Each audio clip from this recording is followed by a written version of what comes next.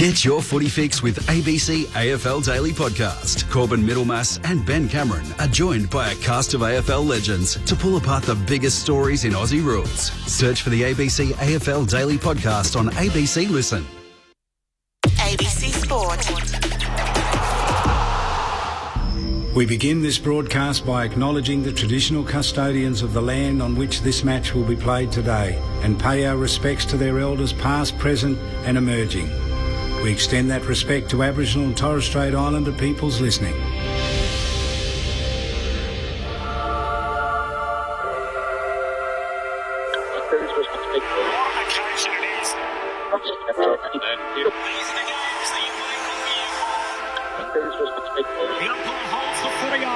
Boy, we're going to have some fun. The AFL in 2026 on ABC Sport. When the siren sounds, here we go. Listen to the roar. It is showtime.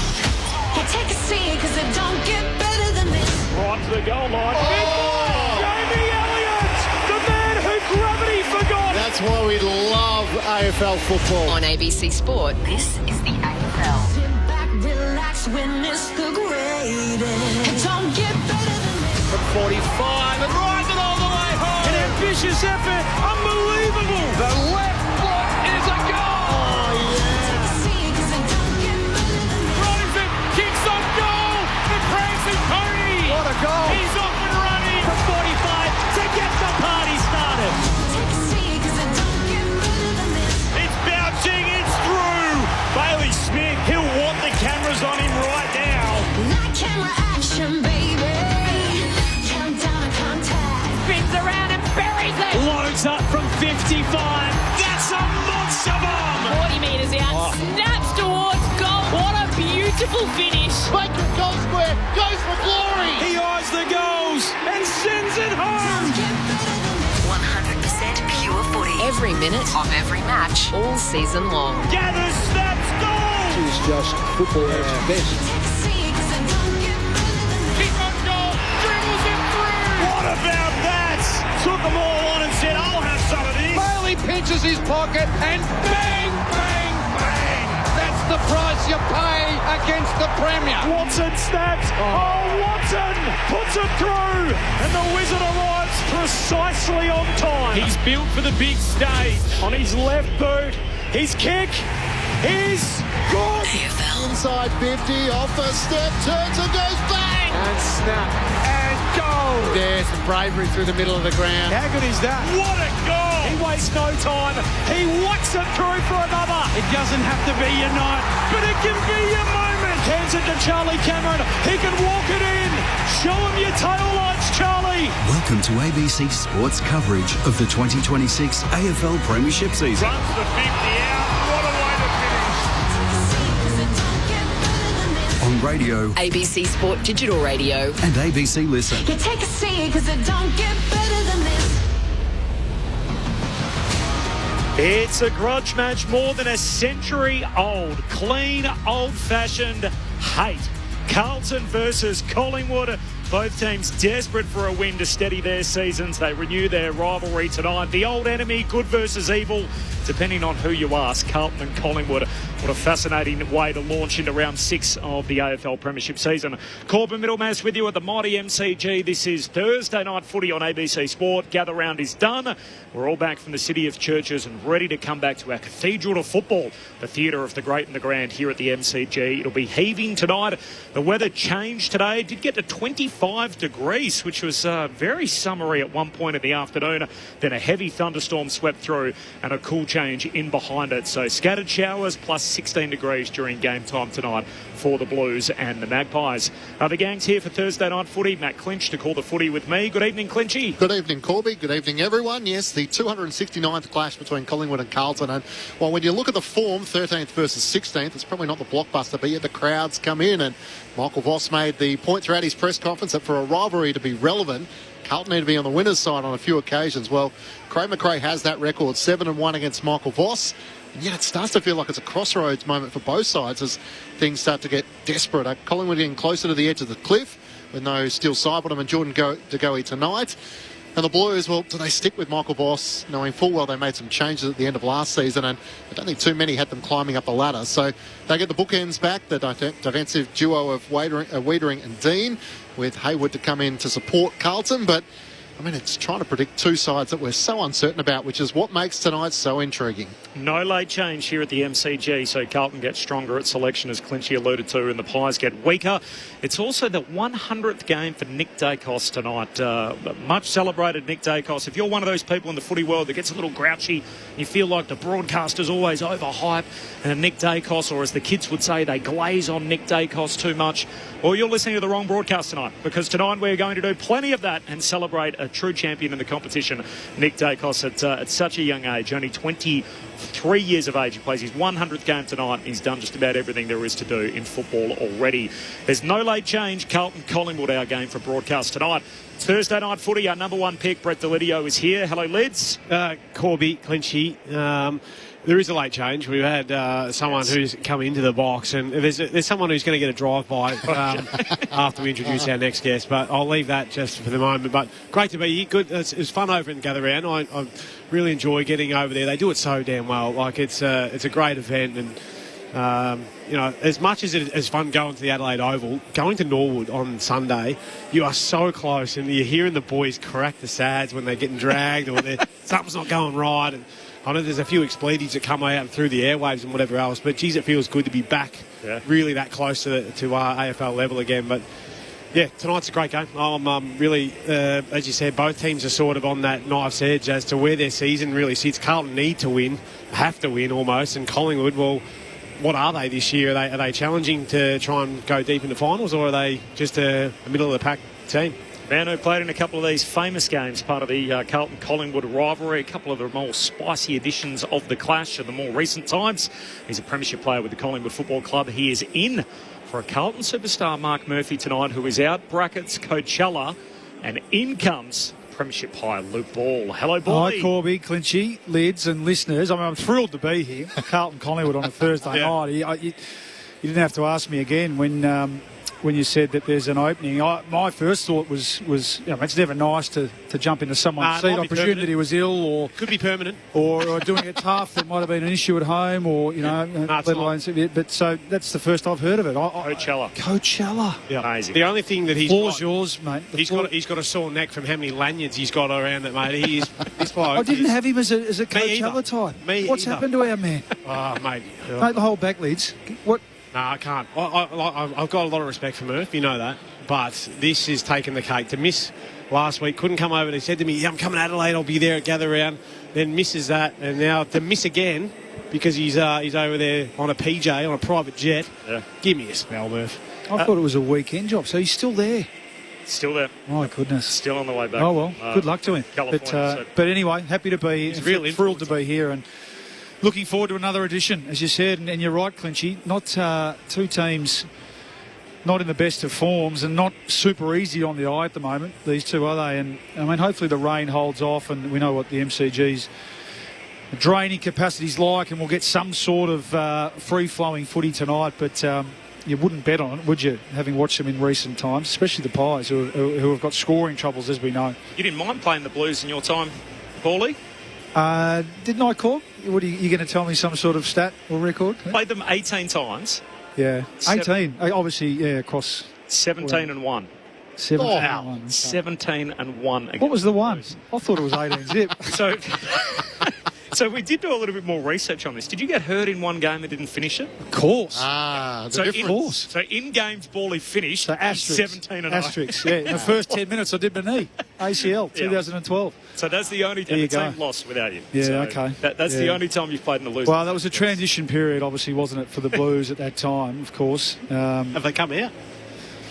Well, no, they're probably still not there yet, are they? No. Although this is a team that less than 3 years ago led the eventual two-time premiers by 4 or 5 goals at quarter time in a prelim, didn't they? So it's amazing to think that the way that we talk about them now, but any opportunity they get under lights, big stage to take on the old rival. Home game for the Blues today, so huge game, and you just feel like the Pies are a bit vulnerable too, with Sidebottom going out and DeGoey going out. And as I said, the scoring troubles that has. Still no Darcy Moore. Wiedering back in and young Dean back in for the Blues. You feel like the Pies might be a little bit vulnerable tonight, albeit one of their favourite sons and superstars' 100th game.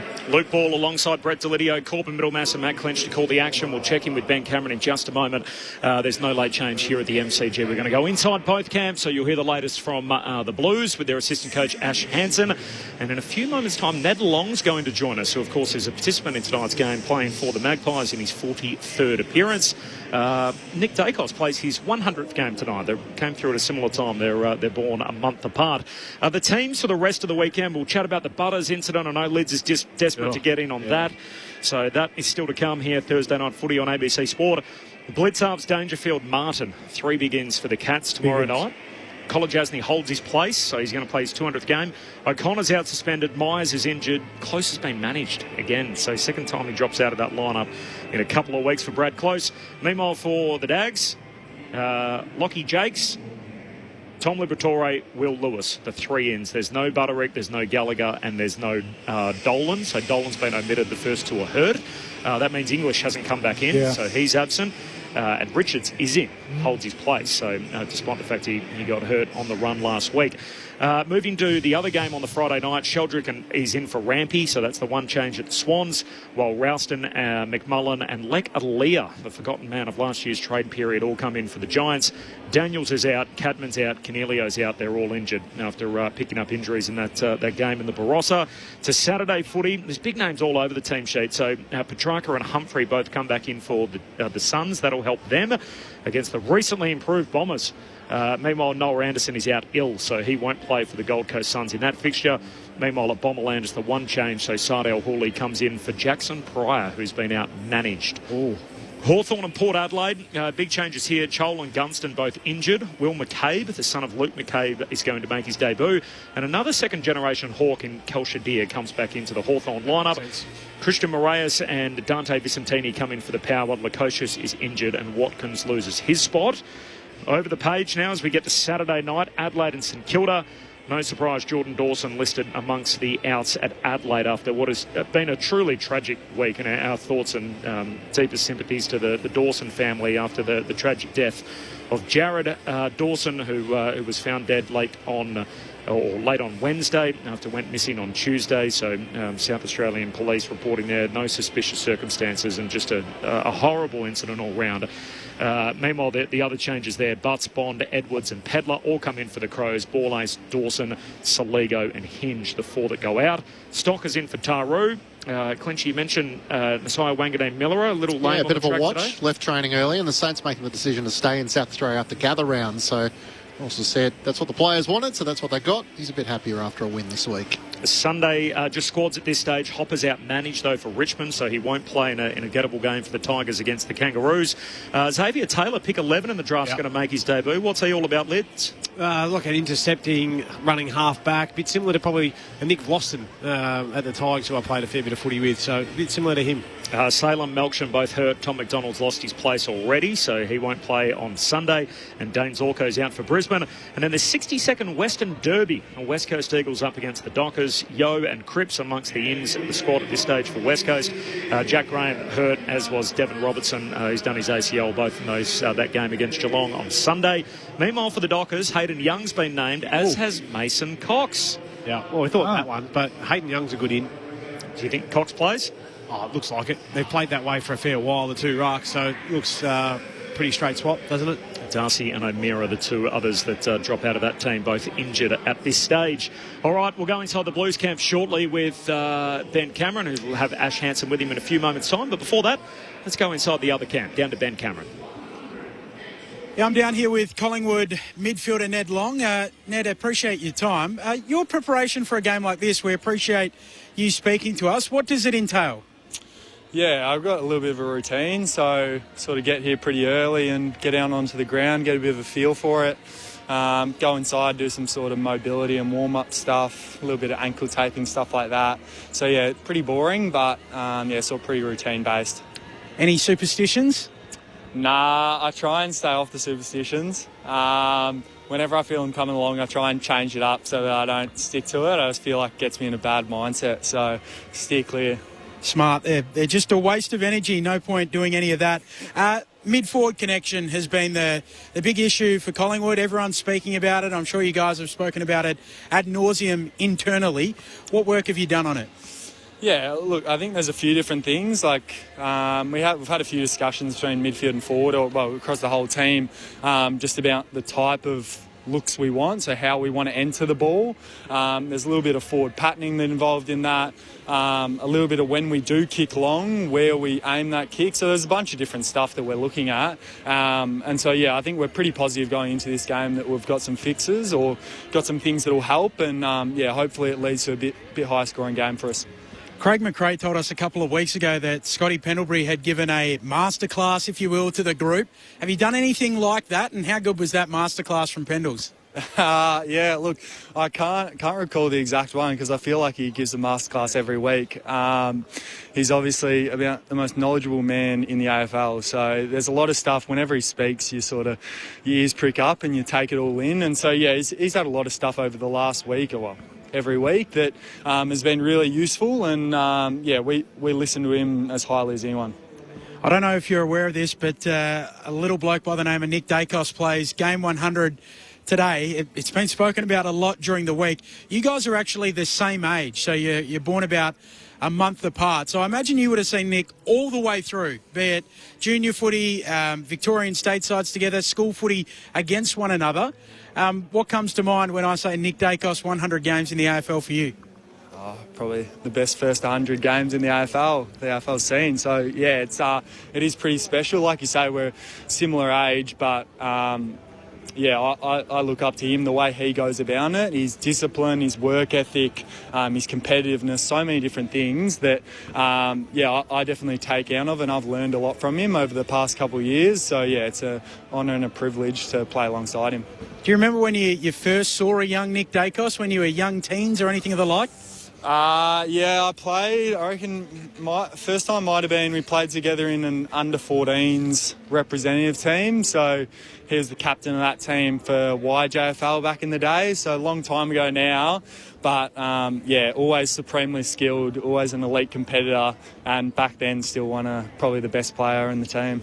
Oh, I think we heard about Jeremy Howe's highlight reel for game 200, all of his high marks, and actually played golf in the group in front of Howie the other week, and I think he shot 2 under, so that annoyed me. I wasn't happy with that. But it would have been a pretty good highlight reel for Nick this week. Did you sit down as a group and watch one, or is that still to come? Yeah, no, we watched a little one. I say little because I reckon they had to cut it down from the long, probably hour-long tape it could have been. But, yeah, we saw a couple minutes just of some of his best work. It's pretty widespread. Like, obviously, everyone sees the amazing skills, the incredible goals, the run and carry, but even some of his pressure, the way he gets after it on the defensive side of the game as well. There's some really cool clips in that as well. And you're doing some great stuff yourself in that Collingwood midfield, Ned. Really appreciate your time. Best of luck tonight and for the season going forward. Thanks, Ben. Appreciate it. Thanks to Ben Cameron and also Ned Long downstairs so close to the start of the game. His 43rd match tonight for Ned Long. Of course, started his career at the Hawks. Played a handful of games there before making the switch over to the Magpies. It's going to be a fun game tonight. When you look at their strengths and weaknesses, feels like they dovetail into one another. The Blues, number 1 stoppage scoring team in the competition, number 5 for stoppage scoring differential. You compare that to the Magpies, who are ranked 18th in the competition for centre bounce clearances. So it feels like the Carlton strength is the Pies' weakness as to whether they can do something about that and try and expose it tonight. Yeah, it's been a real drop-off from Collingwood. It's early in the season. Do you think that's a new rule, though? Potentially, maybe Cameron not. Yeah, and that's certainly, would be one part of it, I think. Hard to quantify, but even then you feel with the quality at the fall of the ball, they wouldn't get... Because, I love the centre bounce because it's pure. It's 4-on-4, obviously. So sometimes you've just got to go out there and outpoint your direct opponent. Yeah, I agree. And you feel like with Daicos, De Goey he's not out there tonight. That man there, Ned Long, even, who's a really good one-on-one player, and then some of those senior players flipping through there. Jamie Elliott goes in there at times. You feel like they they should be better than 18th. I would have thought. I'm sure that's been a huge focus for them. Oscar Steen was all the rage, wasn't he, after his opening game? And he's jumping over everyone. Week, did he? Yeah. So he's played 53 and 51% game time in the last two after that. Yeah. Why don't they play him a bit more? Well, it would make sense if you want to go from 18th. The only way's up, isn't it? But only had the 4 disposals against Fremantle, but not a great night for Big Tom. Who gets the Daicos minutes in the middle of the ground, do you think, Bolly? Do they go to a Ned Long, or do they look at someone like a Josh Daicos now? They've got Dan Houston in better form to try and bolster that. Josh is the one. I think Josh is the one. It's his younger brother's 100th game, and I've just got that quarter against the Gold Coast still in the back of my mind, where he just absolutely dominated. Now, everyone can have a quarter out, but I just feel like he's the one with his ability to hunt the footy and then his ability to use it going forward. I mean, quite apart from the lack of finishing from Collingwood's point of view in the last couple of weeks in particular, it's been that last kick, the money kick, to put it to advantage, to draw an Elliott to a space, to a lead. I feel like if Josh can, I'm not necessarily worried about amount of disposals. He needs to be having 10 inside 50 kicks, Josh, rather than 10 exit 50 kicks for mine, for them to be a chance tonight to increase their scoring. So, yeah, he's probably the one, Clinchy, for me, that needs to go in there and take those minutes that have been left by Daicos. Young Anderson showed a little bit, I thought, last week. He certainly, physically looks like he's not out of place out in the centre bounce, but he's only his second game, so it can't be too much asked of him. The Premiership high, Luke Ball, our number one pick, the All-Australian Brett Delidio, Matt Clinch and Corbin Middlemass to call the footy for you. Just repeating, there's no late change ahead of Nick Daicos' 100th game tonight. Carlton up against Collingwood, there's no late change. And let's kick it down inside the Blues camp. Ben Cameron's down there. Ben. And I do have the Carlton assistant coach and a very generous man, Ash Hansen, with us. It's a big rivalry, this game. There's no doubt about that. How have you guys approached handling the rivalry, Ash? We've stepped into it.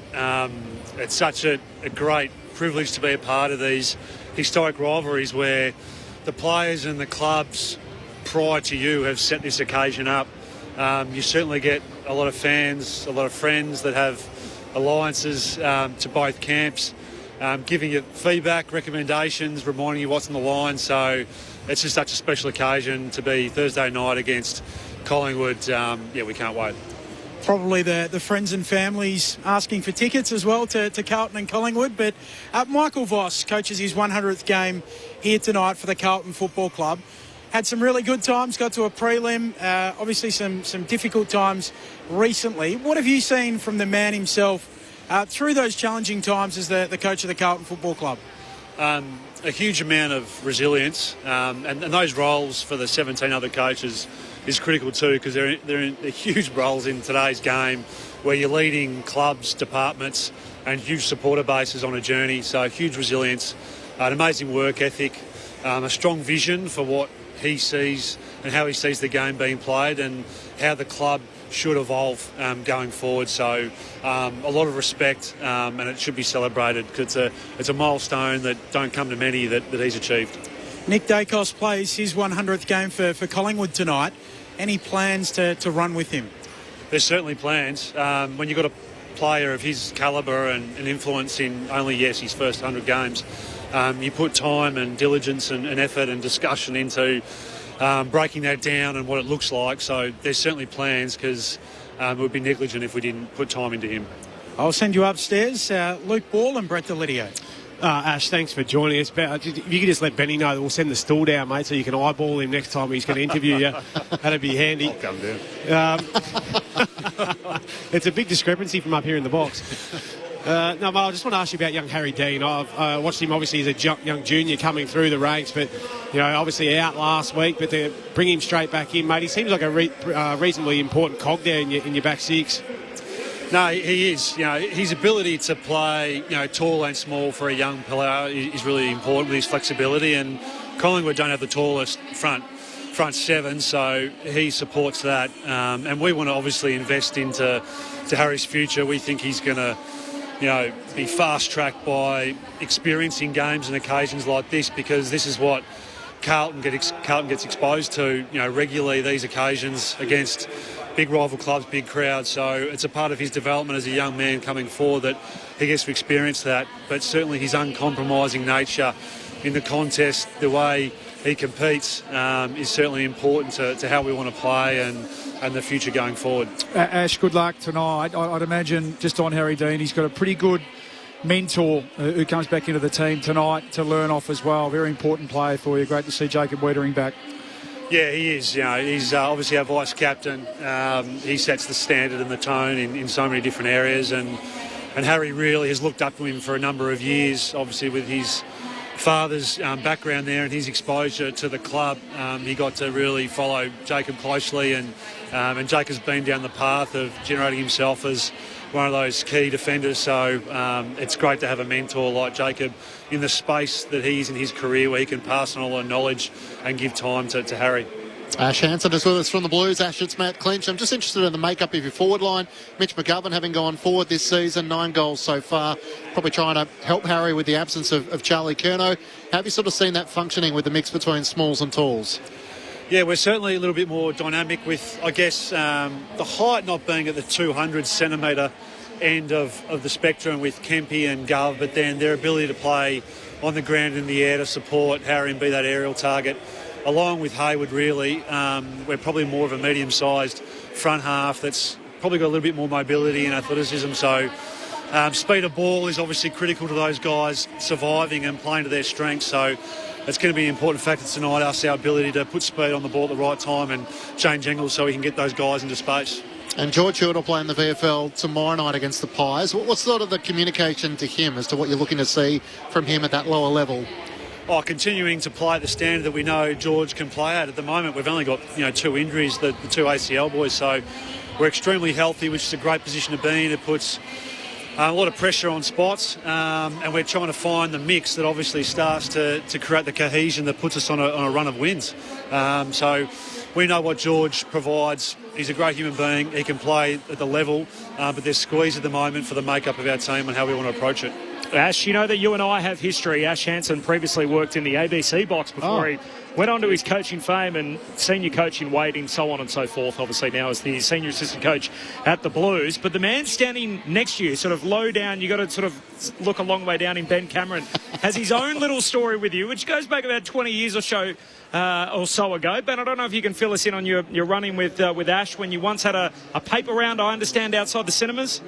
You've jumped all over this, Corb. I did used to sell newspapers on a Saturday night at the movies, so the Sunday Times in Perth. They'd sell for $1.70. I'd get 30 cents a newspaper plus any commission, like any bonuses on top. So people would usually give you $2, 60 cents a paper.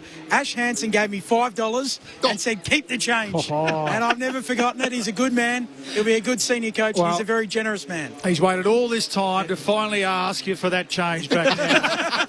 With inflation and interest, unfortunately, you're going to have to hand over 100, Benny, so away you go. Yeah. No, so thank you to Ash Hansen. Generous financially and with his time. Thanks, Ash.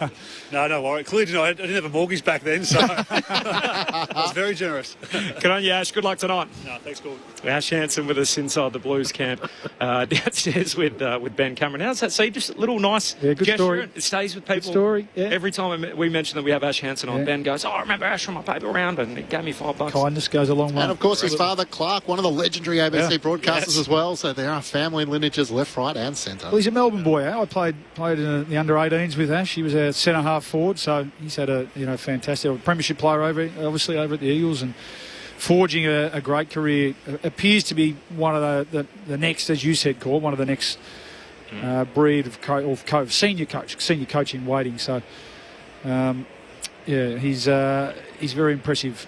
Pies away game tonight, so I'm a little concerned about the jumpers because when we get, I don't know which one's the worst combination. It might actually be a Carlton home game. It's a Carlton home game. They'll have the white with the black stripes. You reckon? Well, they'd want to. I hope you do. I hope they do. I think it's when it's the other way around we have the issues. Yeah. Where Carlton have the white shorts and then they have the navy jumper top with the white monogram, and then there's lots of white in Collingwood strip, but it's a Carlton home game, so they're all in navy, and the Magpies at least will have the white shorts on.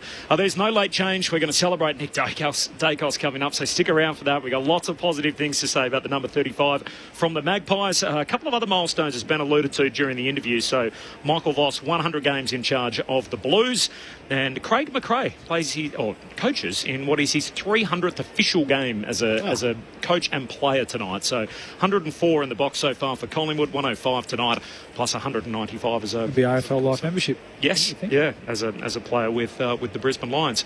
All right, the whole gang's here. Brett Delidio, Luke Ball, Matt Clinch and myself, Corbin Middlemass to call the footy, and Ben Cameron downstairs. Full previews coming up next. This is Thursday Night Footy on ABC Sport.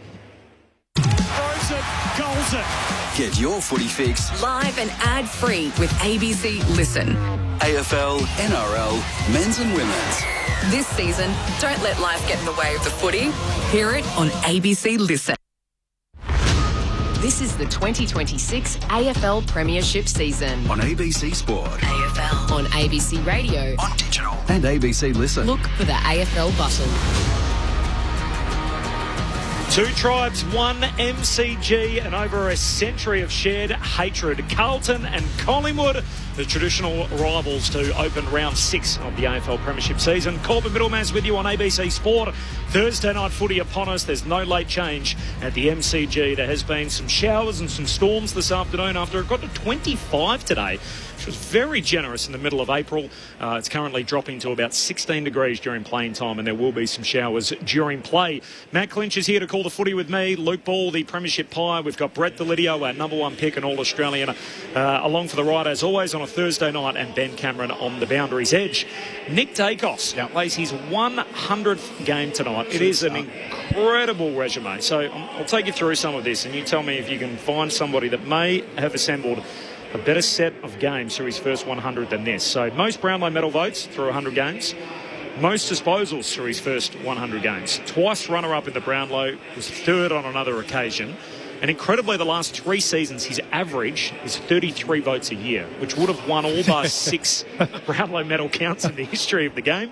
He got there faster than any other player inside 100 games, which includes the likes of Hayden Button Sr., who won 3, Dick Reynolds, who won 3, and Nat Fyfe, who won 2. So he got there faster than all 3 of those guys to be the quickest to 100 votes in Brownlow medal history.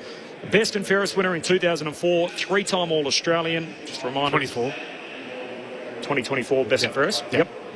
What did I say? 2004. I thought you might have been talking about. No, maybe. We'll bring up his name in a moment. Sorry. 2024 best and fairest. 3-time All-Australian already. Premiership player in 2023. He's won the Coaches Player of the Year in 2024. He was judged by his peers as the premier player in the game the following year. Last year won the Lee Matthews Trophy as the league MVP. And then way back to the start of his career in 2023 won the Rising Star, and in 2022 won the Rising Star and the best young player as voted by his coaches. So that is an incredible 99 games so far for Nick Daicos. I mean, depending on how far back you want to go, have we seen a better 100 games, at least in the AFL era perhaps, of what we're looking at here from Nick Daicos? First 100 games. I mean, top of your head, not to mind. When you delve into it and reel off those stats that you just did, I don't think so. And we've just spoken from almost the get-go. We've spoken. You made a good point, Liz. We've known about him for longer than those 99. When games, Josh was playing, he was on the big screen. Yeah, so maybe that's part of why it feels like he's been around for longer. But we've also been speaking about him as a top 10 player, and thus his expectations from such an early age. Which brings about, I mean, you want to talk about American sport comparisons, and I know he wasn't the number 1 pick, but someone like LeBron who came in with that such high level of expectations. He's almost our version of that, isn't he?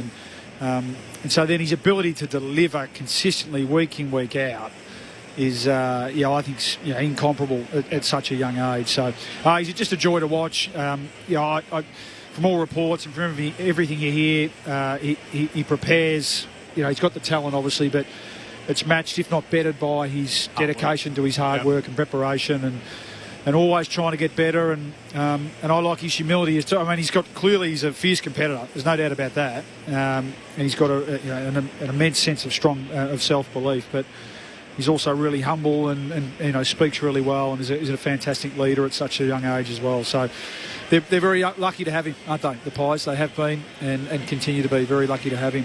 Yeah, I judge him by, I get excited to come and watch players like him play, and that's where, and I say to all the young boys that I look after and try and educate on, if you get a chance to go and watch Nick Daicos or even a Bailey Smith, their work rate and how they actually work, they get a lot of handball receives and their teammates give it to them. But you only get that off the back of hard work, and the reason you get the handball receive because you are there, and he works as hard as anyone. And Bully alluded to it then. He prepares himself to be able to do that, but you genuinely get excited by what he could do tonight. Specifically looking at Carlton tonight, where they've got no run with players, and Ash said, we've got something in mind. Good luck. Even if they do, who's it going to be? You're going to have to just hang off him and give away a free kick every time, because otherwise he's going to get it 40 times. And he's haunted them in the past as well. Exactly right. Yeah. How many of the 100 games do you think he's been tagged, Nick Daicos? I can think of Windhager doing a pretty good job. When I say pretty good job, he still had 25 and 2 or nearly 30 and 2. We think about Nasai, Wanganeen Miller and the attention he's got this year since his star has gone to that level. But for Nick Daicos to do that through 100 games. Who was that? Langdon? No, Finn McGuinness got him, I reckon. Yeah, McGuinness is the one. Yeah. I mean, that's the point. Maybe 20 years ago, it'd be even more because tagging was more prevalent, wasn't it? And there wasn't as much about team structure versus, one-on-one tag and take a player out of the game. I think you have to. You've got to try, and you cannot let him run around without any sort of attention. It's not just him, that's all the superstar players through the midfield in the competition. You have to have. So I'd be staggered if they don't. You're right. I'm looking down. I'm looking down at the list, and is it a Hollands who can run with him? Yeah, who can sort of run. I mean, Sam Walsh, maybe at stoppage can pay some attention to him, but is it an Ollie Florent? He's a ball hunter. Create a role, create a role for him. So can they say to Jagger Smith, here, Jagger, here you go. You're our version of him. Go and stand next to him. Go and learn and good luck. So someone like a Chera who's trying to find his best footy again. Not quick enough. He's a ball hunter as well. So anyway, that's to your question though, Clinchy. He has had extreme attention from his first year, and he's warranted it with his performance. So you layer that onto it, and it's an even more impressive first 100. He'd be lucky to have had 10 bad games, I reckon, in that 100. Yeah. Which is sort of the ultimate compliment, isn't it? And yet the challenge at the moment is trying to think, who's Collingwood's second best player behind him? Yeah. Right. Feels like there's a fair gap between their best and their second. Well, you could make a case for arguably their oldest, couldn't you? Some most important, yeah. And that's where you mentioned it earlier. I'd love to see a big game from his brother tonight, not just on the stat sheet, but for impact. Centre forward, so that would require him to play more pure midfield minutes. I think tonight's the night that with that little extra layer of his brother's milestone, I'd love to see him do a bit more of that. That is a good question. Who's their second best player? I mean, leading into the year, you probably would have said Darcy Cameron. And with the changes of the ruck rule, you kind of think, is that still the case? And I actually would have said Jamie Elliott. He had a career best season last year, and yet he's got 5 goals for the season. Now, he has tortured Carlton. You think about their finals run, and someone who's certainly lit fuse to their history in terms of another one they haven't got 7 of the 8. Yeah, no matchup for him, really, have they? Like, no one who can... Well, Nick Newman, maybe, but... Yeah, there's a reason why he's torched them. Well, I think that's symptomatic of how the Pies are going too. I mean, if you look, there's quality on each line. I mean, Maynard, Quain, or at their best, have played terrific footy. And then you mentioned Elliott at the other end. Lockie Schultz, McCreary's one they need more of, don't they? You mentioned who can go in and take those to go-in minutes. He's one who needs to start turning his game from 10, 12, 14 possessions. Can he get to 20 and 8 or 10 score involvements? He's going to need a big game tonight. But it's symptomatic of how they've gone in this first 4 or 5 weeks, isn't it, the Pies? Yeah, and Damas stays their leading goal kicker with 8, Membry with 7, Schultz with 6, and yet you look at they're 17th for scoring. You go, good luck being a forward in this line. Well, in the last couple of years, Darcy Cameron has been, he wins their best and fairest last year, All-Australian squad, or team, was it, last year? So he's their best and fairest. Yeah, over the last couple of years, but is he struggling a little bit more with the new rule, potentially? That's not as much his go, the run and jump, and some of these other sort of more athletic ruckmen have found him out a little bit, so... But it doesn't stop him marking it around the ground, and that's what he's not doing as much. But this is where I actually think playing Steen more in the ruck actually solves 2 of their issues, because Cameron can play more forward. He gives you another marking target, which they desperately need, and it gives Steen a chance to attend a few more centre bounces. maybe the solution's sort of hiding in plain sight. Like maybe rather than swapping one with the other, they could play a bit more together. No late change, Collingwood and Carlton. Just at the SMS, by the way, so 0437 774 774 is our SMS number. If you've got a suggestion, better 100-game set than what Nick Daicos has done. We might just reserve it to AFL era, so look at sort of 1990 onwards. I know people throw up, John Coleman, for example, who played 100 games and averaged 5.5 goals a game. Incredible record. Nothing else. Yeah. Peter Hudson or any of these other guys from a bygone era. So if we look at it sort of more in the last 30, 40 years, say, can you remember a better set of games in the first 100 than what Nick Daicos has pulled off? 0437 774 774. Any nominations? Well, we were talking about it off air. Probably C. Judd. Yeah. 3 votes comes up. He'd be the closest, I reckon. Yeah, just top of your head. I mean, G. Ablett took a while to get going. Probably took 100 games. He's second 100, I think. Clearly the best, I think. But, Juddy hit the ground running. His first, amazingly left out of round 1 that year. And then from round 2, when he made his debut here, I reckon, against Collingwood, he didn't look back too much, did he? I think won a Brownlow in his third year, 04, having played 60 or 70-odd games, then won a premiership, was a premiership captain 2 years later in 06 and played in the losing grand final, won the Norm Smith in the losing grand final of the year. So that's pretty handy, I think, in terms of Norm Smith, and CV. And a Brownlow in the first 100. The accolades with those two boys, like Nick and Chris, are just stand far and away above most others, don't they? I mean, and without going right into it, I can't think of anyone else. You got anyone else you want to throw up? So I was just going to say, you flick that. Nick played in a premiership in his 47th game, and he's been back-to-back runner-up in the Brownlow. And he was very close. He was probably Collingwood's second best player. I mean, Bobby Hill won the Norm Smith medal, didn't he? But geez, Nick was top 3. I think as the votes went. And I think Josh won the best and fairest, but Nick missed the last 3 games of the regular season with injury. And he hurt his knee, So the way the votes, you could sort of argue that Nick was probably their best player in his second year in the system. Yeah, it's incredible. Well, I think he's been genuinely, from year 2, Nick's been almost regarded as if not the best, a top 3 player in the comp, hasn't he, since then? Probably alongside Marcus Bontempelli. I'm not sure Juddy necessarily was per se in that first or second year. There was so much other quality. There was, the midfielders around him. So anyway, which is wild when you look at the draft class, for example, and the way you look at those guys. So we're talking about it as a super draft and all these guys that are coming through. Wanganeen Miller at 11. Sam Darcy was in that draft. Horn Francis, I think, went at 1 overall. Finn Callaghan. But if we talk about any of those players, you will say, oh, look, that they show so much potential, but they're coming into their prime. We've been talking about Nick Daicos as an established superstar for 3 or 4 years, and yet the guys like Sam Darcy, we think he's going to be great, and we think he's going to keep still waiting a little bit, though, aren't we? Up and to the right, and yet with Nick, we don't give him that same leeway where we say, oh yeah, but he's still coming into his prime. Oh, geez, he struggles. Well, with that's a better. So that is a better. I mean, the numbers say that you don't. You're really playing your best footy mid-20s, aren't you? So how does he get better? Where does the improvement? Where does he? He's not the sort of player who's going to go forward as much and take big, strong overhead marks. So it's just sort of hard to see.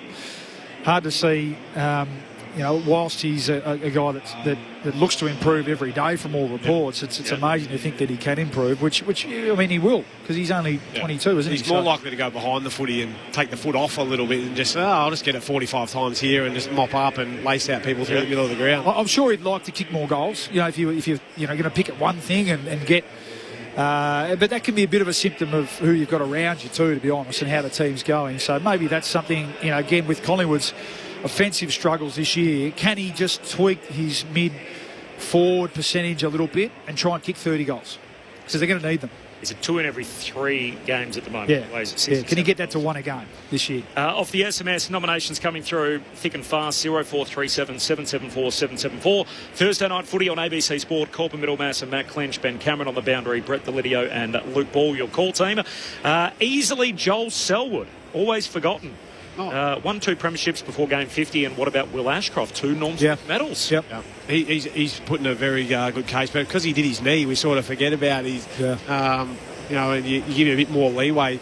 Joel Selwood, I don't feel like he's had the accolades. Yeah, you've got some team success, but didn't get the same hasn't had the same individual performances. I mean, he was surrounded by superstars. Yeah. That wasn't his fault. And he brought, and you talk to every one of them, they can't speak highly enough of He was Joel. captain at 21, wasn't he? Yeah, that's right. Yeah. And he won the Rising Star, easily in his first year, which was a premiership year. So, no, it's a good nomination, though. His first 100 were unbelievable too. That was from Kane in Pakenham. Thanks, Kane. Brett in Canberra. Hi, Corby. What about Nick Rewalt or Chris Judd?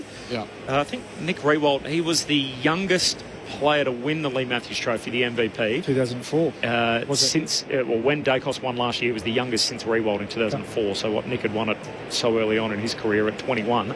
Nick did it last year. Did he do his shoulder in his second? Is that that was 05. He broke his collarbone. Yeah, up at the Gabba. The Gabba, yeah. 05. Start first round 105. So that stalled it a bit, but.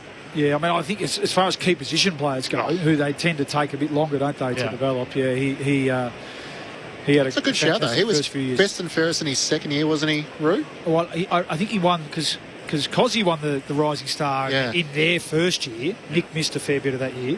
Nick won it the next year as a second-year player. Yep. And I probably won the best and fairest that year. In an average team, and then from 04 onwards, the team started to get moving and ascended up the ladder. And Daicos is, as the best player in the premiership team, he's got that, which none of these other nominations have that. Rewalt didn't win one, Judd didn't win one. The other one on the SMS fair is Tim Watson. When you're 16 years of age playing against the men, but we're talking about different generations. Where's Ashcroft finished in best and fairest and that sort of thing? Like he's been good on the final day, but where's he been?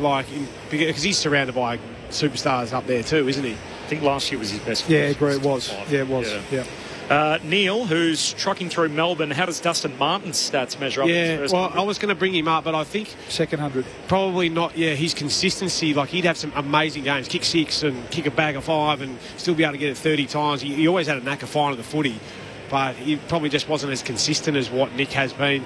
But he was a gun from the get-go too. You could see what he was going to be. Here's a good one. What about Bungie McLeod? So, off the SMS, 2 Norm Smith medals, 2 premierships for 400 games. Yeah. That's from Davros. But that's, again, we're judging the last game in September versus, as a whole year, and that's where I think Nick Daicos, over the full journey, how can you argue? Benny Cameron's mate, Ben Hart, had a pretty good start to his career, didn't he? Yeah. And he was sort of that sort of obscure sort of one. Yep. I don't think we've ever spoken about he's the best player in the comp. No. Year 2 and onwards. So 2 All-Australians as a teenager. We'll get down to Ben Cameron. I think he's ready to chime in with a little bit for us. What do you got for us, Ben? I was just going to repeat that stat that Benny Hart always told me. Yeah. Twice an All-Australian before he turned 20, which I don't think will ever be done again. I don't think we'll ever have a player twice an All-Australian in their first 2 seasons. Do you guys? I'm not arguing for him over Nick in the first 100 games. I agree with you, Bawley, that no one thought he was the best player in the competition, but I don't think that stat will be broken. Alan Jakovic, best first 50 games, 200 goals.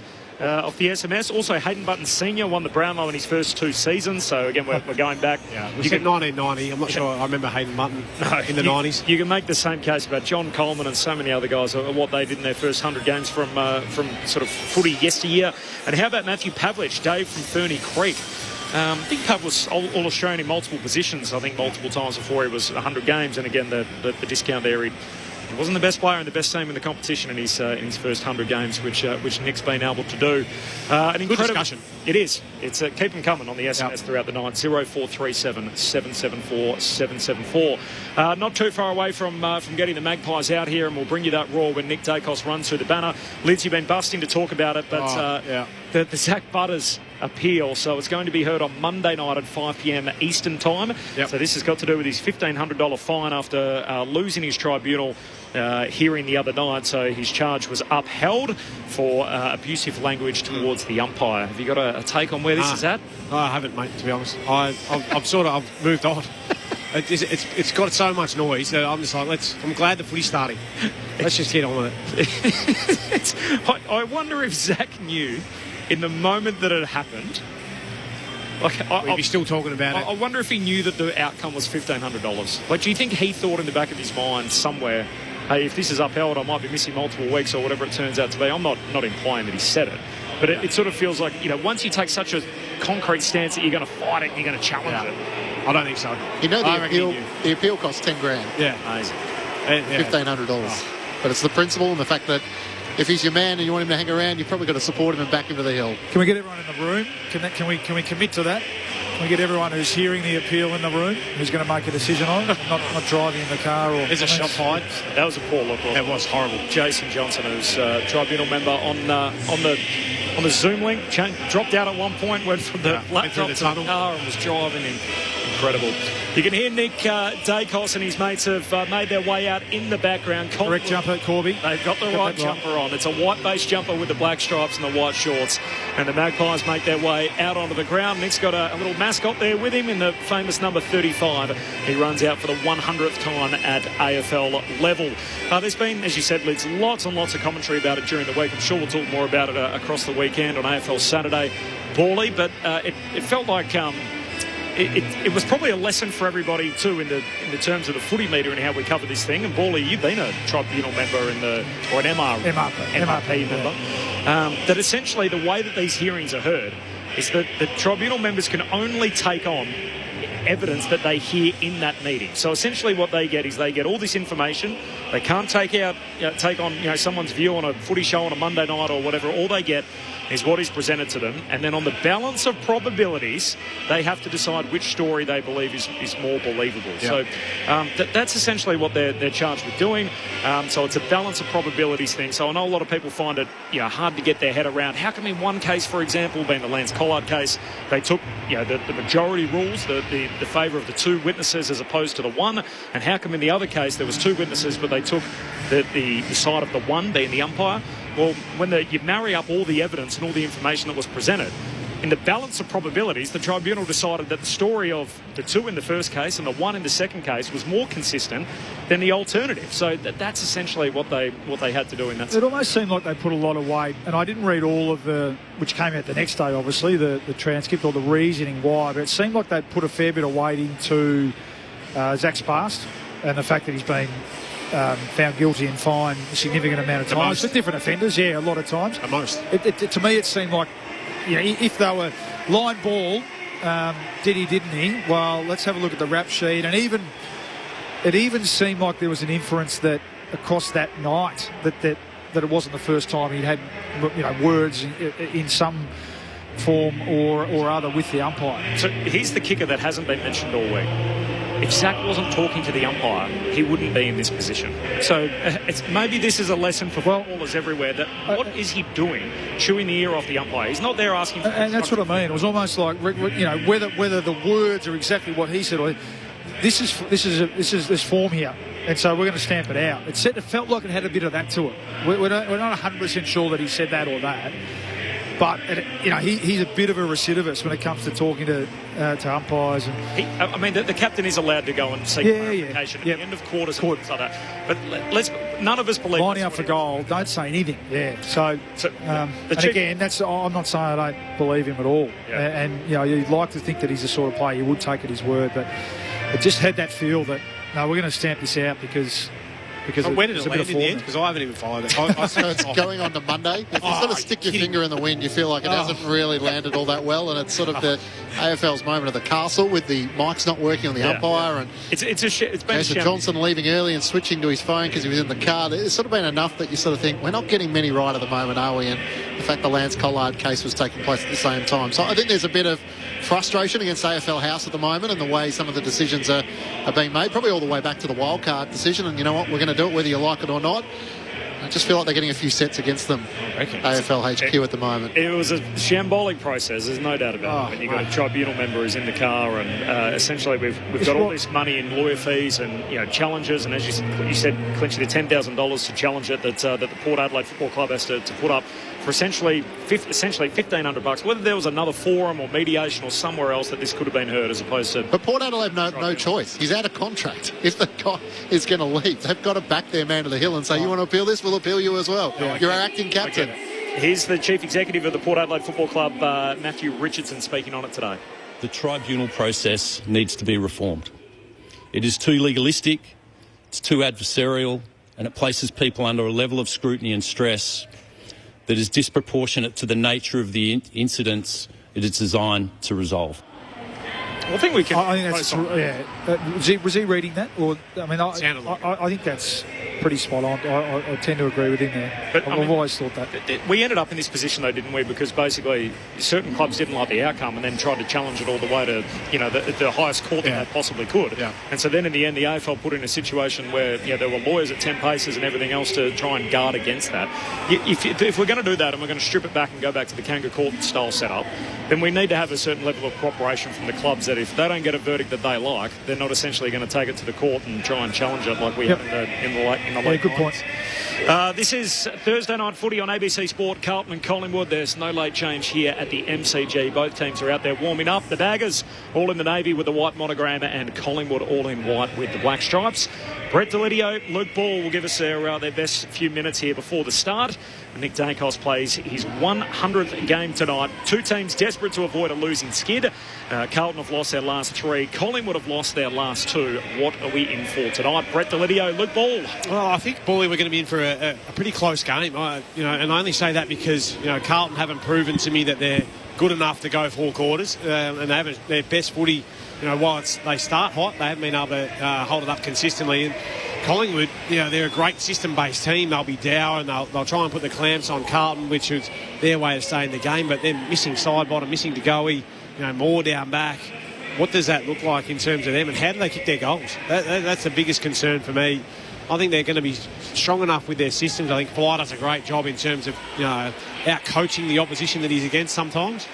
But I just don't know. This is a big game for Carlton, in my opinion. They need to get this win more so than what I think Carlton. Been starting well, haven't they? And it's been around stoppage. It's been around clearance. And we reference those numbers off the top.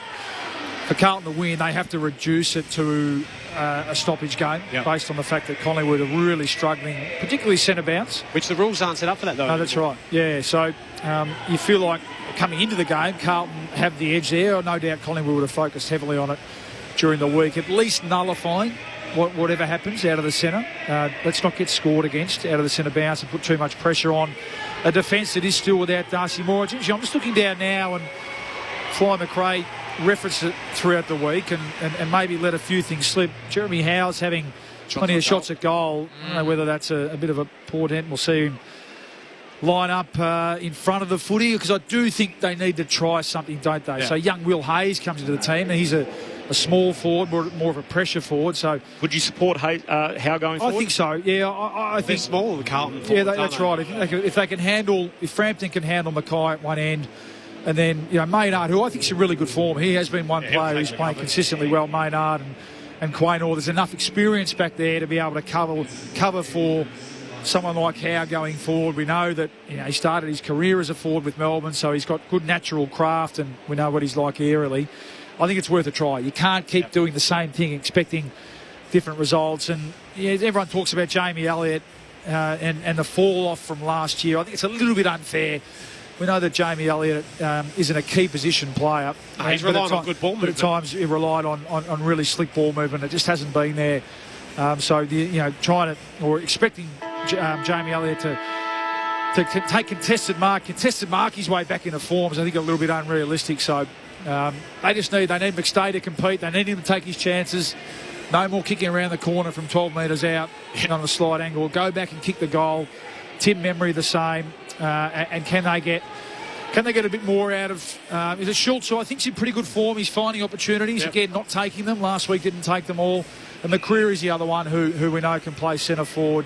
He's just got to get more and get dangerous as well. Damage, doesn't he? I think, ultimately, Carlton, if I'm looking at it, there's a simple fix to beating Collingwood, and that's stop Nick Daicos from having a 3-vote best on ground game. Is that not fair? I think that the biggest thing for Michael Voss and his coaching staff is who's going to be that player. Yeah, draw it up for me. If you're in the Blues coach's box, what would you be doing at least? You got to try something. You got to have someone who's. I don't even think you can start them off the back of the square. I think you've got to be right there, ready to go, to come in and nullify them. You can't rely on Paddy Cripps, Sam Walsh to do that job, because I think they get the ball goggles on once they're in there. They're trying to win it and get it. The best defence is offence, isn't it? Get it out of his hands. And who would it be? I think it has to be someone like an Ollie Hollands is what I'm looking at here. I don't know that they've got anyone else. Ollie Florent maybe, but I'd say Walsh has got the running power, but you don't want to take away his ball winning. And he was superb last week when they set it up in that first quarter, wasn't he? So I agree with that. You want to let Sam hunt the footy, and Patrick and do what they do best in the contest. Really, you've got to take away his uncontested footy, Daicos. You've got to take away his ability to 1-2, to overlap and run. Have they got someone who can do it? Well, we'll find out soon. But you want to reduce him to winning footy in and under the contest. You're the king of this, Bally, as a former stoppage master that you were. So Carlton's strength is the stoppage game. It's Collingwood's weakness. How do you create more stoppages in the modern game where it's so hard with the last disposal out of bounds?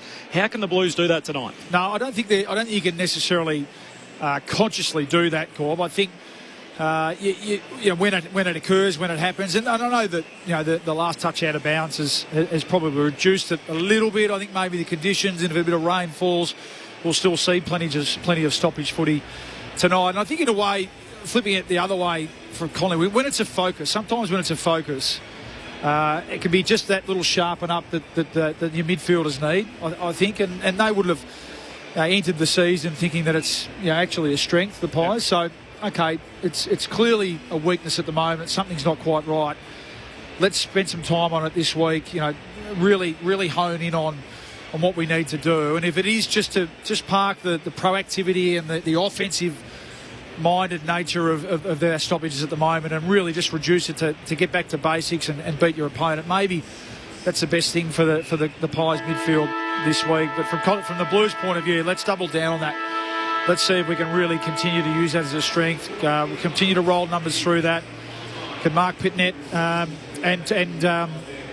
actually O'Keefe's out, isn't he? So it is going to be Pitnet largely tonight with the lion's share of the ruck. Can he get on top around the footy and let our ball hunters get to work? Shout out to all the folks in WA that just joined us for the first time. Nick Daicos playing his 100th game. He's just attended the coin toss. It is Carlton and Collingwood, and a rivalry as old as the game itself. It dates back well over 100 years. They renew this famous old rivalry here tonight. Let's kick it down to Ben Cameron on the boundary. There's no late change. What are we in for down there, Ben? Well, Paddy Cripps has won the toss. He's elected to kick to the city end of the ground. It's 19 degrees at the moment. Got up to 26 in the city today. A cool change just sweeping through. We're also expecting scattered showers throughout the evening, so we'll get a bit of that. They've just dimmed the lights down here for Gang of Youth's cover of Heroes for the Peter Mac Cup. So quite a special moment down here.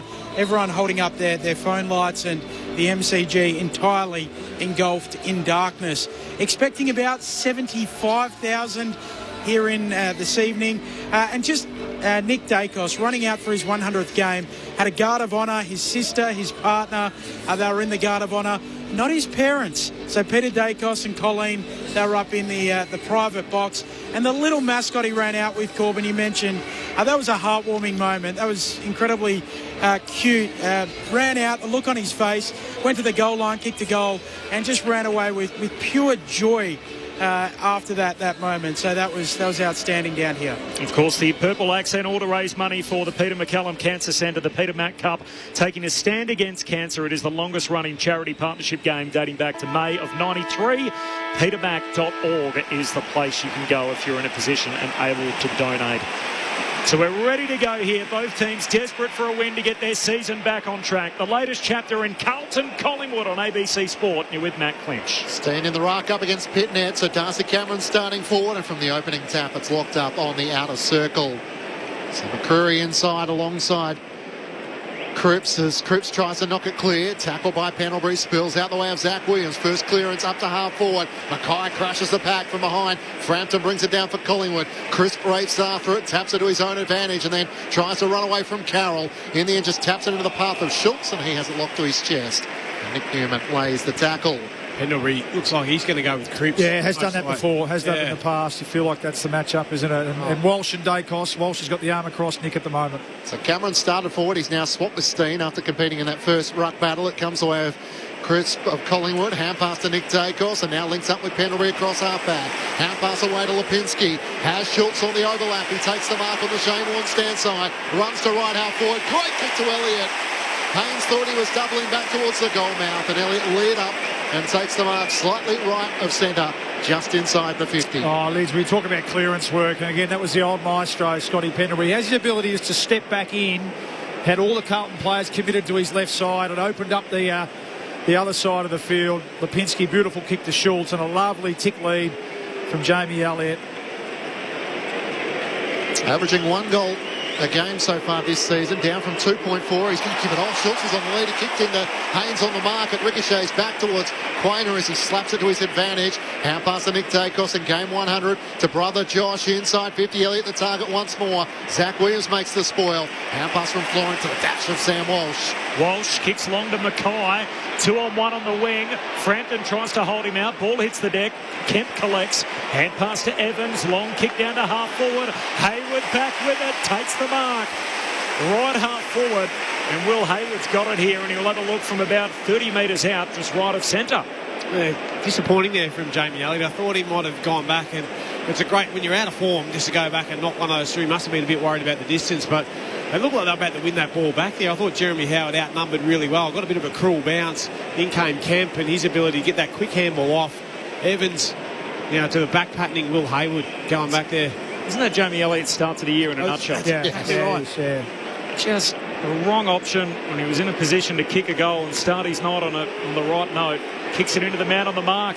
Hayward to make him pay. Knocks it through. Costly. Carlton take the opportunity that presents. The Pies let it slip. And the Baggers have gone the first of the night. We're 3 minutes in the latest chapter of this grand old rivalry. It's Carlton 1 straight 6. They lead Collingwood yet to score. No late change. 3 minutes played. Thursday night footy on ABC Sport. Well, yeah, we spoke about stoppage, Liz, didn't we, before the game? But that's a coast to coast. So they take the opportunity. They turn it over across half-back. Walsh is involved. Good contest out on the wing by Mackay, as you said, and a bit of an unlucky bounce. They're good contest-to-contest work rate from the Blues players, and really smart forecraft from Will Hayward. Just been able to slip in behind Braden Maynard, and that's an early win for him because Maynard will be a really tough opponent for Hayward. Hayward, of course, missed their last game for striking George Warlaw, but he starts proceedings here. A crowd of over 80,000 expected tonight. Steen up against Pitnet. Pitnet does the clearance work and the ruck work. Kicks up towards Frankie Evans at half forward. Lost Houston. Hand pass to the run of Ainsworth in the right forward pocket for 2 in quick succession. He misses to the right-hand side and a minor score. The Blues by 7 points. 4 minutes gone. Opening quarter. Thursday night footy on ABC Sport. So he's now taking the kick out after warming up with the forwards. He dabs it straight up the spine to Nick Daicos. Third handball to start his night in game 100. Gives it back to Howe. Kicks out wide for Quaynor. A lifelong Magpie. Chips it short to Lipinski. And marks defensive side of the wing. Collingwood in their white jumpers tonight with the black stripes. Kicks down to half forward. McStay hits up. Makes a contest. Inadvertently sockers it to the boundary line. Keeps it alive, McStay, but coughs it up. Williams had it. Gives it back to McStay. He's tackled. Trying to get a hand pass out under pressure. He threw it. And a free kick's going to come back to the Blues. It'll be taken on the back flank by Nick Newman. The left footer with it. Carlton with the first 7 points. Comes in more to Chera, not 15, so wants to switch it to right half back. A bouncing ball, which sits in the end for Florent. Can work it up to Ollie Hollands, who takes the mark centre wing in front of the benches. The Blues by 7 points. Gets the hand pass back to Florent, who kept running. Sends it up towards half forward. From behind, in the end, Hayward almost competed with his own teammate, Harry Mackay, who now does take the mark in front. He's out to the right, just inside 50. The best thing here for the Blues is they're hitting targets. Apart from that one switch across from Chera, but it was out in front and to advantage of his teammate. But just the ability to hold on to the footy makes such a difference to their game style. Gives their forwards an actual look. Ollie Florent getting involved off half-back. Good mark from Harry Mackay. Kicked a goal in every game, H. They'd love more from him, the Blues faithful. He comes in from 50 and misses to the right-hand side. And it's an 8-point lead the Blues way through 5.5 minutes on Thursday night footy on ABC Sport. They've led at quarter-time, Corby, in all 5 of their matches, but have only won 2 quarters after half-time this season. Set play. Howe straight up the middle, finds Frampton, got separation, handball away to Nick Daicos. He gives it to big brother Josh, who kicks down to half forward. Good movement for the Magpies. McStay marks, lifts a hand pass to Lipinski. They're on the overlap. Elliott receives the hand pass, right forward pocket, centering, kicked along. And that is superb from the kick out. And the set play means the Magpies have a look at the sticks, 30 out. Well, beware the team that haven't been able to score in the last couple of weeks. You feel like they're just going to, they've been at work at it this week, and McRae and his coaching staff will be trying a lot of different things. That was just a classic set play from the kick out there. It'd be great to see that again. Coast to coast, some beautiful ball movement and a lovely kick from Elliott. You know what they say, the ball finds energy from fullback to centre half forward and a behind. As Ned Long never looked like kicking it on the staggered approach and in the end misses out to the left. So Carlton 1-2, Pies 1 behind, 6.5 minutes in, Thursday night footy on ABC Sport. Florent into Wiedering in the back pocket under the Olympic stand. Tries to chisel a kick up towards Mackay, missed him, and intercept mark taken by Darcy Cameron for Collingwood between wing and half forward. The Blues by 7 points. Collingwood's best and fairest decides to go back to Billy Frampton and now moves it by foot in the middle of the ground for Maynard.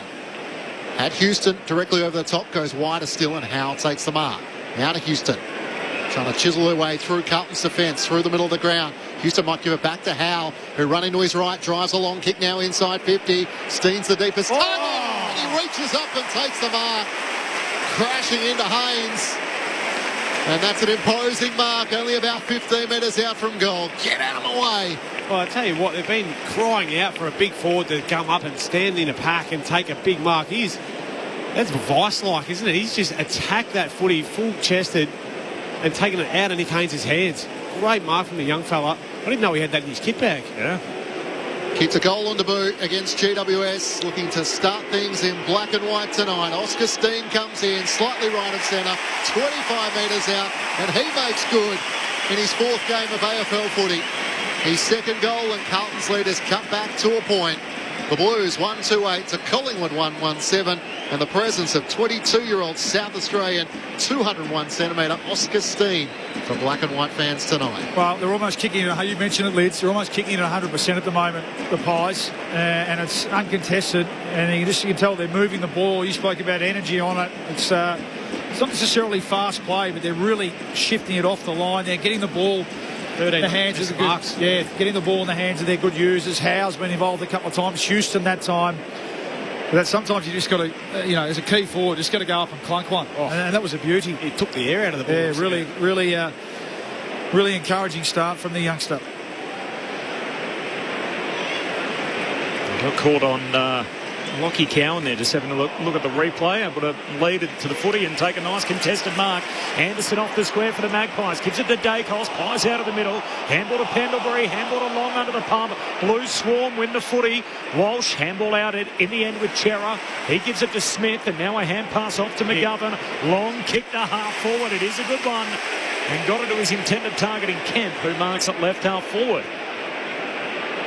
60 metres out for the Blues. They lead by 1 after 9 minutes. Kemp is going to kick into the forward pocket. Mackay in a tangle. He's getting a free. And Big H will get it left forward pocket for the Blues. I'm not sure what Billy Frampton was shaking his head about, mate. I can see you tackling him from here. What's he doing? If he hasn't got the footy, you've got 2 arms around him. What is he trying to do there? I get that you're trying to put your arm up underneath his armpit and shift him off the line, mate. You can't put the other one around him and hug him. I don't know, that is just confusing. The Pies have dominated this game in recent times. Collingwood winning 24 of the last 30, and yet Mackay's got a pretty good record against the Pies. To start his account tonight, he misses near side. But with the left-footed drop punt, left forward pocket, just inside the boundary line, and misses a little narrow. So 1-3 to 1-1. 2-point lead for the Blues. 10 minutes in, Thursday night footy on ABC Sport. 4 scoring shots for 2. For the Blues way, this is brought back into play by Josh Daicos, kicks to Quainer at left half back.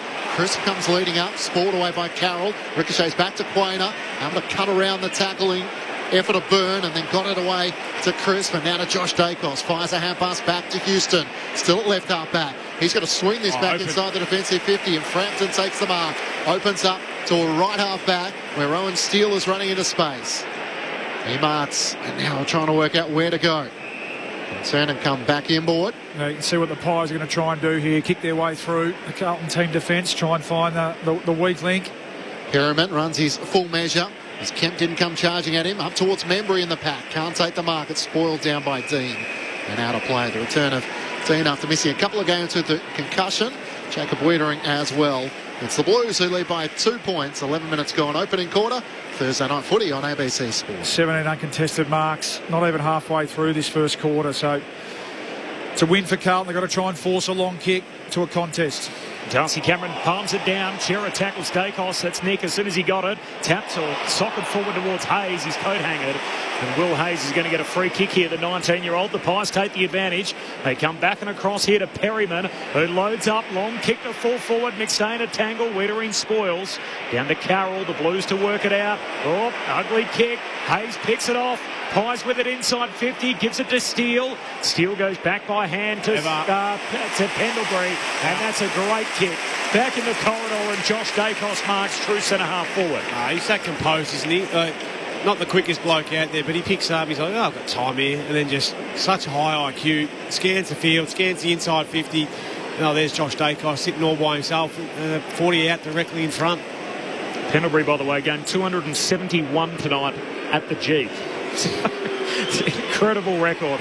Here's Josh Daicos, who shoots goalward but misses to the right. He's basically got a Hall of Fame career, Scott Pendlebury, just here. Yeah. He took out every other game that he's played in his career, minus the MCG ones. I want to hear from Benny Cameron whether it's a bit swirly down there at the moment.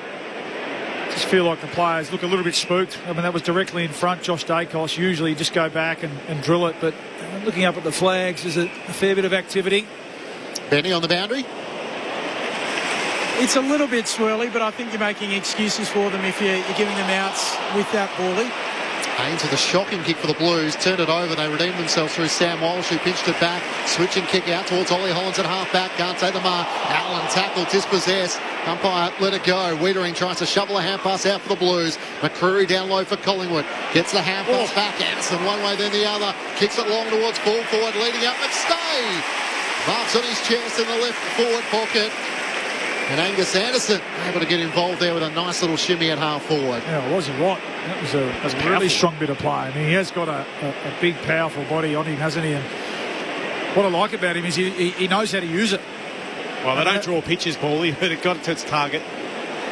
Left forward pocket for Dan McStay. Only about 25 metres out. We'll have to curl it around his body. 8 goals so far. A couple of Blues ready to charge at him. McStay opens up the angle and gives Collingwood the lead. All of a sudden, back-to-back goals for the black and white, despite the Blues' chances in front of goal, and the Pies lead by 5 points. 2-2-14 to Carlton 1-3-9. 14 minutes gone, opening quarter. Thursday night footy on ABC Sport with Luke Paul and Brent Delidio. Well, they looked really fast, didn't they, the Blues, at that point in time. And what's funny is that Collingwood get a bit of ascendancy when Paddy Cripps is off the ground. He just come back onto the ground into that centre bounce right now, but their ability, the Blues, to be, that switch open there, but great defensive pressure from Jamie Elliott. Wasn't just to go back and make that contest. We spoke about Anderson, that ability to go through and bust. And then they don't draw pitches, as I said. There's a bit of a floating ball, but the advantage of mixed up. A few floating balls. I'm not sure I'm going to agree with Benny. I'm on you. I'm not going to let you off the hook there and just let you dismiss that. It's a swirly one. There's a couple of mongrel kicks in. Steen down to McCreary. Hand pass to Nick Daicos, the little champ inside the forward 50. Elliott knocked away from him by Haynes. Hits the deck forward pocket for the Pies. Lipinski outnumbered. Haynes goes and gets it. Handles, misses the target, goes back, collects, and Elliott with the big smother on Haynes. Ball's out of play, forward pocket for the Pies. And that's what you love to see. That's what you can do. When you're a little bit out of form, when things aren't happening for you, and the umpire's going to check what this came off. But I'm going to come off Haynes' foot. Love to see that from Jamie Elliott. He cut his teeth originally as a pressure forward. He was a tactic machine. Look at that. So he needs to get more of that. Oh, there you go. And then the luck comes your way through that little bit of extra effort to dive on the ball. And quick timing, by the way. So reviewed nice and quick. He's had a couple of stiff weeks, hasn't he, Nick Haynes? The crowd gets another look at the replay there. And Jamie Elliott's getting it up against the fence. He runs around, he tries to dribble it through, and in the end, saved by the goalkeeper on the line in Louis Young, who knocks it through for a rush behind. So 2-3 Collingwood, Carlton 1-3. It's 1 goal in the lead for the Magpies, 16 minutes in. This is Thursday night footy on ABC Sport. Possession number 6 for Florin as he kicks the Blues back into play. Nick Daicos was 7 early days. Now towards Ollie Hollands, who marks it right half back. Now to Byrne. And the Blues have it at right half back. As he just chips a kick over the top, and Sam Walsh takes the uncontested mark. Switch it across the half back line and kicks to Nick Newman. Eyes down in the middle of the ground. Nothing really on offer. So on that left boot, he sends it wide. Out towards, the intent in the end of Louis Young rising up against Quainer to take the mark. Out past to Hollands running boundary side. Ollie kicks up towards 50, won't get to Mackay. Might be out of bounds, a ball. Yeah, throw in. He was out of play when he got boot to ball. So from Collingwood intercept mark for Jeremy Howard to come back to the boundary line. So if you're Nick Haynes last week and you grab the ball and end up out of play in the same process, that's insufficient intent to keep it in. And yet here you run out of play pretending to kick it, which he was. He just ran out of room. The umpire says, we'll spin it in. It's an accident. Maybe you just got to disguise it better. From the boundary throw in, Cripps gets a hand pass away and his teammate's been pinned immediately. Gee, that's red hot. Gee, as soon as he grabbed the footy, Ollie Florent, caught by McCreary, and the ump said, that's holding the ball. Well, he pinned the one arm, so I guess letter of the law, he had the one arm free, but hard to dispose of that or attempt. It's Nathan Williamson, one of the 4 men in green tonight. By the book official as he gives it to Pendlebury, back to McCreary, and that is a dart onto the chest of Oscar Steen, who marks the centre half forward. The ball is just pointing out the kicking efficiency of the Pies at the moment. They're at 84%. And that's the difference in the game at the moment. Yeah. That last goal was 2 clanger kicks from the Blues. It's a bit swirly out there, I reckon, but Collingwood's kicking at the moment is absolutely on point, and that was terrific from Bo McCreary. It was an absolute bullet, wasn't it? Oh, Steen doesn't take it, hands it off to Dan Houston. Houston from long range. It's a wayward Houston rocket out to his right, up behind. So 2-4 to 1-3. There's a bit of push and shove, which we love in these games. Ben Cameron on the boundary, the Pies by 7. That swirly breeze only impacting Carlton's kicking, Bally. I mean, you saw the video of them at Princess Park in the pre-season. I don't think it was swirly that day. There's another one. There's another one. It's a little bit of a swirly breeze down here, but it's not too bad. It shouldn't be significantly. It is picking up. It just picked up just in that moment, but it hasn't been, and it's not impacting the kicking that much. If 10 is tornado swirly, what level out of 10 are we, Ben? 9-3. Oh. Blues have turned it over after the Haynes kick up the wing.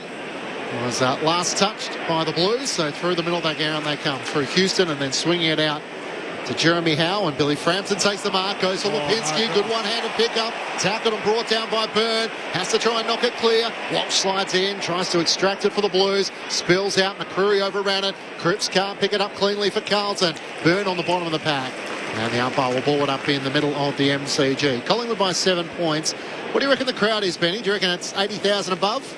Well, I was told 75,000, but I just got some info that it is creeping up. So we might be getting closer to 80,000. It's at the very back of the stands. Shane Warne's stand side and the MCG. Lipinski tried to knock it on. He laid claim he was tackled with non-possession. Blues take it back. Florent from half-back. Drive and kick to one-on-ones. Mackay and Frampton in front. Frampton. Mackay making his place. No whistle. Gathered by Josh Daicos. Brought down. And it's taken high on a free kick. Well done. Love seeing that. Love seeing a key defender take front position, earn himself the free kick. So it's coming back a free kick. Billy Frampton's way across that's a better option, Billy. No more of those inside 45 kicks to a 50-50. I'm not sure if you watched the tape last week. Sorry, Clinchy. That's obviously led to that go-ahead goal for Matt Johnston. Johnson. Simple. My apologies. Matt Johnson last Friday night in Adelaide. Gives it to Maynard, goes long down the line. Crisp, quick hand pass away to Membry. He's tackled, lost it. Picked up by Cripps. His handball finds Ollie Hollands. Away to Smith, to Haywood. Hand pass to Young. Kicks a turnover. Straight to Nick Daicos. Arches the back in characteristic fashion. Evades the tackler. Kicks to centre half forward, and Cowan picks it off. Nick Daicos up to 8. Chief possession getter on the ground. Collingwood lead the game by 7. Approaching time on opening term. Pies are the last 2 goals in the match after the Blues kick the first. Out to right half back where Haywood takes the mark. He was the goal scorer for Carlton. Pies 2-4-16 to Carlton 1-3-9. Cuts to his right and sends it long up to Harry Mackay. He flies in the back, spoiled by Pittman in the end. Walsh might gather. He's wrestled and brought down. Good intent by Frampton. Holding the ball. And the Collingwood defender wins this battle.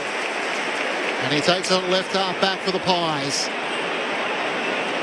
20 minutes gone in the opening term. Kicks boundary side and finds Houston. And chip it over the top, and when Steele runs into space. He has McCreary around the wing. Can he kick it to him? It's just wide of him. Coming the other direction was Cowan. Makes the body contact. Slapped forward by McCreary. Vincent couldn't gather. It was good. Got it to Louis Young. Hand pass away to Haywood and now to Jagger Smith. Kick to the stationary burn. Intercepting mark. Taken by Houston at Collingwood. Houston to Steele. Steele at high half forward. Kicks into the pocket. Oh, big collision. Dean bangs bodies with McStay in the air. Hunt says keep rolling. And now he says holding the ball as McStay picks it up. And he's tackled by Haynes. So McStay, again, they're hot on that rule tonight. If you have an arm free, you need to make an attempt to get rid of it. And McStay didn't there and penalised. So Haynes short to Newman. Net then to keep an eye on Harry Dean. He's just come back from concussion, involved in a collision there. As Newman goes with a long kick down the wing, and there's Frampton, picks it off in front of Pitternet. Wins back possession for the Pies, hands it away to Houston, and will go all the way back to Perryman in the defensive 50.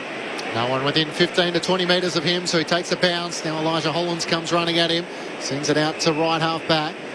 And the mark is taken by Allen. Collingwood advance it up the wing. Schultz marks, chips it over the top. Crisp in the passage of play now for Collingwood. He looks into the middle of the ground, nothing on offer, so we'll send it into the pocket. That's where McStay is. In front, Louis Young flew, couldn't take the mark, charging in.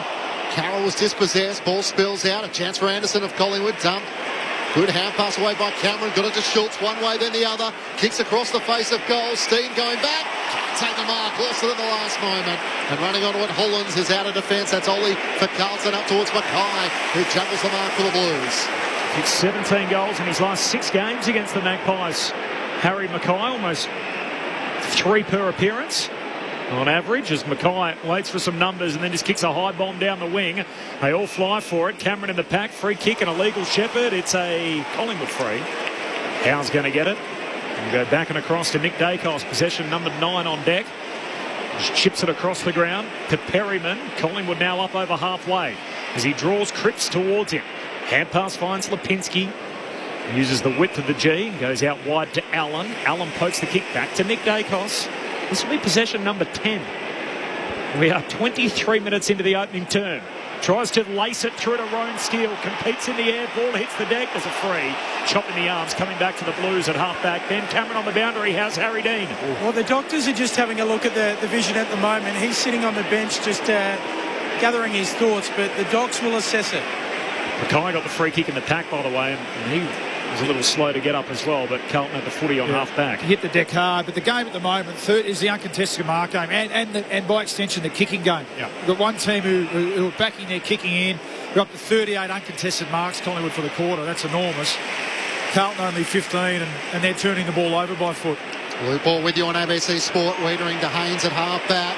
Hand pass away to Cowan, who finds a way out of defence. Dodging and weaving, drives a long kick up towards half forward. Frankie Evans in front, almost juggled the mark. He does. Quainer couldn't get a hand onto it. Veers out to the right, kicks it into the pocket. Frampton wrestling with Kemp, who takes an excellent one-handed mark. Leaning back, reeled it in. And he is hemmed up against the boundary in the left forward pocket, but that is some mark. There's a great mark, 2 great marks, really. Frankie Evans, the ability to stand under that high ball. There's a great one-handed catch there from Kent. They both read the drop of the ball better. Yep. This swirly breeze.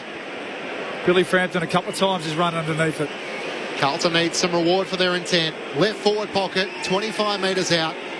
Brody Kemp looking to snap across his body. 3 steps out, opens up the angle, curls it through for a goal. Carlton break a run of 2 consecutive goals for the Magpies, and the margin is back to 1 point Collingwood's way. 2-4-16 to the Blues, 2-3-15. We played 25 minutes in the opening quarter. Thursday night footy on ABC Sport ahead of Lid Sam Bally. Ben Cameron on the boundary. I'm just trying to work out what is going on here with Dean, because he was sitting on the bench and the doctor came and tapped him on the shoulder. He then got up like he was about to go on the ground, and now he's sat back down. So I thought they were grabbing him for a more formal HIA, but now he's sat back down on the bench and they've gone back to looking at the footage. So bizarre holding pattern at the moment.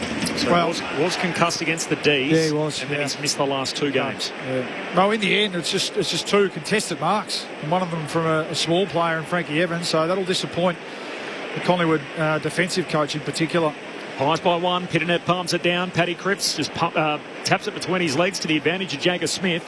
Blues are out. Gives it to Newman. High bomb down to half forward. All reaching over the back. Hayward, second man in. He's going to be paid the mark.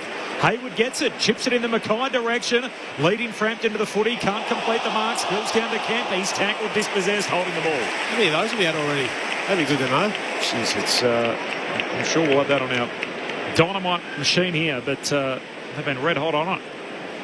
Holding the ball, Brett Delidio on ABC Sport as Allen goes long down the wing, spills down to Jack Crisp, not to be confused with Paddy Cripps, who's also out there tonight. Ball spills the way of the Blues in Carroll. He gives it to Pitternet. Hurried kick down to half forward at the drop. Evans back with the flight. Pendlebury did well to break it up. Nick Daicos by hand to steal. Away to Pendlebury. Now to Perryman. Runs and carries through the middle of the G. Gives it to Josh Daicos for the Pies. Back to Perryman. Tumbles a kick down to half forward. Picked off. Young for the Blues to Smith. And he can just kick to Carroll on the wing. He takes the mark between wing and half back on the Shane Warne stand side. Likes the look of Hayward at half forward. A pull it pass. He marks in front of Pendlebury as the siren sounds for quarter time. We'll go back and have a crack at a barrel from about 75, 80 metres out. How does he go? Ooh, got a spinning. It's not about effort. It's to the goal square and it's punched away in the end by Nick Daicos, who has done it all in that opening quarter. 11 disposals and a spoil in the defensive goal square, as that wasn't a bad effort from Will Hayward with the barrel from about 75 metres out. But it's the Pies who lead at quarter time by a point. They're 2-4-16 to Carlton 2-3-15. So the Blues have dominated early first quarters in their matches, but this time it is the Pies who are in front. Goals for Collingwood to Steen and McStay, while for the Blues it's Hayward and Kemp. Nick Daicos in his milestone game, 100 games tonight, 11 disposals in that opening quarter, the chief possession getter on the ground. The SMS 0437 774 774. AFL era, so we're looking really the last 35, 40 years. Who has had a better set of 100 games than Nick Daicos? Mitch from Perth says, what about Nat Fyfe before 100? 92 games completed at the end of 2014. Two best and fairest, league MVP, All-Australian, second in a Brownlow, played 4 less games than Priddis and lost by a vote, obviously in the year that Matt Priddis won there. He finished 2015 with 112 games, obviously won the Brownlow, another All-Australian and an MVP to go along with it. So it's a nice set, as he was the third fastest to get to 100 Brownlow votes in that 5 behind Hayden Button and Dick Reynolds. And that's been battered by Nick Daicos, who feels like is as good 100 games as we've seen so far with the premiership and everything that's been baked into it. All right, Thursday night footy on ABC Sport. Your thoughts on the SMS 0437 774 774, the SMS number. Back with the thoughts of Bawley and Leeds coming up in 30 seconds. This is Thursday night footy on ABC Sport. Okay, ready? Little listeners have a new space to get all their favourite podcasts. Hooray! Like exclusive new episodes of Bluey Listen Along. Let's dance to celebrate! Create a kids profile today by heading to the Kids tab on the ABC Listen app. This is the 2026 AFL Premiership season with ABC Sport. 2-on-1 on the wing. Frampton tries to hold him out. Ball hits the deck. Kemp collects. Hand pass to Evans. Long kick down to half forward. Hayward back with it. Takes the mark. Right half forward. And Will Hayward's got it here, and he'll have a look from about 30 metres out, just right of centre. Hayward to make him pay. Knocks it through. Costly. Carlton take the opportunity that presents. The Pies let it slip. And the Baggers have got the first of the night. Kick now inside 50. Steen's the deepest. Oh! And he reaches up and takes the mark. Crashing into Haynes. And that's an imposing mark, only about 15 metres out from goal. Get out of the way. Oscar Steen comes in, slightly right of centre, 25 metres out, and he makes good in his 4th game of AFL footy. Kicks it long towards full forward, leading up McStay. Marks on his chest in the left forward pocket. And Angus Anderson able to get involved there with a nice little shimmy at half forward. 8 goals so far, a couple of Blues ready to charge at him. McStay opens up the angle and gives Collingwood the lead. Kicks it into the pocket. Frampton wrestling with Kemp, who takes an excellent one-handed mark. Leaning back, reeled it in. And he is hemmed up against the boundary in the left forward pocket, but that is some mark. 3 steps out, opens up the angle, curls it through for a goal. Carlton break a run of 2 consecutive goals for the Magpies. The AFL on ABC Sport. On radio. ABC Sport Digital Radio. And ABC Listen. Harry Dean out there with the backs, which is good to see at the quarter-time huddle. It is Collingwood who lead by 1 point. Brett Delidio, Luke Ball on ABC Sport. It's a game, Lids, isn't it? I mean, sometimes, stats don't always tell the tale, but we're just having a look at them now, and it's pretty stark that if Carlton are to win, they're going to have to bring the game into more of a contest. And we know that's their strength. We spoke about clearances before the game, but just general contest. So force the long kick down the line, commit numbers there, and then go forward from there. And at the moment, I mean, Collingwood have had 38 uncontested marks for the quarter. If they have 160, well, really only horrific kicking will stop them from winning this game. So, and in the end, they left a few out there. They had 12 inside 50s to 9. Collingwood for 2 goals 4 to 2 goals 3. So Carlton actually look dangerous when they go forward. They've scored 5 times from 9 entries. But it's the kicking, isn't it, at the moment, standing out. And we haven't got the kicking disposal, kicking efficiency stats, rather, in front of us. But it's really clear. And I'm sort of being a little bit facetious about the conditions and the breeze. I think it is a little bit swirly. But Collingwood's ability to kick and mark their way through Carlton's team defence. And then, the challenge for them is to find that last kick inside 50 and find a way to score. Whereas Carlton, just to be able to maintain the footy is a bit of a challenge at the moment. And this is not a new issue. So last year they were ranked 18th field kicking team, and they were 15th, so bottom 4 for kicks retention inside 50. Yeah, and so Newman comes back into the team. He's probably their best kick. He's had 6 kicks at 100%. Yeah. All the others he's gone long a lot, which when you get an effective kick, you can go long. True. Yeah, but even a lot of that long kick. I think Nick Haynes' long kick was a wounded duck out of half-back, turnover, goal. Young Jagger Smith's just turned it over a couple of times, and Sammy Walsh as well, kicking across the goal. So the hardest part it's not new for them, as you said, Core, but that's the challenge they've got. Yeah, bringing a game back into a contest is really hard in the modern game with the new rules and everything. I was talking to young Jai Caldwell last week in the Essendon rooms because I played a former teammate of mine, and he said, mate, as a stoppage player, I'm looking for that. That's what I want. He goes, but it's so quick. You just cannot catch up. You cannot get there to that contest because the umpires either ping you for holding the ball or it's a lasso and the ball's just going up and down the middle of the ground, which is suiting what's Collingwood trying to do here. Yeah, well, they're going to have to make a decision at some stage, probably halfway through this quarter. If they're not able to stop that uncontested kick mark, they might have to drop the team defence and work more into a man-on-man. And then you find out who wants to work and cover off a man. Ben Cameron on the boundary. Dean is starting out there, so it seems like he's fine in terms of that concussion. Crowded 76 as it stands at the moment. Thanks, Ben. Good news from a Harry Dean perspective. Concussed in round 3. Was involved in a collision and came off the ground later stages of that opening term. Hayward, as the ball spits out to the wing, just bangs bodies with Jack Crisp. Socked away by Perryman, close to the boundary line. Perryman pushes it into the breadbasket of Ned Long. He lost it. Blues come up with it. Cowan to Hayward. Handball under pressure. Back to Long. Back with the Pies. Down the wing. Gives it to Jack Crisp. Hand pass inside to Pendlebury. Pendlebury just threads it through to Anderson. He's getting a free for front on contact. And Angus Anderson gets the free. High half forward. Too slow now. Had to roll and get it in. Had one-on-ones ahead of the footy. Carlton players back now inside 50. Anderson. Long kick into the pocket. Big leap from Elliott. Went early and gives away the free. Sitting on the shoulders of Hayward. Talk about symptoms of form. I mean, even his timing's off, isn't it, Jamie? So it happened last week as well. So used to seeing him time that leap and just not working for him at the moment. Is that what happens, Paulie? Is it your aerial ability? Yeah, that's right. Yeah, got to get the bag back out at work, at training. Always saves his high fly for Anzac Day. The Blues have transitioned this to half forward. Walsh's long kick into the pocket. Harry Mackay takes the mark. He's giving Franton some challenges, and in half a moment, Mackay was about to centre it to Kemp and thought against that again at the last moment. So only about 5 metres in from the boundary in the right forward pocket. He'll have to kick about 40 metres out, but he's getting some shots on goal, BH. He is, and he needs to go back and kick this one. He needs, because you're right, he's right in the game. He's looking dangerous. We spoke about that when they're going forward, the Blues, especially if they can isolate one-on-one. He's just got to go back and reward his teammates here. Good side for a left footer as Harry Mackay comes in and gives Carlton a perfect start to the second quarter. Inside 2 minutes and the Blues take the lead. Second lead change of the match. Carlton 3-3-21 to Collingwood 2-4-16.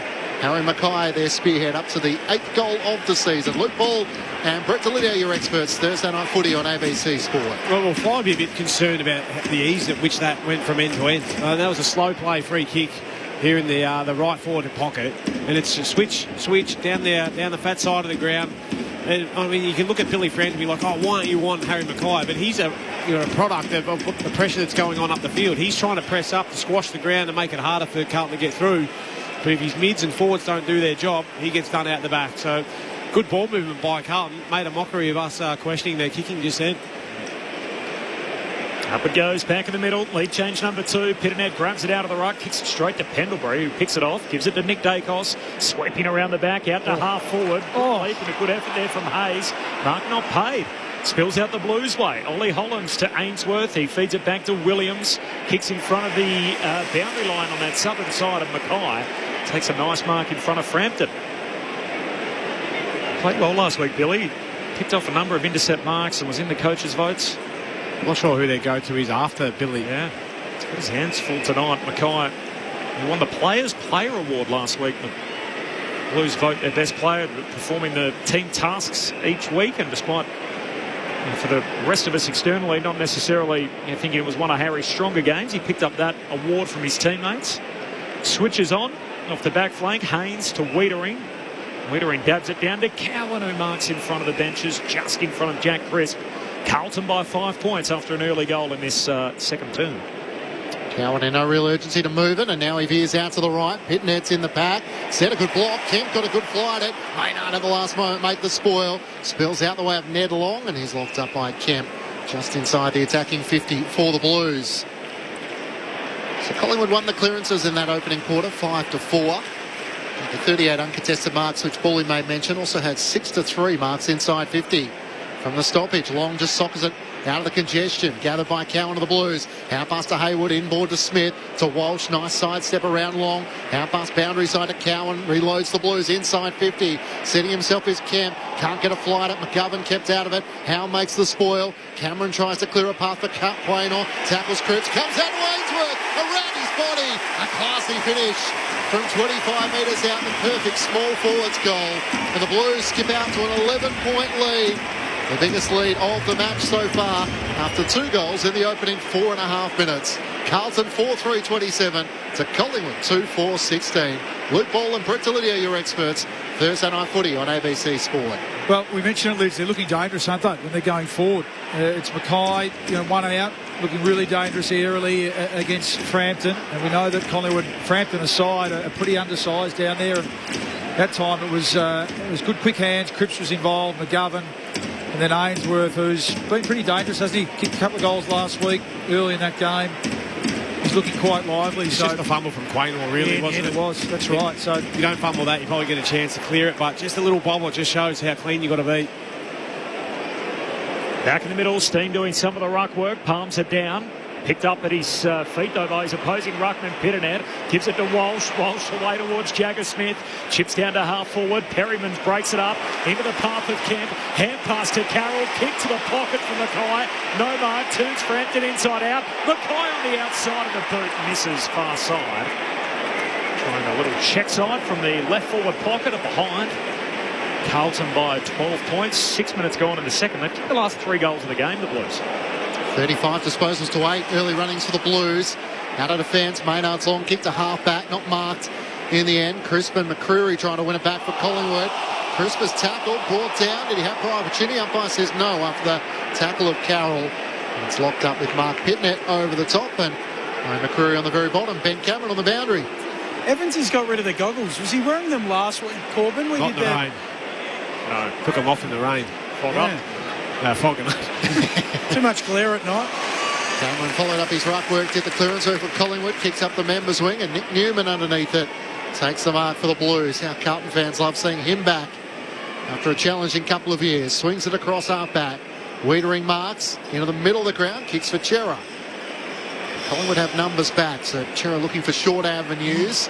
It's Williams who controlled it with one arm. It was hard in your mouth for a moment as he managed to just bring it in at the last moment. Zach Williams veers out to the right. Now drives it long in the direction of Kemp. And Cripps, and Kemp over the back takes the mark. Pinched it from his captain. And Long and Howe were the two Collingwood players in the pack, and neither could get a hand to it. If your man goes, you've got to go, unfortunately, in that case. I know you don't play backline too often, Ned Long, but you were following in Kemp there. You just had to come over and hit him with everything you had. Paddy Cripps played it pretty well in the end. He was kind of the roadblock in the end, allowed Kemp to take the mark. Yeah, true. He's done this once so far. Can he do it for a second to extend the Blues lead? Kemp steps across, curls it around his body. Quainer on the goal line, just clears his fingertips. And the Blues have 3 goals in this second quarter in 7.5 minutes. They put in the last 4 goals in the match to lead by 18 points here at the MCG.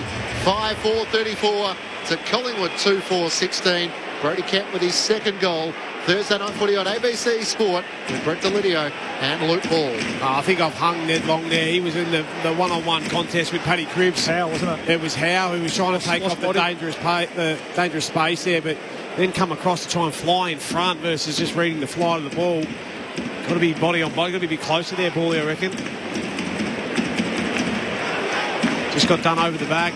It was a good read from Kemp, though. He came in. A good change of direction from Zach Williams in the entry. Didn't go to the top of the square, just pulled it to the pocket. Looking like scoring every time they go in at the moment, the Blues. How about the uncontested marks, Paulie? Dried up.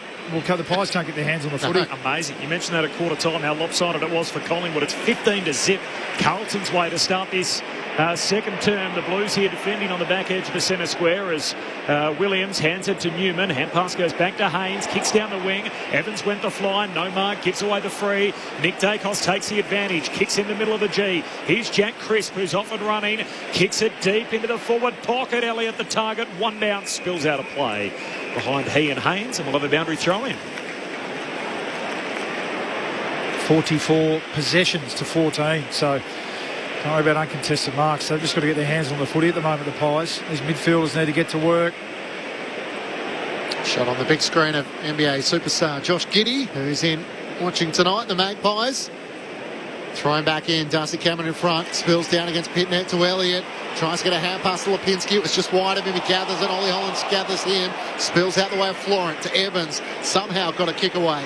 Out towards half-back. Howe tries to run on it for Collingwood. Left it behind. Elijah Hollands tries to reel it back in.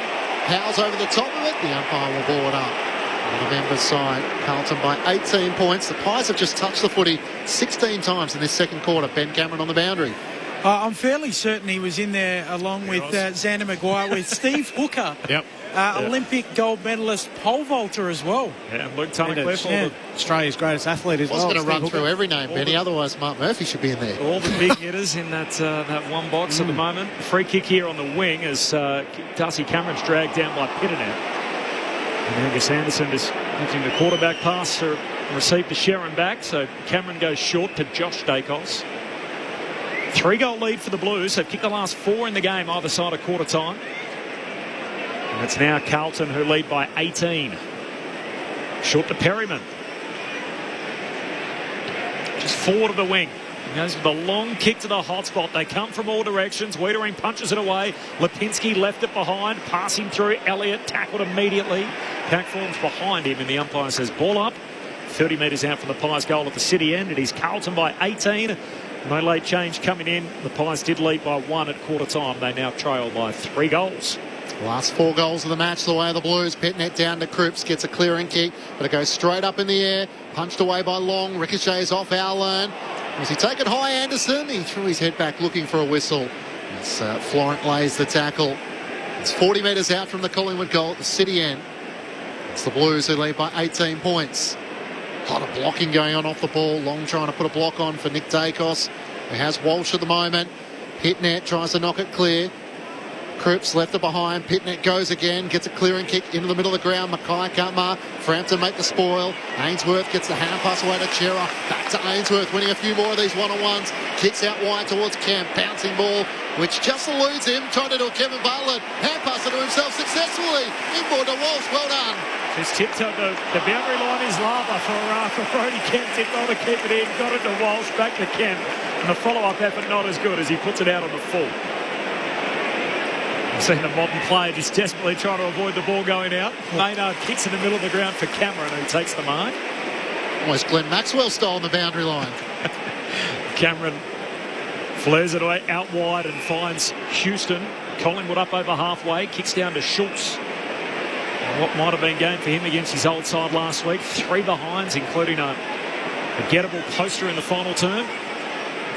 Schultz 60 metres out, kicks into a crowded forward 50. Elliott the target. Young punches it away for the Blues. Williams hands it away to Dean. Dean's kick smothered, and Allen, another second-generation footballer, just finds the safety of the boundary line on the 1%er. We'll have a throw-in half forward for the Pies. It's just really laborious, isn't it? Collingwood attacking at the moment, and Carlton committing numbers back, but hard to find a mark inside 50 for the Pies. You have to try and find a way here to scrap a goal out of nothing.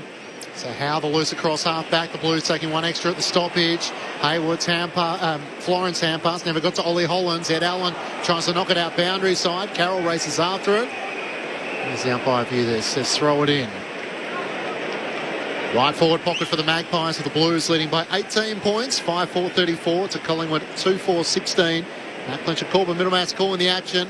Loop ball went to Lydia on Ben Cameron, your call team on a Thursday night. Cameron tries to slap it down. The end of the path of Schultz, who was on the move. He can't break away as Chera plays the tackle. Benny Cameron. Scott Pendlebury coming back from that Achilles ankle issue. Did take the boot off, got a little bit of maintenance work on it. Just putting that on the agenda. Hopefully all okay. Darcy Cameron grabbed it out of the ruck, trying to get a kick away. Spills to Jack Crisp. Has it wrestled from him by Paddy Cripps. Gives it away to Evans for the Blues. He kicks out to the wing. Kemp the target. Maynard spoils. Comes to Kemp. He's tackled hard by Maynard. Lipinski had it. And then the hand pass back into dispute. Houston picks it up. He's drilled in a two-man tackle. So the Blues bringing it in this first half. They've got a ball up on the wing. Can't get separation, Collingwood, can they? They're doing really well defensively, the Blues. Hooked it down behind. Darcy Cameron clever to Nick Daicos. Hand pass feeds it to Josh. Gets back on his right side. Kicks straight down the pipe. Elliott flies at it. Not to be. Spills through to Hayes. Slick hand pass. Schultz in the pocket to bend it through off the deck. Wiedering's there to cover. The kick's off target anyway. And misses to the far side. It's a behind for Schultz. Yeah, it's the half chance you've got to take when your team's up against it. Have steadied a little bit. At least they're playing the game in their front half at the moment, Colin. We're getting some repeat inside 50s, but again, just where's the easy score coming from? Where's the easy goal? Carlton by 17, 14 gone in the second. Collingwood's first score of the second quarter, having led by a point at quarter time. The Blues out of defence. Newman to Wiedering. Hand pass away to Florent. Driving kick up the worn wing. Looking for Elijah Hollands. Can't take the mark. Well contested by Houston. And Steele ricochet off his boot. No, across the boundary line. Carroll's trying to make that case, but not so successfully. Carlton by 17 points. The Blues have had double the disposals, 63-30 in this second quarter, which has now elapsed 15 minutes. So Sam Walsh has gone to Nick Daicos after 11 disposals in the first quarter. Darcy Cameron another ruck for Collingwood. Kicks up to half forward. McStay makes a presence. Cowan makes the spoil. Spills to Jack Crisp. Gets a hand pass forward for Collingwood. A bouncing ball to Dean, who tries to charge away through a Schultz tackle. He's wrestled to the turf, and the umpire will ball it up at the edge of the centre square. Centre half forward for the Magpies. Carlton by 17 points. Darcy Cameron knocks it down to Lipinski. He's tackled immediately. Pies have dominated this game in recent times. They've won 12 of the last 14 against Carlton. So incredibly, the Blues have 12 guys out there tonight, 12 of the 23 that are yet to play in a winning team for the Blues against Collingwood. And the restart comes down to Chera. His hand pass looking for Carroll. Missed him. Out the back, Roan steals onto it. Shoots goalward but misses near side. One of the new Pies mid-season draft last year are behind for Steele. So it makes it 16 points, Carlton's lead. 16 minutes gone in the second term. And the Blues have kicked the only 3 goals in the quarter. Florent into Walsh. And plays on, trying to get around Hayes and kicks to half forward where... The mark was saved by Ainsworth. Want to give it back to Walsh. Turns it over to Nick Daicos. He can't do that. He hits the post from about 35 metres out, charging towards an unmarked goal. And it's that sort of quarter for Collingwood. The type of mistake you wouldn't expect from Nick Daicos. The type of mistake that Ben Ainsworth is happy doesn't cost 6 points. Yeah, sure is. It is. It's that sort of night. He even had Dan McStay. I don't mind him taking the responsibility there, Nick. And it looked like he thought, I've got to be the one here. But even he can't convert. Harry Dean off the back flank, kicks down the wing for Wiedering. Centering kick is dangerous too. Blues are going to work it out. Picked up by Ainsworth. Runs away from Jack Crisp. Hand pass away to Newman. Newman needs to get back on the left. He does so. Through the middle of the G finds Chera. Blue jumpers running alongside him. Dabs a kick laterally. Finds Cowan between wing and half forward. Out further wide to Carroll. Got to him on the hop. Ripped into the ground and a heavy tackle by Howe. It's a dangerous tackle, said the umpire. Not sure I saw it that way, but they're doing their best to try and kick it back to Collingwood, aren't they? Oh, he just threw his head down. I can't stand that. It's a poor decision. Yeah, that's average. And now 50. He actually landed on his shoulders and back. What's the 50 for? Someone gave a bit of feedback, I reckon. He's been asked to be a little more constructive with his feedback as Carroll wants it in and pumps it up into the third tier. It's all Carlton. They've kicked the last 5 in the game. 6-4-40 the Blue Baggers. Collingwood 2-7-19. 18 minutes gone in the second term. The Baggers by game high 21. Thursday night footy on ABC Sport. Yeah, I reckon the umpire's got that one wrong there. And I don't like this, the player now playing for those free kicks as they're being tackled, ball throwing themselves or going limp, so to speak, to try and draw those free kicks. It can be pretty dangerous what they're doing there, but I thought Jeremy did a really good job to try and go down with the tackle to bring Carroll down, but someone obviously couldn't have held their tongue after seeing the replay. Feels like that's how the Pies need to kick him. They need to walk him in at the moment, the way they're going. Yeah. Jeez. Jeremy Howe in animated conversation with Simon Meredith back in the middle of the ground. Steele competing, got down the tap against Young. Got it away, McCreary kicks inside 50. In front, Lipinski can't take the mark. Spoiled to the front, Walsh bumped off it by McCreary. Jagger Smith tries to knock it out. McCreary knocks into the path of Ed Allen. He's tackled by Frankie Evans and the umpire. And ball it up 50 metres out from Collingwood's goal. The Blues with 4 goals won to Collingwood's 3 behinds in this second quarter. After Carlton trailed by a point at quarter time. Thrown up, Young palms it down to Jagger Smith. Kicks around his body, a high ball up the wing. Wrestling in the pack, Kemp can't take the mark against Maynard. Might have been held. That's how the umpire saw it. Free kick going the way of Brody Kemp on the wing. Other way. Hang on.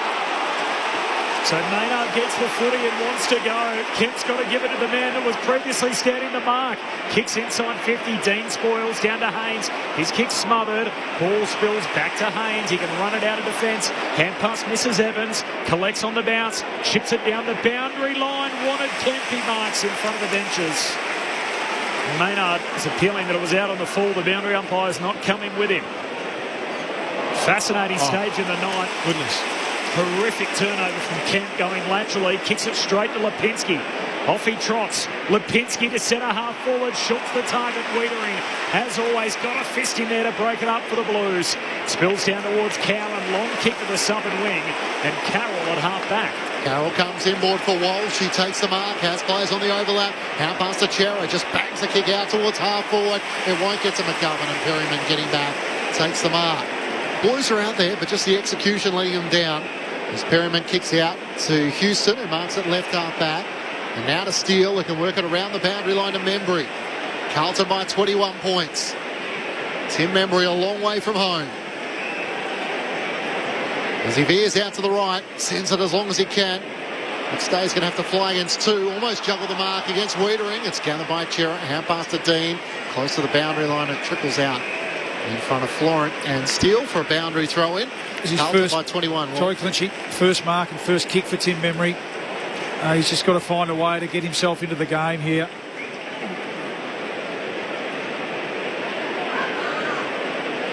So boundary throw in. The half forward for the Magpies. Young doing the ruck work for the Blues. One to hit out. Josh Daicos wins the footy. Gives it to Steen. Hand pass to Elliott. Fumbles under the pressure from McGovern. Oh, he shepherded for Haynes to pick up the footy. Weren't quite on the same page there. Long goes and gets it. Handball away to Schultz. His hand pass picked off. Taken by Chera. Back flank. Kicks out of defence. Perryman reads it well. Jumps in front of Carroll and takes the intercept mark. Pies back on it. Short kick finds Houston, trying to load up on that dangerous right peg. Kicks the centre half forward. Over the head of his intended target. Pendlebury waited for it. Pack forms around him. Comes out the back of the pack to Allen. Hand pass to Membry. Handball away to McCreary. McCreary eyes up the sticks. McCreary slots it. It wasn't pretty, but they all count the same. The Pies finally find a way through the big sticks. Collingwood 3-7-25, Carlton 6-4-40, 22 gone in the second term.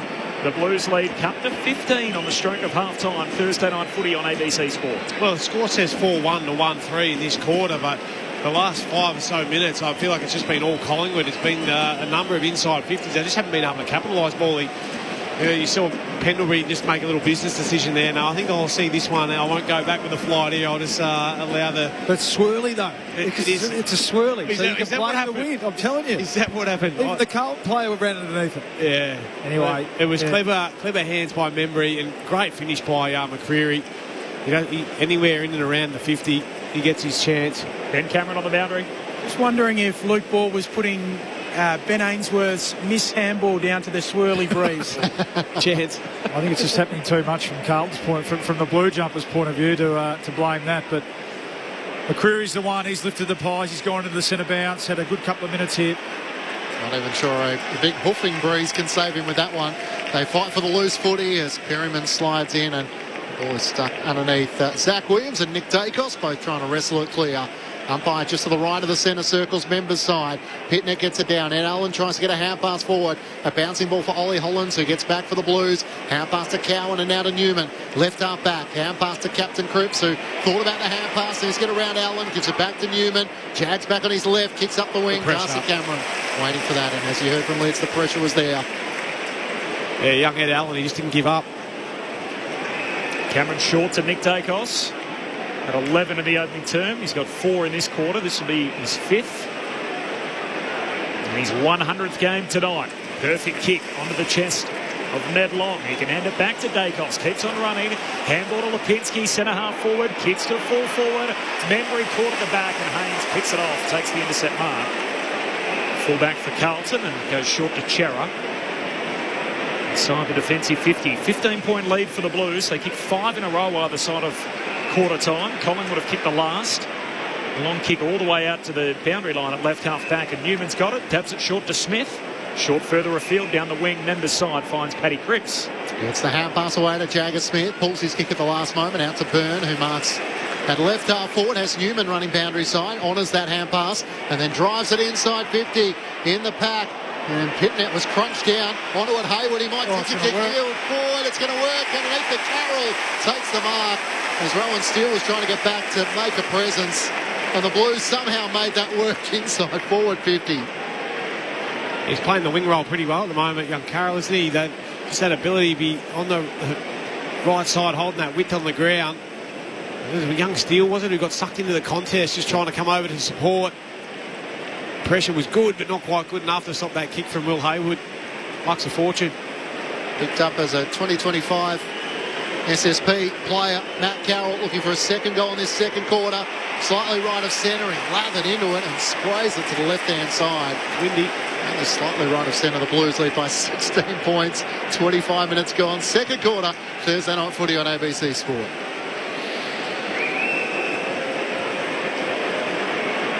So Howe with the kick-out duties. Just goes on a wander outside of the goal square. And now the long kick up to the wing. And Young comes over the top, punches it into the dugout. 41 plays 25. 16-point buffer for the Blues. 2 lead changes in the game. Hayward kicked the first of the night. Pies jumped on top, led by a point at quarter-time. And Carlton rounded off 5 consecutive goals either side of the quarter-time break. Pies with the last one, which snapped a run of 5 consecutive behinds for Collingwood. 16-point lead for the Blues. From the boundary throwing, Nick Daicos to Pendlebury. Hand pass away to Crisp, who's off and running. Heads down to half forward, turns it over. Steen caught at the back. One-on-one with Wiedering. That's what he does. Saves the day in that back 50 for the Blues. Carlton all in navy with the white monogram. The Pies all in white with the black stripes. Kicks down the wing to a contest. Volleyed out of midair by Long. Picked up, though, by Newman. Floats a hand pass to Chera. Blues back with it. Kicks back on the inside. Back on the 45. Finds McGovern. Hand pass away to Pitternet. Piternet's hand pass back into dispute. Paddy Cripps jumps on top of it. Was Lipinski into his back? No. Pendlebury sweeps it up to Nick Daicos and now out to Howe. Who sends it out towards Membry. Cowan trying to make up ground. Membry takes the mark. And they get it quickly inside 50. One-on-ones with Steele, the deepest. In the end comes in more to Lipinski. He plays on, edge of the centre square, sends it into the pocket, shoots the target, clears he and Zach Williams, and here's Wiedering mopping up once more for the Blues. Kicks to Hayward and Perryman, both had a touch onto it. Perryman gathers it at the last moment, won the contest. Hand pass to Houston, to Lipinski, back to Perryman involved once more, left half forward. Tackled as he got his kick away, it goes out on the full. Good pressure from the Blues as Hayward was able to lay the tackle. I thought he played downfield there, but good pressure. Did rush in, didn't he? Yep. No rain during play. We did have a thunderstorm this afternoon, which broke the temperature, the feel-good weather, which got to 26 today. Switch goes all the way back to Dean, and Dean comes out of defence to Ollie Hollins. There's players just about in every corner of the ground, which you don't often see in the modern game. Kicks in front of the benches to Byrne. Byrne runs onto it, under pressure, turns it over. Half back. Howe's got it for Collingwood. Hand pass away to Maynard. Ground opens up again, kicks in front of the benches, and McCreary punches it away from Hollins and out of play. So throwing on the wing, we've got players in every single zone. We've seen some interesting decisions ball in hand here today, aren't we? When the pressure's been okay, but just some interesting choices. Any swirl factor? Well, I think it must be the wind. It's playing havoc with the brain, hand to foot stuff. Carlton by 16. Krebs trying to charge his way forward. That's the only way he knows, the Carlton captain. He's tackled and brought down by big Darcy Cameron with the support of Ned Long, and the umpire will throw it up. Ollie Hollins has gone to Nick Daicos at this stoppage. Slapped down the way of Walsh. He has it ripped away from him by Jack Crisp of Collingwood. Hand pass along, drew an opponent. Hand pass to McCreary. Gets around Dean. Fleet of foot. Chips it over the top of Elliott. Trying to run onto it. Into the goal. Opens up the angle on his left. And hits the post. He had a player down, McStay at the top of the goal scorer. Went for him. Goal himself, and it's that kind of night for Collingwood. Nick Daicos hit the post, having taken toll of a costly error from Ainsworth, and this time it's Jamie Elliott. You normally mark it down in your record. Carlton by 15 points. Coming off a career year, Jamie Elliott just hasn't got it going in the young season as Williams out at the goal square. Long kick up to the wing on the kick out. Mackay had it, lost it. Spills out to Long of the Pies. Handball to Nick Daicos to Crisp. Now they handball to McCreary. Still 60 out, left half forward. Loads up, bangs it deep to the goal square, City end. Spills off the pack. Williams, it'll sit for him in the opposite pocket. Gathers. Has it for the Blues. Short kick to Hayward. Sprawling effort. Can't complete the mark. Membry hands it out to Perryman. Oh, this is two. They've kicked 1 goal, 7. The Pies, their last 8 scoring shots, 1 goal, 7. What did you say at quarter time, Ball? The Pies can only kick themselves away out of this. Hey, what? 17 inside 50s to 8 for the quarter. 1-5 to 4-2. Wiedering quickly into Newman. Hugs the boundary line with a kick looking for Harry Mackay, and off hands between he and Jack Crisp. It'll be a throw-in. It's sort of become self-fulfilling now, doesn't it? Yeah. For the Pies, their scoring struggles. Do you know what else is self-fulfilling? Carlton's second halves. Yeah. And they're going to be in front again at the long break. Collingwood playing like a team only scored 39 points last week. Darcy Cameron gets it down. Crisp attacking Jagger Smith. Forces a turnover. Pendlebury tries to stop her at clear. Oh, Byrne taken high. Charging him, McCreary tried to make his intent known, but not hard to do to get this little fella high. That's true. As the siren sounds for half-time, Byrne just 174 centimetres, so he's not as short as Caleb Daniel, but certainly got one high there. Taller than Benny. Yes, that's true. Right of reply, it's fair. It's not fair. Carlton 4 goals 2 in that second quarter to the Magpies 1-5, and after Collingwood led by a point at quarter time, it's the Blues who lead by 14 points at half time. 6-5-41 to the Magpies, 3-9-27. For the Blues, 2 goals to Brody Kemp, individuals to Mackay, Ainsworth and Hayward alongside Carroll. And for the Magpies, individual goals to Steen and Mackay, Steen, McStay and McCreary got there in the end. 6 goals to 3. Carlton leading by 14 points at half-time. We know all the numbers here from a Carlton perspective. 11 times since 2024 they've led at half-time and lost. 13 times in total under Michael Voss. So Voss coaching his 100th game as a Blue tonight. 13 times previously they've led at the main break and lost 14 points, Carlton's lead at the break, 6-5 to 3-9, so 11 scoring shots to 12 Collingwood's way, and yet the Pies find themselves down by more than 2 goals. The thoughts are Brett Delidio and Luke Ball. It's half-time Thursday night footy on ABC Sport. Carlton by 14. Well, it's probably a case of what if there for Collingwood in that quarter. They absolutely peppered the inside 50s. What was it? 17 to 8. They had 6 scoring shots. They just weren't able to capitalise, Paulie. And if they're going to continue to get held up and try and bomb their way in there and just get the ball in, that's just not going to work. That plays into the hands of Haynes and Wiedering, Young when he's down there. But if they're going to move it, they got likely shots. They got good shots, but they weren't able to pop them through. Nick Daicos, you usually put your house on him running inside forward 50. Perryman probably had the handball over the top. Jamie Elliott last year definitely knocking that through on his left shoe. So Lockie Schultz, dribbling one in. So who's been a better team?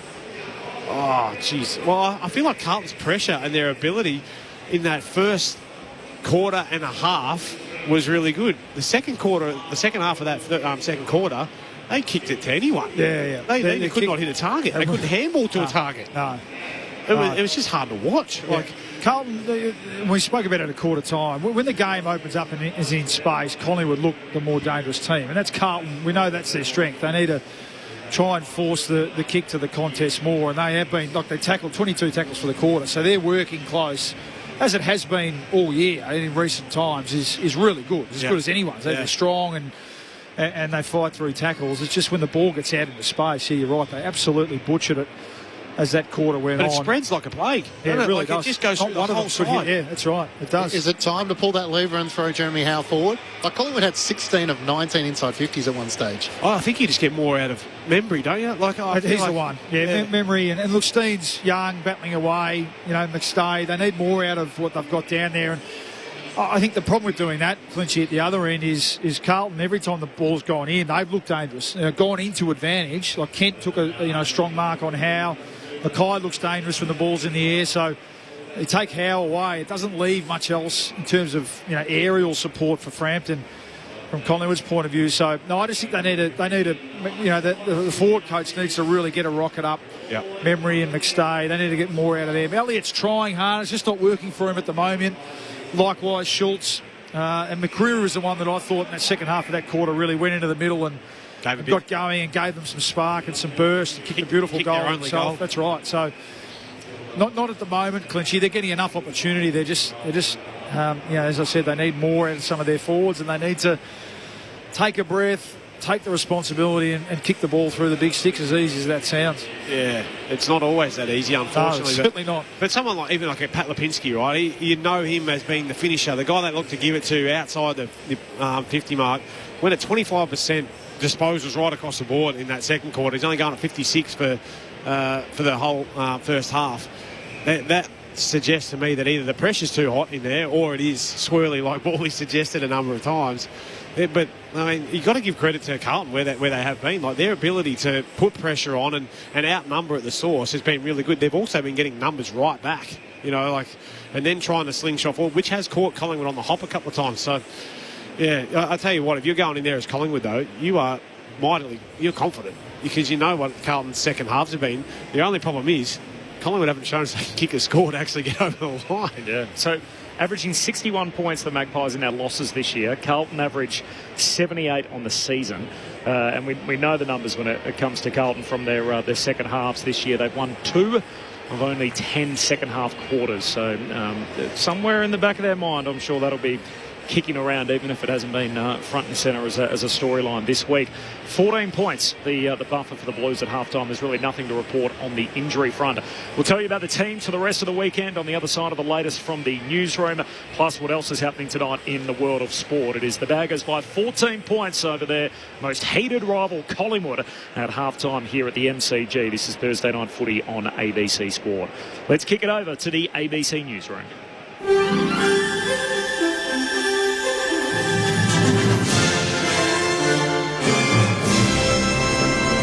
ABC News, good evening. I'm William Howard Evans. The Prime Minister has cut short his trip to Malaysia to visit the site of the Viva Energy oil refinery fire in Victoria.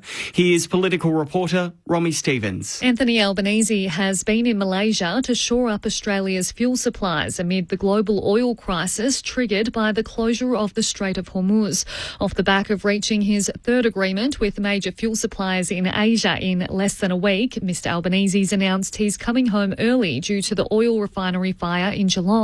The Prime Minister will visit the site tomorrow with Deputy Prime Minister Richard Marles and Energy Minister Chris Bowen. Mr Bowen says the refinery continues to produce diesel and jet fuel at reduced levels, with petrol production likely to be most impacted. The United States has confirmed it's discussing a possible second round of peace talks with Iran following the failure of top-level talks in Pakistan last weekend.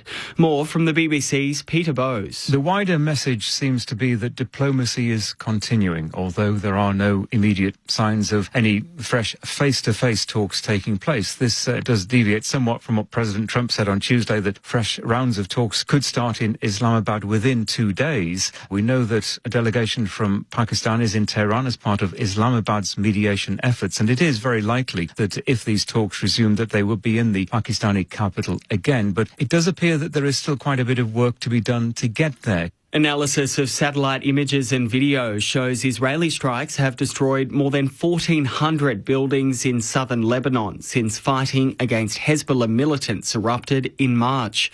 As access to imagery is limited, BBC Verify says it's likely the true scale of destruction is much higher. Russian missiles and drones have struck the Ukrainian capital of Kyiv and other cities overnight, with officials saying the death toll is now at least 16. 4 people, including a 12-year-old boy, have been killed in a missile strike on a residential area of the capital, and Kyiv's mayor says at least 45 others have been injured. Further attacks in Dnipro and Odessa have taken the overall death toll higher. This resident in Kyiv says he and his girlfriend narrowly escaped injury. The first attack happened and we covered ourselves with a sheet. Yana told me, let's get up. And I told her, no, let's wait. We waited and the second attack happened. And then everything flew. 3 windows flew there. It's terrible. Thank God we didn't get up. Here, the debris flew a little. We are lucky. India is considering one of its biggest democratic reforms in decades, a plan to bring hundreds more women into parliament. Lawmakers are debating a bill that would fast-track a 33% quota across national and state legislatures. While there's broad support for increasing female representation, concerns remain over a linked plan to redraw voting boundaries, which could expand parliament and shift political power. Pranita Gupta from the Observer Research Foundation says the move would make India's democracy truly representative. I think for women like me, it instills a sense of confidence that we can participate in politics and we can be part of a parliament, not only as an exception, but as well as a norm. A prominent human rights organisation says a growing number of governments are hunting down critics who have fled abroad. A report by Freedom House names China as the worst offender, followed by Vietnam and Russia. Georgia, Afghanistan and Benin are among those listed for the first time. The report has also found Kenya, Tunisia and Uganda are the worst offenders when it comes to detaining and extraditing people who have opposed their respective governments. Anti-protest laws rammed through the New South Wales Parliament are being labelled as a waste of time and money after they were struck down today.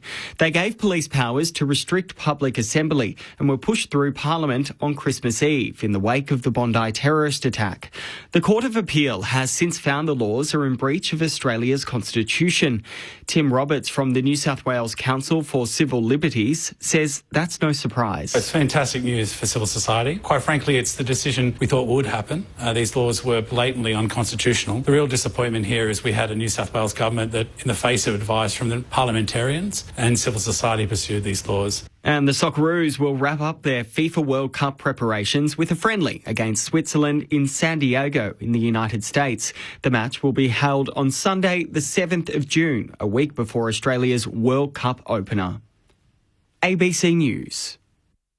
Are there any winners in the cost of living crisis? What's causing the algal bloom? Questions. They've never been more important. So the one thing we'll never question is our duty to keep asking. ABC News. Keep asking. This is the 2026 AFL Premiership season with ABC Sport. The Blues have transitioned this to half forward. Walsh's long kick into the pocket. Harry Mackay takes the mark. Good side for a left footer as Harry Mackay comes in and gives Carlton a perfect start to the second quarter. Inside 2 minutes and the Blues take the lead. Second lead change of the match. Out further wide to Carroll. Got to him on the hop. Ripped into the ground and a heavy tackle by Howe. It's a dangerous tackle, said the umpire. What's the 50 for? Someone gave a bit of feedback, I reckon. He's been asked to be a little more constructive with his feedback as Carroll walks it in and pumps it up into the third tier. It's all Carlton. They've kicked the last 5 in the game. Hits the centre half forward. Over the head of his intended target. Canterbury waited for it. Pack forms around him, comes out the back of the pack to Allen. Hand pass to Membry. Handball away to McCreary. McCreary eyes up the sticks. McCreary slots it. It wasn't pretty, but they all count the same. The Pies finally find a way through the big sticks. The AFL on ABC Sport. On radio. ABC Sport Digital Radio. And ABC Listen. It's an incredible scoreline. So Collingwood led this game after their second goal 2-2 to 1-3. So at that stage it was a 5-point buffer for the Magpies. Their scoring since then, they've kicked 1 goal 7 from their last 8 scores, the Magpies. 1 goal 7. On the other side of things, Carlton rattled off 5 in a row at one stage. They're scoring from that point on 5 goals 2, and as a result the Magpies trail at half time after leading at quarter time by 1. They're down at the half by 14. So it is Carlton 6-5-41 who lead Collingwood at 3-9 at 27. 14-point buffer for the Blues at the long break. This is Thursday Night Footy on ABC Sport. Your thoughts throughout the night, 0437 774 774. Corbin Middlemass alongside Matt Clinch, Brett Delidio and Luke Ball. Your call team with Ben Cameron down on the boundary. In the NRL tonight, start of a new weekend there, the Manly Seagulls are in action and the Manly Seagulls are on top at half-time up in Townsville against the Cowboys. So it's the Seagulls who lead at 22-6. Remembering famously the Seagulls turned on their coach and tipped him out after 3 games in the young season. Now they're starting to put it together under Kieran Foran, their interim coach. So 22-6. Young coach too, Kieran Foran. He's not long retired, has he? 5 minutes out of the game, and now he's going to coach really more than 3/4 of the season. Yeah. He's going to coach basically a full season. What a story that'd be if he wins the flag. As the caretaker. So well done to the Seagulls. They're currently 4th on the table. Yeah, they're 16 points up at half-time. You can find that through ABC Listen, by the way, so just look for the green ABC Sport button. VFL's back this weekend, Clinchy, after the state game last weekend. What are we in for on ABC TV? Yeah, we are going to Coburg City Oval, so as the Coburg side takes on St Kilda, so we might bump into Brendan Goddard, who's coaching the Saints in the VFL, so always a good heartland of the VFL heading out to Coburg. Hopefully we'll bump into Phil Cleary, and we'll see how they go. St Kilda, I mean, the AFL listed sides have proved normally being too strong, but the Saints are struggling this season, so big test for them. So on air from midday on your traditional ABC Channel 2, or available via iView if you can't get that. You can catch up any time too, so even if you don't catch it live on Saturday afternoon, you can go back and watch the full replay of the VFL back home on ABC TV. The teams for the weekend tomorrow night, Geelong and the Western Bulldogs, Dangerfield Blitzarves and Martin all come into the Geelong team. Myers is out injured, Close has been rested, which means Jake Kolodjasny is playing. There's no Jack Henry, which is Australian. I thought he was managed and would come back in, but obviously Kolodjasny played well enough that he stayed in the side. That's a very good point. I think it's game 200, isn't it? For Kolodjasny as well. So was it Tom Harley who was famously on 199 or 198 for a long time and trying to get those milestones? Geelong in the end tend to find it, and more often than not they're at Kardinia Park. But yeah, Jake Kolodjasny gets that milestone after spending a lot of time in the VFL over the last couple of years. Blitzarves up to 300 games, of course, arguably the most versatile player we've seen in the modern era and the way he's gone about it. For the Bulldogs, there were big watches during the week, so Liberatore's a yes, Richards is a yes, Norton's a yes, English is a no, so no English tomorrow night. Same ruck duo, they got touched up by the Hawks. Okay, so they brought in Will Lewis into their forward line to try and bolster. Yeah, Louis Emmett and I think young Croft is going to be his backup. Okay. We'll see how that goes up against whatever Geelong throw at them, which will be Mitch Edwards and all their other versatile types. The Conning or Blitzards. Quick headlines from the rest of the weekend. Petrarca and Humphrey both back for the Suns. Noah Anderson's out with illness. He's had a slow start to the young season. Jack Gunston's injured along with Mabior Chol, so neither of the two key forwards will play for the Hawks. Dawson's out for personal reasons. Obviously, the Adelaide captain after the tragic passing of his brother during the week. Meanwhile, the Sydney Swans, they've rested Dane Rampey, so interesting start to the season. He's not going to play in the Sydney derby on Friday night. Leka Leah comes into the GWS lineup, and Brent Daniels, who's spent more time out of the team than he has in it due to injury, has been managed. Cornelio and Cadman both out injured, so they're the outs for GWS. And then the Western Derby, so it's a big weekend of sort of crosstown rivalries. We've obviously got the Sydney Derby, we've got Carlton, Collingwood here, and we've got the Dockers and the Eagles out west, the 62nd edition. I think we're still doing the Roman numerals and the count up on the Derby tally. Hayden Young is amongst the ins there, along with Mason Cox, who's in line to make his club debut, while Cripps and Yo are both on the extended ins for the West Coast Eagles. So that brings the curtain down on the weekend on Sunday night, the last game of the round, the Eagles and the Dockers. Quick little digression. Prince Harry was down at Whitten Oval. Yep. Led to believe Tom Liberatore gave him the tour alongside Adam Salor and Matt Kennedy. Our biggest claim to fame throughout your playing career, was there someone they brought down to the club who you can think of who you got the chance to shake hands with? Well, yeah, I got to play catch with, oh God, I can't even think of his name now. Who's a quarterback? Cam Newton. Cam Newton, yeah, that's him. But I got to have... Not an NFL guy, I'm happy with that. Well done, good shout. I had kicked a kick here on the MCG when Real Madrid came out with Gareth Bale. Okay. Yeah, so that was, I was teaching him how to kick the footy. So that was something pretty cool that we got to do. What about you, Bally? A really quirky one for maybe our older listeners. I actually was a pallbearer for Graham Kennedy. Oh, wow. Graham Kennedy, the TV great. Yeah. I never met him. He was You never met him, obviously a Saints supporter. He passed away, and obviously one of the family wishes was, and it was the leadership team, flew to Bowral, where he lived, and carried his coffin out. Something you never thought you'd do. Yeah, something a bit different. It just came to me when you said that. Because I was going to. I mean, the Saints famously have Eric Banner and Shane Warne down in the rooms, and I wasn't there the year before I got there. I remember Miranda Kerr popping down to Collingwood training, getting a photo with a few of the boys. But yeah, there you go. Anyone still with us that you ran into across your football career? I'll leave it with you. I think Miranda Kerr's with Murph, isn't she? Rod from Coachella. I think so. Probably. What about you, Corby? Anyone you can lay claim for? We had a couple of beers last Sunday, mate. Ray Chamberlain. We love Ray. Give us yours, Clinchy.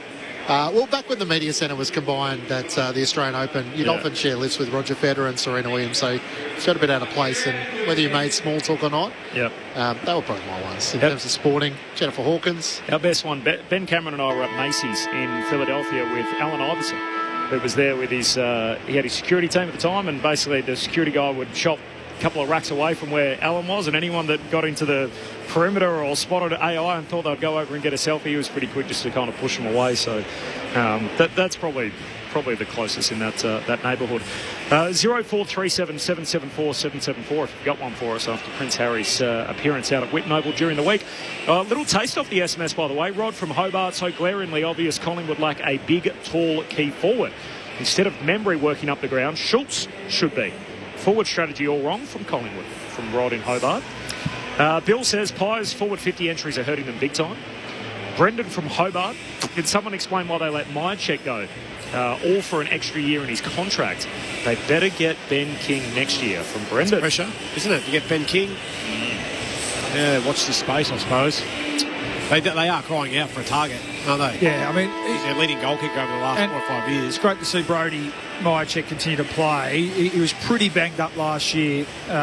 We might sort of tend to forget that. He was nowhere near his best. But you're right. But you can only work with who you've got down there. So, they need more out of, as we said, Tim Membry. He's just got to keep working and providing an option. And Dan McStay as well. King, Walter and Lewis all off contract at season's end as key forwards. Value for money and bang for buck. Who would you want if you were the Pies? Who was the third one? Mitch Lewis. Mitch Lewis? Oh, Mitch Lewis. Who would I want? Jed Walter or Ben King? Oh, you'd be going after Ben King. But he'll also... But you've got to pay. So I'd go Walter. Yep. I think. Value for money. All right, second half upon us. Thursday night footy on ABC Sport. Your thoughts throughout the night. Footy's back on. It's Carlton by 14. You with Matt Clinch. And Pitnet takes it out of the ruck. Can't pass away to Paddy Cripps, who sends a high ball inside 50.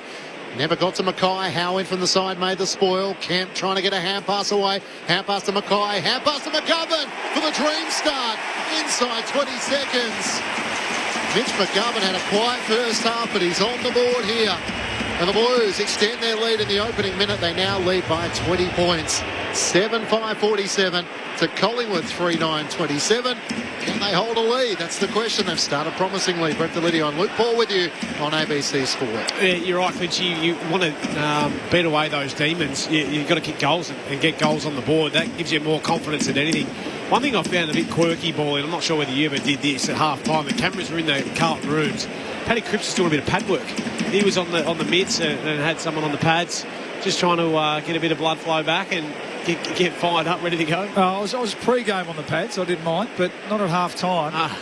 Needed by then try and save as much energy as you can by half-time, but that's a dream start for the Blues out of the centre again. Hitting that down to Paddy Cripps, gets his arms free, handball away towards Walsh. Carlton again going forward, kicks to centre half forward, looking for McGovern. McGovern went to spoiler in, tried to claim the mark as he plucks it, and the umpire says no, enough on it from Maynard. And they'll share it back to the umpire, who tosses it up, true centre half forward for the Blues. 20-point game. Carlton on top. Byrne out of traffic. Got it to Chera. Sells the dummy around Pendles. Chera's kick misses. Out to the left and behind. Oh, a little taste of the own medicine there. Scotty P. Sold it to a few over the years, hasn't he? Yep. 21 points, equal game high, Carlton's way. Maynard into Houston. Collingwood happy to get their hands onto it. Kick up towards Cameron. Spoiled away by Pitnet. At the back, Wiedering gathers for the Blues. Hand pass to Newman. Surrounded by two Pies. Back to Wiedering. Dribbles a kick up the wing. It'll work for Carroll. He runs onto it on the left boot. Beautiful poke kick to the top of the 50 where Ainsworth takes the mark. He wants to give it off. Down low. Kemp just got his fingertips underneath. Sort of an odd choice given everyone had stopped, but Kemp was leading up in front of Maynard, and he marks 20 metres closer to goal. Slightly right of centre and 25 metres out. Well, there was no one on the mark.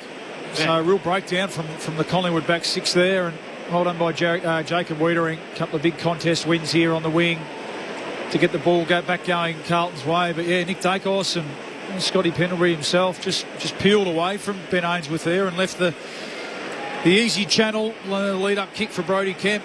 Really should kick this. 2 goals so far in the match. Brody Kemp looking for his third.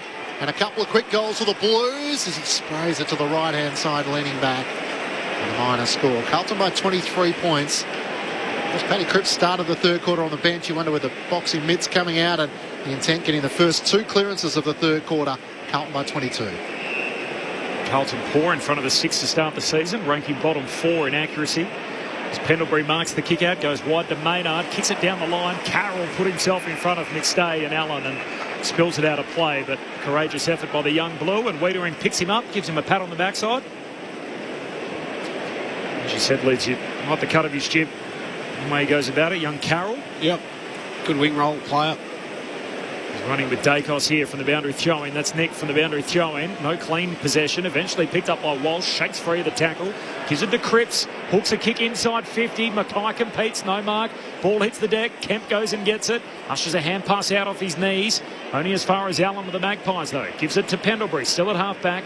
Hand pass away to Maynard, to Perryman, to Lipinski. Lifts it over the top to Allen. Shoots a hand pass inside. Bursts through the hands of McCreary. Pitternet goes and gets it. Carlton now back with it. To Chera. Hand pass laterally finds Ainsworth. Kicks down to half forward. It's a good kick. And Kemp marks just outside the 50. Dabs it further afield. And Evans reaches up and takes it in that channel at right half forward. Their ability now to hit targets has been on show in the start of this third quarter. The Blues just been able to get their hands on the footy, much like the second quarter, wasn't it? The Pies just couldn't get their hands on it in the contest or be able to get it back off the Blues. Started really well in this second half. It's a big kick, really, to capitalise on their dominance here early in the third. and extend a game-high lead. Evans from the set shot, barely got the distance. In fact, he doesn't. It's marked on the behind line by Cameron. Collingwood back with it. Ben Cameron on the boundary. Just some byplay in back play. So Nick Newman getting stuck into Bo McCreary, suggesting he might have just ducked his head a little bit in a marking contest. Frampton turns it over out of defence. Cowan takes the intercepting mark. Inside 50, the Blues once more. Mackay has 3 to compete against. And would you believe it, they've given away a free kick. Mackay was held. Will take the free kick in the left forward pocket. He's only about 20 metres out from goal. It's Darcy Cameron trying to get back to help, but had an arm across the key forward. As soon as you put that arm around, it's a sure sign there for the umpire to pay that free kick. So I understand trying to get body contact on and be aggressive, but put an arm around, pay the price. 6 inside 50 to none to start the third quarter. Harry Mackay looking to make it count, and he misses. So 1 goal 3 through the opening 5.5 minutes of this third quarter. The Blues have had 4 clearances. They've been inside 50 6 times. Collingwood haven't got it past halfway. 23-point lead the Blues way. The Blues have got an opportunity to break Collingwood here, to really take their opportunities early in this third term. And it's lasso. In the end, a long kick out to half-back. Darcy Cameron spills the mark and then inadvertently soccers it out of bounds.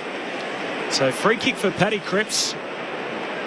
The margin at the moment, a game-high 23 points, but as Clinchy said, 1 goal 3 in the quarter. Some gettable set shots go begging. Cripps lays it up to full forward, and Darcy Cameron picks it off. Intercept mark at fullback for the Magpies. 7-8 to 3-9. Carlton by 23. Short to Howe, short kick to Anderson. Angus Anderson at half-back. Long kick to the wing. To a genuine one-on-one. McStay and Wiedering. McStay had a fair piece of it. Couldn't complete the mark. And gobbles around off a couple of shins. Spills to Jack Crisp. Tried to fend off. Almost mowed down. Got a kick away inside 50. Haynes intercepts for the Blues. Gives it to Ainsworth.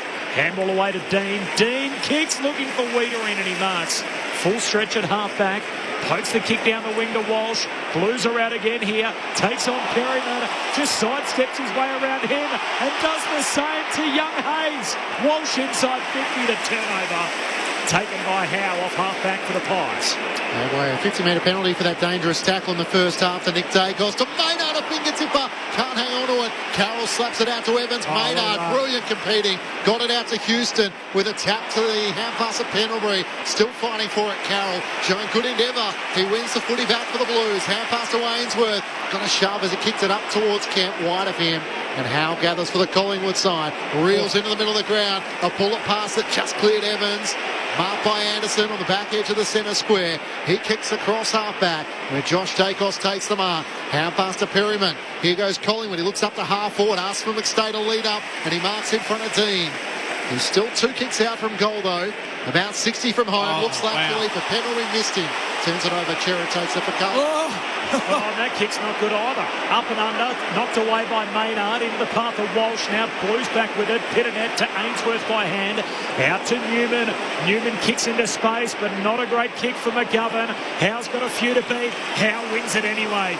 He dishes it off by hand to Frampton. Handball to Darcy Cameron. Back to Houston. Short kick laterally to Lipinski. And all of a sudden, the next goal in this game feels significant. Carlton by 23. Off half-back, Perryman collects on the bounce. Gives it to Josh Daicos. Kicks in the middle of the ground. Finds Jack Crisp. His kick slides to centre half forward. Membry under the pump. Hand pass deeper forward. Elliott runs onto it. Elliott turns and goes. What the Pies needed. Can Elliott be the fire starter? Collingwood with just their 4th of the night, 4-9-33. Carlton 7-8-50. Now the Blues have left some chances out there early in the third. We're 9 minutes into the quarter. Carlton by 17. Thursday night footy on ABC Sport. I tell you what, the lead up to that goal, you're not going back to watch that ever. You're burning it. You're not. That's commentator's nightmare. Apart from Jamie Elliott actually knocking it through. That was just turnover, missed kicks. Blokes are out all by themselves and a dribble along the ground. Adam Chera kicks it into the back of Sam Walsh and it goes straight up the chimney. My goodness, that was just a comedy of errors, wasn't it? But I tell you what, that finish at the end was actually pretty handy. Can they get him going? I hope so. Yeah, I hope so, for Jamie's sake. Just every now and then it feels like 13th versus 16th, and Elliott on instinct there. Nick Daicos in the middle of the ground, gets a hand pass away. Steele, hand pass to Long, kicks up towards half forward. Keeping his feet was Hayes, trying to knock it forward. Haynes comes crashing in. Ron Steele gets a hand pass away to Elliott, chips it into the pocket, and Hayes latching back, takes the mark in the right forward pocket. He's heading in against the boundary, Will Hayes. Western Australia might have to have the shot on goal now. Good clearance win. All of a sudden they're getting some run off half back, getting some overlap, and you're right, can that get Jamie Elliott going? Beautiful finish. Now he sets up young Hayes. He's had a pretty quiet night. He's trying hard, he's working hard, just hasn't fallen for him yet. These are the half chances that you've got to take as a small forward. 56-20-24 in for DeGoey, and Sidebottom puts it at the top of the goal square.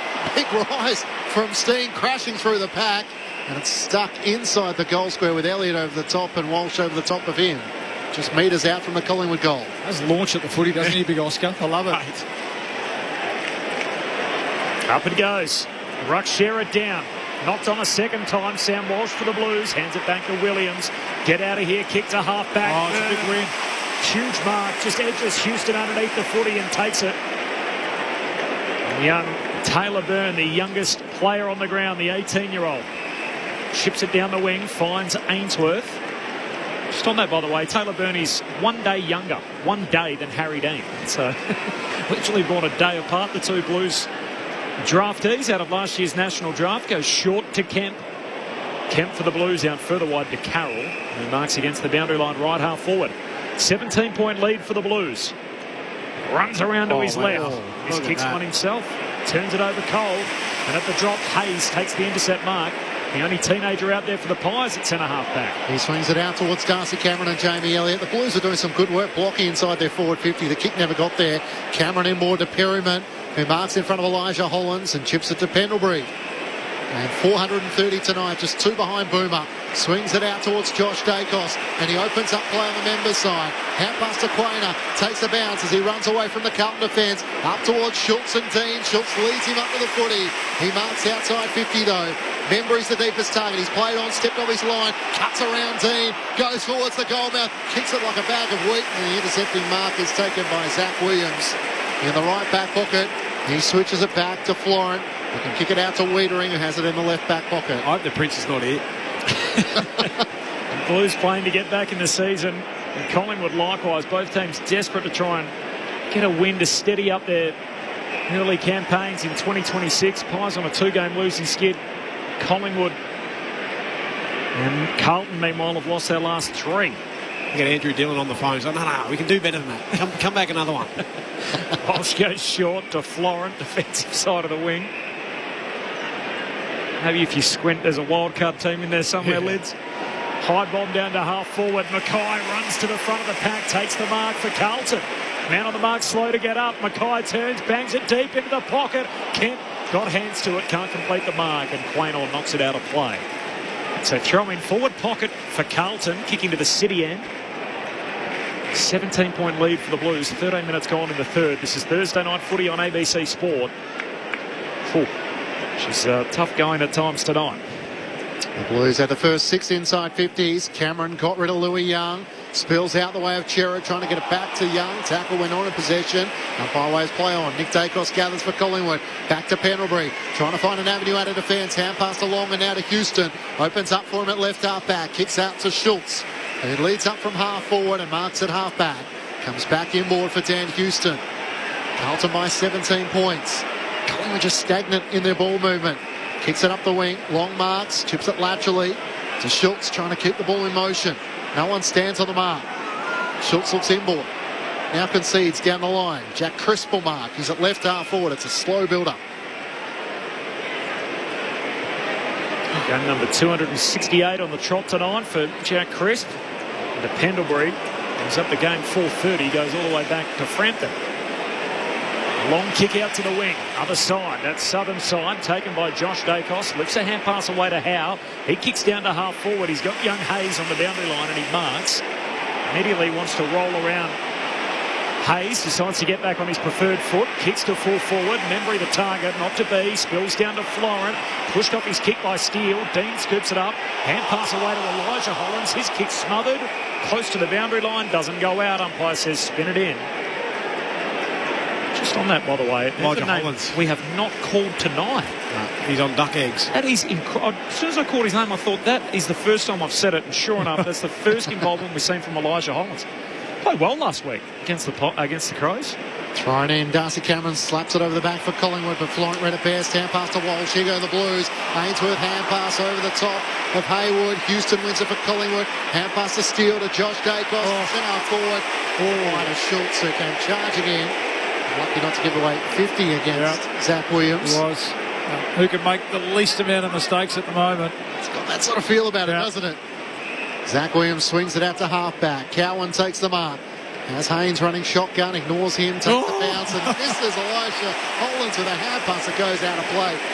You know, the Prince might be thinking, some of my skills weren't that bad in hindsight. Should check on the weather down there, Ben. How's the swell factor? I thought that swirl impacted that handball out of bounds, Paulie. You're understanding. Have a look at the flags, Ben. Look up on the flags. They're going nuts. I've even called in the members sitting behind me, and they told me it's not windy down here, Paulie. I saw someone's fake hair fly off before me. That's why we got the boundary right. He's down there in the elements. Our man Benny Cameron as Josh Daicos got it from brother Nick.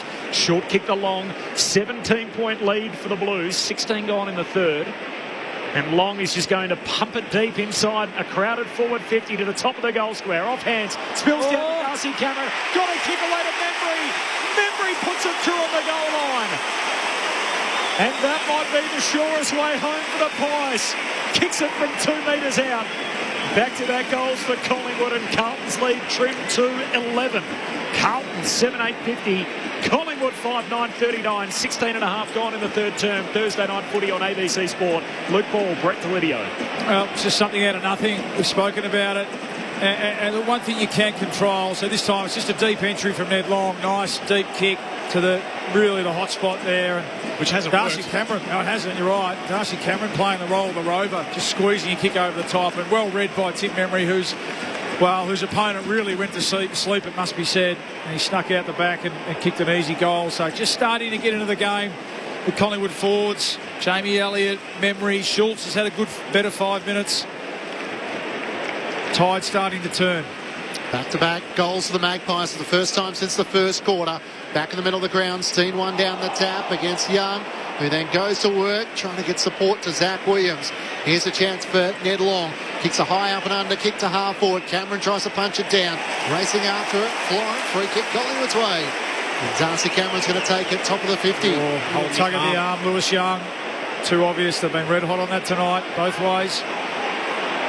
He waits for options, and Steele leads up and he marks. He's only about a couple of metres closer to goal. Hand pass to the runner, Josh Daicos. Kick is smothered by Elijah Hollins. Ricochets out to Jagger Smith. Trying to get a hand pass away. Knocks it to Newman. To Dean. Under pressure. Gets it back to Smith. A clearing kick out towards Kemp. Howe goes for a ride on his back. It's not the vintage Howe standards. He only got a quarter of the way up, but a good mark. Goes laterally to McCreary, who marks in the middle of the ground. 11-point lead for the Blues. Poor kick. Kicks laterally to Perryman, punched away by Byrne. Perryman at the drop, got it. Handball to Allen, caught. Dispossessed, Lipinski jumps on top of it. Collingwood back with it. Handball to Perryman. His hand pass looking for Anderson. In the end, Cripps jumps on top of it for the Blues. Attracts a crowd. It's only Carlton players in at the bottom of that pack, holding the ball. Clever by the Magpies. Two of them on there. The only two guys in the bottom of that pack were Florent and Cripps. All the Collingwood players stood back, and after they'd had plenty of time to get it out, the two Blues. Well, they look a bit tired, don't they? All of a sudden, fatigue. That's the actions of a tired. Oh gosh. Wow. Oh, gee. Anderson's kicked as high as the floodlights. He fell over. Taken by Kemp, who marks at centre half back for the Blues. He fell over as he kicked that. Took him off his feet. The wind's that strong. Kemp goes laterally, that's no good. Steele breaks it up and then inadvertently sends it out of play. Lasso, last disposal, free kick Carlton. An error-riddled game. It's an 11-point lead for the Blues, approaching time on in the third. Can we get a camera on Harry? Where is he? Nick Newman long up the wing in front. No mark claimed in the end by Elijah Hollins as he tries to tap it out. Perryman lays the tackle on the umpire. We'll ball it up on the wing. Carlton by 11 points. 7-8-50 to Collingwood 5-9-39. The Pies with 2 straight to the Blues 1-3 in this third quarter. Rowan Steele goes racing after it, shovels out a hand pass to Josh Daicos. To Long against the boundary line, back to Steele, awkward bouncing ball. It gathers. Jagger Smith takes it for the Blues, gives it back to Newman. He just squeezed the kick up the wing. Cameron comes in from the side, can't juggle the mark against Cripps. It spills out the way of Josh Daicos of Collingwood. Inboard to Lipinski, spoiled away by Pittman at the last moment. Hayward gathers, hand pass to Florin, his former Sydney teammate, gives it back to Hayward. Back edge of the centre square, long kick over the head of Byrne, a beautiful kick. They just put it out into space and racing back. Marks in front of Quainer, and he is within distance. Out to the right. Great kick. 45 metres out, and boy, did we need that. I would have thought you could drop punt and you can actually find a chest. That stand out, that kick. Oh, goodness. Get some penetration. Penetrating 55-metre, beautiful kick. And it was just a space, wasn't it, from Hayward? And in the end, young Byrne, who's been pretty good. He's had some big moments, hasn't he? Yep. Got out the back of Quainer. What a kick this is now for the 18-year-old. The Pies have booted the last 2 goals of the match. They need someone to stand up and fight the tide. Byrne veers out to the left, stays out to the left. It's not coming back, and will it scrape in for a score? It will, just in for a minor score. Carlton's lead is 12 points at the 21-minute mark of the third term. Thursday night footy on ABC Sport. I don't need to remind Carlton fans, 7 times under Michael Voss in 100 games they've led at 3-quarter time and not come away with the 4 points. And they're hanging on to the, what is it, a 12-point buffer here. Rowan Steele off the back flank, spots Josh Daicos, who marks, kicks it long to brother Nick, slides through to a little champ at high half forward. Walls close in as Williams comes to get him. Hand pass back to Josh, tumbles a kick down to half forward. Anderson under pressure, coughs it up. Williams to the Blues, to Ollie Hollands. Tumbles a kick back down the wing, picked up here by McGovern, runs away from Howe, kicks in the middle of the G. Burn out to Meadows. Did he get a shove in the back? Yes. Advantage applied as Smith takes it. Kicks out in front of Mackay. Collects on the bounce. Hand pass away to Evans. Evans hooks it to full forward. McGovern marks. Plays on. Pumps it up into the top deck. Carlton with a bit more breathing room. McGovern with a couple. And the Baggers with a 3-goal lead. Thursday night footy on ABC Sport. Carlton 8-9-57, Collingwood 5-9-39, 22 gone in the third. Luke Ball, Brett Delidio on ABC Sport. Again, they did their best to try and muck that up. It was, they won the ball back and done it really well.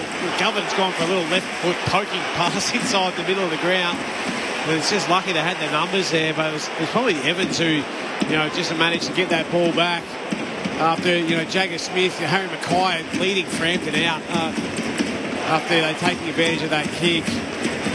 Frankie Evans getting it over the top to McGovern, who worked hard after being in the middle of the ground and put that nearly to the third tier. McGovern joins Kemp as the multiple goal kickers for the Blues.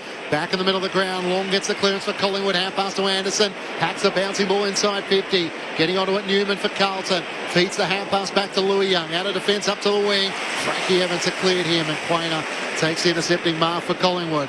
The Blues by 18 points, 2-4 to Collingwood's 2 straight in this third quarter. Maynard links up for Collingwood, sends it out wide for Perryman, who tries to find a good avenue, and leading up McStay marks. He's just inside 50, out to the right, leaving Wiedering in his trail.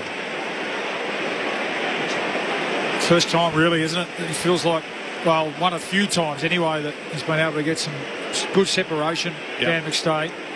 He's had to go far and wide for it. It's going to be a tough kick, but right pocket for a left footer. He'll take his best. The 30-year-old, Collingwood recruited him, hoping he could be one of their key forwards. Here he is from right on 50. It's a good-looking kick, and it's straight through the middle. Living up to the expectation. He puts through his second, and Collingwood answer immediately back. Back to a 12-point ball game. Carlton 8-9-57 to Collingwood 6-9-45. Thursday night footy on ABC Sport with Luke Ball and Brett Delidio. Yeah, it was pretty well done there by the Pies, wasn't it? They were just patient across the middle of the ground, back into the middle, long to Maynard running past, and there's a little chip wide to Perryman, but no one really came at Perryman, just gave him that open kicking lane, so he had time to assess his options, which gave McStay the chance to actually get that separation, which he hasn't been able to do on Wiedering. Nice pass from Perryman and a great finish from McStay out there, as you call, Bally. Right side for a left footer. Knocked it through from 50. Has Elijah Holland's not been playing as much? Like, is he more on the bench than... No, he's out there. He's running around. Pitternet grabs it out of the ruck. Quick kick forward for the Blues. Knocked away by Quaynor into the path of Carroll. Carroll sends the Blues back inside 50. Mackay has it knocked away from him by Frampton. This is a live footy on the deck inside Carlton's forward 50. They all pile in on top of it. Perryman's on the bottom of the pack and he's penalised. Holding the ball. Free kick for the Blues at centre half forward. Yeah, you could see what was happening there, Bally, couldn't you? He wanted to get that ball back and away from Evans. And then he lifted his legs to try and tunnel ball to get it out. But Evans did such a great job of being able to lock that ball in. There's not a chance that ball was coming out. Once you dive on it, it doesn't come out. Trouble, as you call.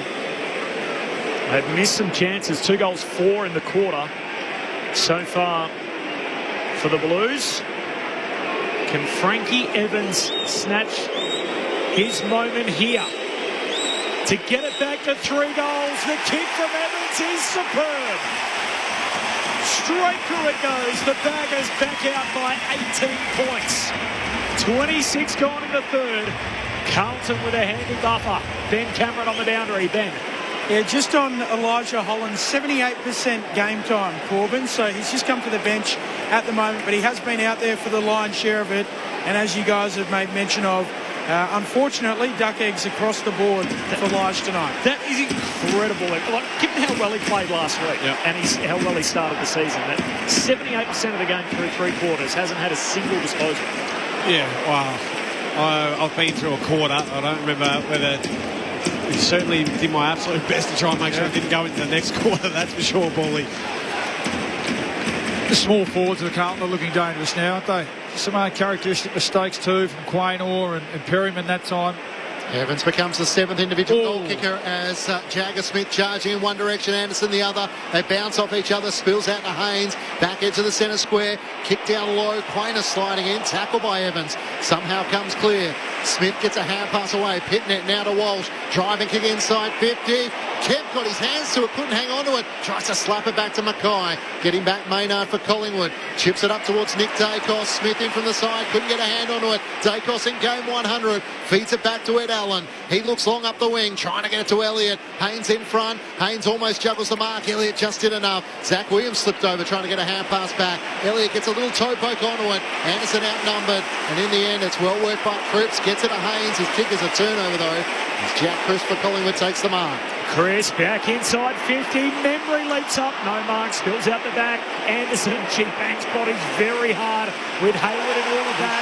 Clearing kicks picked off. Houston gives away the 3. Just shoving Ainsworth, and that'll do us 3 quarters. And Carlton ended up winning the term, and they extend what was a 14-point lead at half-time to 18 at 3-quarter time.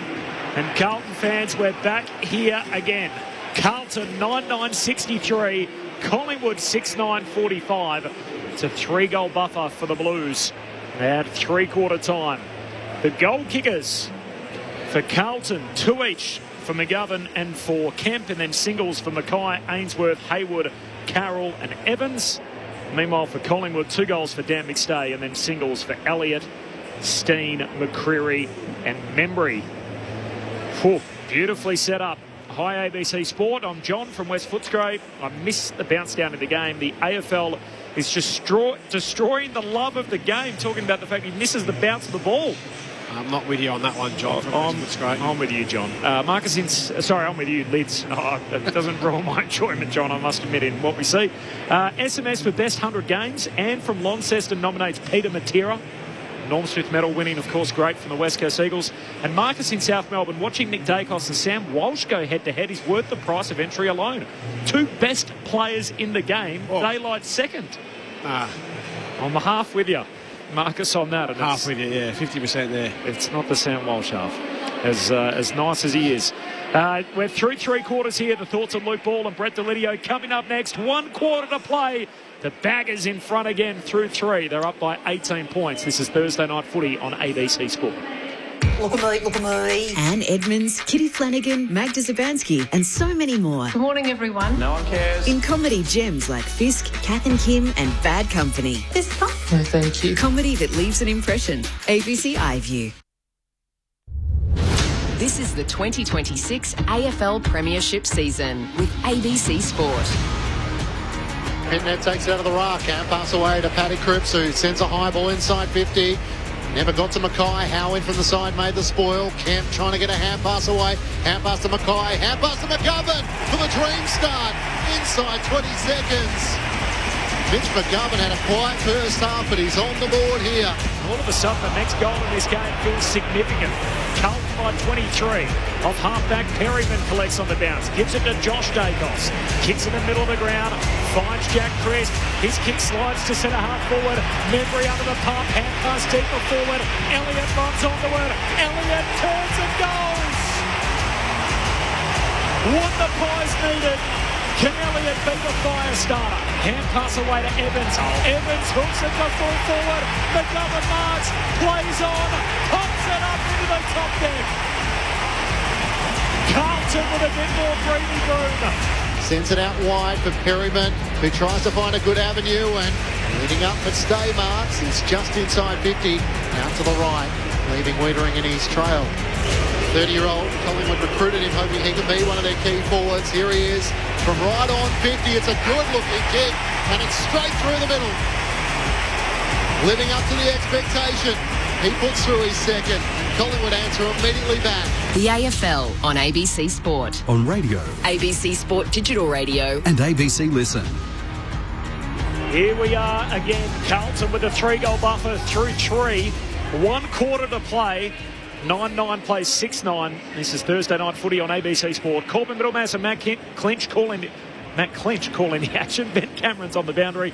This is Luke Ball, the Premiership Pie, and the All-Australian #1 pick, Brett Delidio, with their take to three-quarter time. Excuse there, Corb. It's been that sort of game. Slipping over your own tongue, but clangers everywhere. Gee, that was a hard watch, that quarter, Liz, wasn't it? I mean, let's start with the effort and the intent is there. And if you're a Carlton supporter, I don't think you can question that. And that really hasn't been the knock on them, has it? No. We've spoken about when the ball is in a contest, you can tell their effort was really good. They had some terrific efforts across the board too from both senior and young players there in key moments. And in the end, that's what gives them the lead and the opportunity to win the game, because their ability to execute then across the board largely, both in front of goal and just with basic skills across the ground, is the thing that's letting them down a little bit. But then it caught on, because Collingwood had kicked the ball pretty well in the first quarter and a half, not for goal, but in general play. They started to fumble the pill and make mistakes as well, and then it became, who wants to handle it with some sort of care and give themselves a chance to score. And it wasn't a pretty quarter at all. But in the end, no damage done. You felt like when Elliott kicked the goal, and then they followed up with a goal after that to Memory. You thought, okay, maybe they're going to start to turn the tide. But then again, some key contests were won. Young Frankie Evans has been involved in a couple. He sets up Mitch McGovern for his goal, and then goes back and kicks one himself. And their 3 goals, they hold that three-goal lead into three-quarter time. So it was the start of the quarter for mine. I feel like they couldn't get their hands on it early. Carlton went bang bang, and then they're -10 in contested possession and -5 in clearance. That's what Carlton need to do to beat up on Collingwood in this game, despite all the skill errors. But their endeavour is there. They're trying to. They just lack that polish to finish their work, don't they? Unfortunately, but. So let's see now if McRae does spin the magnets around a bit, or does he stick with his charges and make the point that we know Carlton have been in this position a lot, in the early part of this season, and let's see if we can, really put them to the test early and see if we can try and get those demons to come out in the blue jumpers. So what role does that play here? Is it I think it's there. Intangible? Yeah, no doubt. I think it's there. Or get the first one and she's on. Yeah, we spoke AFL Saturday last week, Corb, about the mental versus the physical side of it. Clearly, there's a physical side of it. Some of them, struggle to continue to cover the ground like they are, but then can they adjust the game? Can they maintain possession for a bit and take the sting out of the game and go on and win it? Ben Cameron on the boundary, Ben. I think to his credit, you wouldn't know that Elijah Hollands hasn't touched it. I mean, he's quite eccentric in sort of his movements around the ground, but he's encouraging his teammates, slapping them on the back. You wouldn't know. 18 points, the Blues lead. Final term underway. Nick Daicos soccers it forward. Schultz hands it to Chris. Handball to Nick Daicos. Gives it to Darcy Cameron. Hooks a kick across the body to the goal line. Nice work, Haynes. Spoils. Still alive. Nick picks it off on the line and goals. In game 100. The best 100-game set we may have ever seen. Starts the Pies scoring in Q4. And Collingwood back within 2 straight kicks. Collingwood 7-9-51. Carlton 9-9-63. 37 seconds gone, final term. This is Thursday night footy on ABC Sport. Wow, he got the centre clearance, just soccering it off the ground. Fed the ball up, got it back. But then just continued to run. And that's what I talk about at the start of the game. His work rate and wants to impose himself on the game. He went all the way to the goal line. Sure enough, the harder I work, the luckier I get. What happens? It lands in your lap. You're able to turn it around and bang one through. We spoke about getting that first one and put the Demons inside the Blues players' heads. Well, we've got to win this clearance, Carlton. They're back there again, aren't they? Steen up against Pitnett. Big collision there as charging in. Steen down low and Chera trying to win the footy. So the game's crying out for class, isn't it? And the Nick's the obvious one. Walsh stays with him. He's got the match-up. It's going to be a fascinating last quarter. Pitnett won it down. Walsh trying to take on the tackler. He's penalised. And Anderson will win the free kick for Collingwood. The Blues led by 22 points at three-quarter time against North Melbourne. Lost by 10. Only kicked 2 goals to North Melbourne 7. Led by 12 points against the Demons. The D's came rattling home, won by 23. Inside the attacking 50 for Collingwood. Cameron's there. Spoiled down to the front. Chera tackled by Jack Chris. The umpire crosses himself and will ball it up 30 metres out from the Collingwood goal. Carlton's lead is 12 points. Thrown aloft. Pitnet wins down the tab against Cameron. Ollie Hollands gets a hand pass out looking for Walsh. Here's Nick Daicos again. Tackle by Walsh. Hand pass to Chris. Gets the hand pass away. Steal across his body. Long to the goal square. Rising up. Almost Oscar Steen. Can't take the mark. Carroll gets a hand pass out. Haynes on the last line to Wiedering. Wiedering with a get out of here kick to half back. Camped underneath at Pendlebury. Quaynor puts his fist through it. Into the path of Jack Crisp. Hands it back to Josh Daicos. High bomb right to the goal line of mark. And a little nudge from Oscar Steen. He hangs onto it. Young Dean hit the deck. And Oscar Steen marks outside the goal square 5 metres out.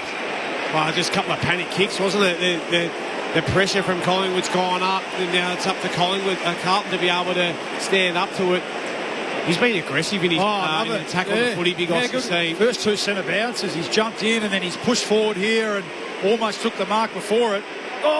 He squeezes it through. Steen goals and the Pies are knocking on the door. 9-9 to 8-9. And just like that, 3 minutes into the final term, Carlton's 18-point lead has evaporated. It's down to 6. Thursday night footy on ABC Sport. Luke Ball, Brett Delidio. That ability just to get the ball out of the clearances out of the centre bounce initially was Walsh tried to drive his legs and get out of there, didn't he? But it was a big tackle from Anderson. And they just fought and scrapped. And finally got it back through Wiedering. Big dump kick out. Big fist from Quaynor. But then it was just Oscar Steen standing tall, big body on young Harry Dean. Can't put the blame on a first year up against the second, third, fourth year ruck. 13 disposals of 5. Collingwood have put in 2 goals. Cripps, Chera, Walsh is in there. Steen up against Pitnet. It spills out the way of the Blues. Smith is over the top of the footy. Eventually it does come clear. Cripps tries to barge his way through. Anderson on the bottom. Pendlebury out to Nick Daicos. Here they go again. Inside 50 over the fingertips of Elliott. Racing back Wiedering. Gets there first in front of McStay. Kicks for Carlton up the wing. Turns it over. Ryan Steele marks for Collingwood at left half forward. 24-year-old. Reloads for the Pies. Kicks to the hot spot. 2 Blues collide in the air. At the drop, Hayes, the youngest Magpie with the goal. Scores level. It's taken only 4.5 minutes. And the Blues' 3-goal lead is gone. Scores level at 63 apiece. And Will Hayes, in his 4th game, kicks his first goal of the young season. 9-9 to 9-9. Thursday night footy on ABC Now I know why Murph's in Coachella. Well, we mentioned Nick Daicos, who's clearly lifted this quarter, but it's been the young brigade. Oscar Steen in the ruck, jumped up again, followed up, aggressive tackle, and then the long ball in, panic from the Carlton defenders. Ollie Florent spoils his teammate there, Nick Haynes, and young Will Hayes, who has worked hard. We spoke about that. Opportunities are hard to come by for small forwards. Keep presenting and it'll come for you. Steen out the middle to Nick Daicos, 5-0. The clearance is inside 50 once more for Collingwood. McCreary on the bounce, ducks the tackle. Half pass to Cameron, half pass to Lipinski, curls it on his left, Wiedering on the goal line, gets a hand to it. That would have been big. They are an avalanche, Collingwood at the moment. And for Carlton, it's stage fright all over again. And the Pies take the lead with that behind at the 6-minute mark of the final term. For Carlton fans, it's happening again. Less than 6 minutes, a 3-goal, 3-quarter time lead is now gone. They've fallen behind. So Ollie Holland, short along the boundary line, finds Hayward at half-back. Dangerous centering kick. Anderson breaks it up. Walsh has got to go get it. McCreary beats him to it. Attracts a crowd. Ball up, centre-half forward for the Pies. Well done, Anderson. Good read. Just the ball hung in the air for just too long, didn't it? What is going to change for the Blues? As they say, if nothing changes, nothing changes. Cripps, handball picked off. Elliott gave it to Nick Daicos, who's coat hanging. And then he's got Cripps right on top of him for his troubles. There's Paddy Cripps trying to throw his weight around. Nick Daicos palms it off. Away to Lipinski, who kicks it on the run. They are a fire that can't be put out, the Magpies. Hot Pies at the G.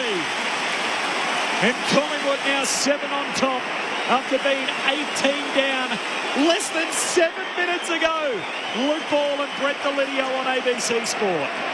Well, you look at the possessions, 25-11. They just can't get their hands on it. Carlton contested possession. They've swung that around. They're +5 now, the Pies. Clearances, 6-0. That's why the ball's just living in their defensive half. The Blues, they cannot. Daicos just a lazy 7 disposals to start this final quarter. 3 contested possessions, 3 inside 50s. And what do you know it? 3 score involvements. Unbelievable. Paddy Cripps is the only midfielder for the Blues that's touched the footy in the first 7.5 minutes. Not sure what they can do. I mean, Walsh sticks to the task, but sometimes here he is again. Steen wins down the tap, got it to Nick Daicos, to Cripps, who kicks up inside 50. Elliott comes leading out, can't take the mark. Florin almost took too long, run down by McCleary. Just got a hand pass away. Ollie Hollands fights for the footy, bounces into Nick Daicos, it spills out. Chera's hand pass to Cowan, hand pass over the head of Hayward, links over the top to Ollie Hollands, and now to Paddy Cripps. They get some territory. He feigns the sidestep. Hand pass missed Ollie Hollands though. Houston lays the tackle. Ball spills clear. Hayward over the top trying to lock it in with Ollie Hollands there as well. And they'll take the stoppage, Carlton. This is what our game's like. Prince, Mr. Harry. This is got a bit more excitement about it. 4 unanswered goals in the first 8 minutes, to the first 7 minutes really, to start this final term. And from 18 down, Collingwood now lead by 7.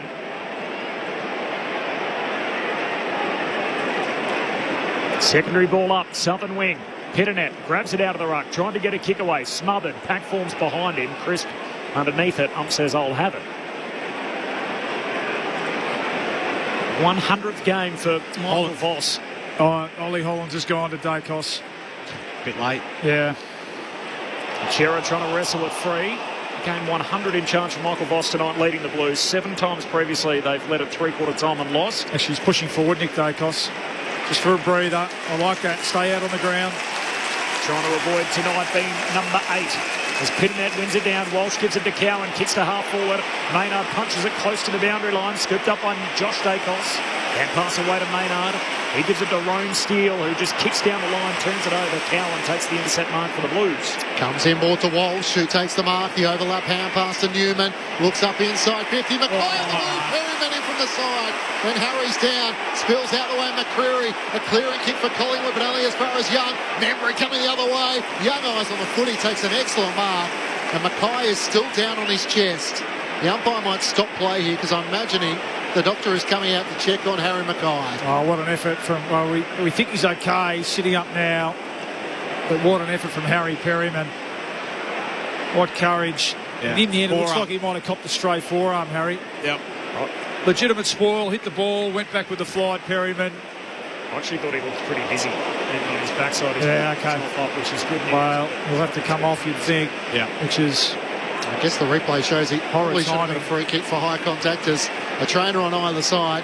He'll have to come from the ground and do the HIA assessment, and that's no good for Michael Voss, who's down on the bench. Ben Cameron is down there. Craig McRae's there amongst the players as well, Benny. Yeah, just not a very good sign here. As Harry started to head towards the bench, I don't think he knew which direction the bench was in. He sort of started veering towards sort of left half forward at the punt road end, then had to be almost redirected towards the benches. So, he looks a little groggy at the moment, Harry. Hopefully he's okay. Ollie Florent tried to run through the mark to receive a hand pass. Come on, Ollie. You've been playing for 8-10 years now. Cannot do that. Has to go back to Louis Young. So we send the Blues inside 50 without Harry Mackay. Pitternet got hands to it, can't take the mark. Kemp dumped in a tackle by Maynard. It's in the left forward pocket for the Blues. Collingwood lead by 7 points. We played 11 minutes in the final term. The Pies with the first 4 goals of the final term to take the lead. Pitternet and Cameron wrestled. They both hit the deck. The ball bounces off the numbers of Cameron. Long-hatted, kick smothered, spills to Walsh. Big tackle in from the side. McCreary runs him down. Elliott wins the footy. Centre half back, turns it over himself. Carlton back with it. Carroll gives it to Young. Young a high bomb to half forward. Perryman looking over his shoulder, takes a one-hander running back with the flight.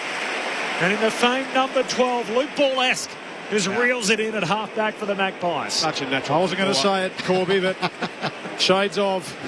Only once lost to the Blues throughout his career, and even that's questionable. Up towards McCreary. Look at this. On the wing. Daicos takes the mark against Ollie Holland. Hand pass away to Elliott. Through 50. Bounces it towards goal. What a finish. Jamie Elliott with his second. Nick Daicos with the goal assist. And Collingwood have taken command here at the MCG. 5 unanswered goals to start the final term, and they lead by 13 points. The Little Maestro in game 100, crucial there. Collingwood 11-10-76 to Carlton 9-9-63. That was special. I mean, sometimes, you just got to dip your cap. Nick, who'd had a big start to the game, quite second and third quarter, but has just taken the game. It's almost like in junior footy where the game's tight, scrappy, and then the best player in the comp, best player on the ground, just says, "Righto, enough of this. I'm going to take over this game." Yeah. What an unbelievable quarter. That was a brilliant contested mark. Oh, we've got a 6-6-6 here, surely. The Blues still trying to get themselves sorted. Elijah Holland's pushed off the wing inside the forward 50 for the Blues. His brother Ollie replaces him on the wing. And the warning comes to Louis Young for a 6-6-6 warning. The Magpies, the only 5 goals in the final term, from 18 down to 13 up. Out of the middle, Louis Young toe pokes it forward into the basket of Hayward. He spun around in the tackle. Ball spits out to Ainsworth, who turns and pumps it through. Well, the Blues about to change their fate. A second for Ainsworth. And just when we thought Carlton were down for the count, the same old ending. The Blues hang in the fight. 14 gone final term. Collingwood 11-10-76. Carlton 10-9-69. Thursday night footy on ABC Sport. Well, and Oscar Steen comes back on. It's interesting, when Steen's been in the ruck, Collingwood have looked most likely at the centre bounce. It's really when Cameron's been jumped over and Carlton have been able to force the ball forward. And that time it was just Ainsworth on the end of one. Good contest there at half forward. I think it was McGovern, I think. It might have been Will Hayward. Hayward. Yeah, it was. And Ainsworth good enough off 2 steps to snap the goal to keep the Blues in it. Gee, they needed that. Steen goes back into the middle. 78,058 on the edge of their seat. Young wins down the tap for the Blues. Cripps had it for a moment. Pinched by McCreary. Chance for Collingwood running onto it. Houston dodges and weaves away from Ainsworth. Hand pass to McCreary to the run of Quainer from halfback. Up to the wing for Pendlebury. He sidesteps and then kicks up towards half forward, where Allen takes the mark for Collingwood. 5 goals to 1 so far Collingwood's way in this final term. Allen comes back inboard to Pendlebury. He can chip it over the top to Houston, or is on his own. There's still 2 kicks out from goal at the City end though. Carlton have numbers back. Houston looks for the leads. Schultz into the pocket. Membry into the pocket as well. Almost got on the second bite. Schultz sported in the end. Nick Daicos, hand pass around the boundary line, and Ollie Hollins is tackled as his hand pass goes out of play. And thrown in the left forward pocket for Collingwood. 45 metres out from goal. It's the Magpies who lead by 7 points. 15 minutes gone. Final term. Carlton led for 95% of the game up until three-quarter time, and then the Pies basically wiped off that deficit of 18 points in 4.5 minutes. From the boundary throw-in, Young grabs it out of the ruck. Tackled, dispossessed. Walsh tracking it. Anderson beats him to it. Handball coughs it up. Smith for the Blues. Gives it to Cripps. Tries to do it himself. Tumbles a kick out wide. Too wide and out of play. Last disposal, free kick for the Pies. Isn't that ridiculous? He's trying to save a boundary out there, Will Haywood. Yeah. Reel it back in. Yeah. And two sports overlap. As Quaynor goes back to Houston, all the way back to Frampton. And now to Howe. Collingwood's going to try out the northern side. Long kick to Ed Allen, who marks in front of the benches. Goes laterally immediately to Perryman. He's had a fine last quarter. 16 minutes gone. Magpies lead it by 7. Having trailed by 3 goals at three-quarter time. Goes short and wide out to Lipinski. Collingwood's number 1. Contest kick out to half forward. Elliott runs out after it. Haynes spoils into the path of Wiedering in congestion at half back. Gives it to Cripps, to Cowan, to Carroll. He backs out of play. Umpire says, all okay. Spin it in. Half forward for the Pies. 7-point lead for Collingwood. 16.5 gone. Nick Daicos with 10 final quarter disposals, 4 score involvements and 3 inside 50s with the game on the line. Ollie Hollins standing alongside him as the ball is thrown back in. Steen wins down the tap for Collingwood against Young. Ned Long tries to get a hand pass forward to Schultz, slapped away by Zach Williams. Nick Daicos, when he take it high, he gets a hand pass forward. Dean deals with the awkward bouncing ball. Hand pass to Ollie Hollins, blazes away. Steen can't get back, sport away from Perryman. Onto it, Camp, tackled, hand pass away to Cripps. Through the middle of the ground to Jagger Smith. Now to Walsh, they have the overlap. Links up, the run of Florent, kick over the head of the target. It might work, Ainsworth. Hand pass to Byrne, he fumbled it. Quaynor in the end can't gather, and Frampton's tackled by Pitternet. The umpire will board up 45 metres out from the Carlton goal. Ben Cameron on the boundary. Sorry, Benny. I've been down on the boundary for a lot of these Blues games, and Michael Voss has been very calm, very resolute. Not tonight, a lot of emotion. He's feeling this one. Pies from the stoppage, come away with it. Long hands it to Houston. Kicks laterally to Schultz. Schultz on the back flank. Puts it in front of the benches to Membry. Still plenty of time, isn't there? I mean, such a frenetic first 5 minutes from the Pies, but well over half of the quarter to go. They've got to keep trying to score here, Collingwood, keep attacking. Howe, kick, back flank, puts it out to Houston, who marks the centre-half back. This is where they need to keep running to. Test out those Carlton legs, see how much run they've got in them. Do you think the Blues believe they can win ball? Well, that's right. Testing them physically and mentally here. Kicking game for the Pies in the back half. We saw this against the Saints. Frampton, Howe, they all get some touches. Long kick to Perryman. And they'll do it all day. They'll wait for Carlton to come and play ball as the Blues try and defend that back half. Allen, short kick down the line, finds Membry. Ollie Hollins running around with Nick Daicos. Just get it to Nick. Lit up this final term. Kicks to half forward. Punched away by the Blues. By Cripps into the path of Pendlebury. Intercepted by Walsh. To Smith, to Cripps. Prime move is involved. Gives it to Byrne. Lays the Shepherd off to Williams. Oh, Williams got nothing up ahead. Kicks laterally. Bounces away to Ainsworth. Kicks wide from McGovern. Hand on it. Can't complete the mark. Got Maynard to deal with. McGovern goes to ground. Maynard helps it out. Ball spits in front of Quaynor, who collects for the Pies. Hand pass away to Jack Cruz. Searching hand pass at Pendlebury. Didn't get the time bounce. Has to gather. Has enough time to do so. Turns and chips it up the wing. Lipinski marks. Chance for everyone to take their breath. Collingwood by 7 points. Yeah, it's an open ground at the moment, isn't it? Those with legs. If you want the footy here, if you've got some run in your legs, you'll get it. A lot of tired bodies, just trying to get a breather in. When does Nick come back up in the midfield, do you think? Yeah, it's interesting, isn't it? I mean, if they can get it to him, I feel like it's a mismatch, isn't it? He's got him covered one-on-one. Who can execute? Houston with a bullet pass, but Stay leads up and he marks up on the wing. So leading Harry Dean a long way out of defence, but Blues defence will be happy for him to have the ball there. Turns it, comes inboard to Houston. Is that 15? It is, generously. He's still no closer to goal, though. Collingwood leading by 7 points as Dan Houston called to play on. So he'll send it as long as he can in the Elliott direction. Membry's at the back. Wiedering's wrestling. Membry had a big piece of it. Free kick for a hold. It's going Carlton's way. Jacob Wiedering was held in the battle. Big fist of the jumper, Jamie Elliott. Oh, Wiedering trying to switch. Just got it out to Cowan, who marks at half-back. Cowan for the Blues. Hands it off to Florent. Florent through the corridor. Pies by 7 points. Halfway through the last. Kemp leaps up. No mark. Spills down to Smith. Handball missed the target. Picked up by Anderson. Spins out of traffic. Kicks the Pies to half forward. Nick's got 2 to beat. They go down like 10 pins. Picked up by Daicos. Pokes it into the pocket. Elliott takes the mark. And Nick Daicos just does it again. With 2 to beat, and Nick Daicos prevails. Gee, how good was young Anderson, though? Really? That was the big ball in the middle of the ground, wasn't it? The 50-50 ball, and he's not going to shirk it. That big body, that was the big play, and then Nick Daicos, just the class. Keep your feet. Jamie Elliott again, is it? Oh, no. Seen this story before. Elliott on the drop punt. Elliott with the finish. The touch from Midas, and then the finish from Elliott. And the Magpies pull away by 13.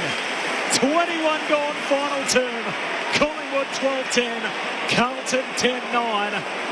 Far too familiar story and a reinforcement of what we already knew. Daicos is great. Collingwood come from behind, and Carlton cough it up. Oh. How good was that?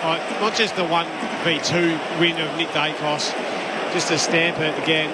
So Cowan tried to come over to help Ollie Hollands, but they made a meal of it, and in the end they both took out each other. Yeah. Nick Daicos was the last standing, and as soon as you made that comment, Jamie Elliott kicked it and turned to the Collingwood fans and said, "What do you expect?" Yeah, exactly. You've seen me do this before. Exactly right. Round 23. Money man. 2022. There was 1 minute 42 on the clock, and Jamie Elliott did that to Carlton fans. Back in the middle, Darcy Cameron up against Pitnet. Spills down the way of Jack Chris, trying to barge his way forward. And Chera and Ollie Hollands lays the tackle. So Walsh has come to the bench.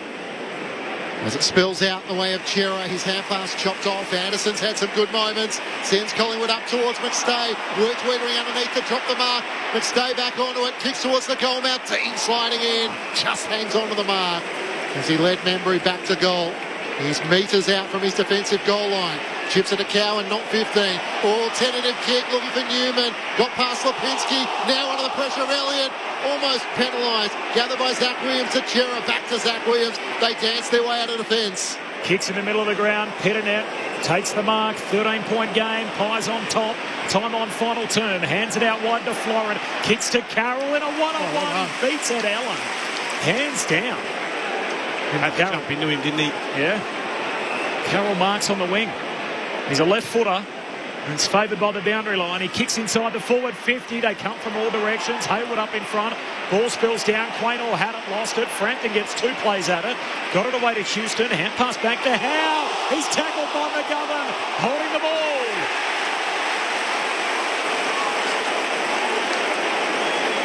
Wow. Well, I'm not sure what Jeremy Howe was thinking. What was he doing?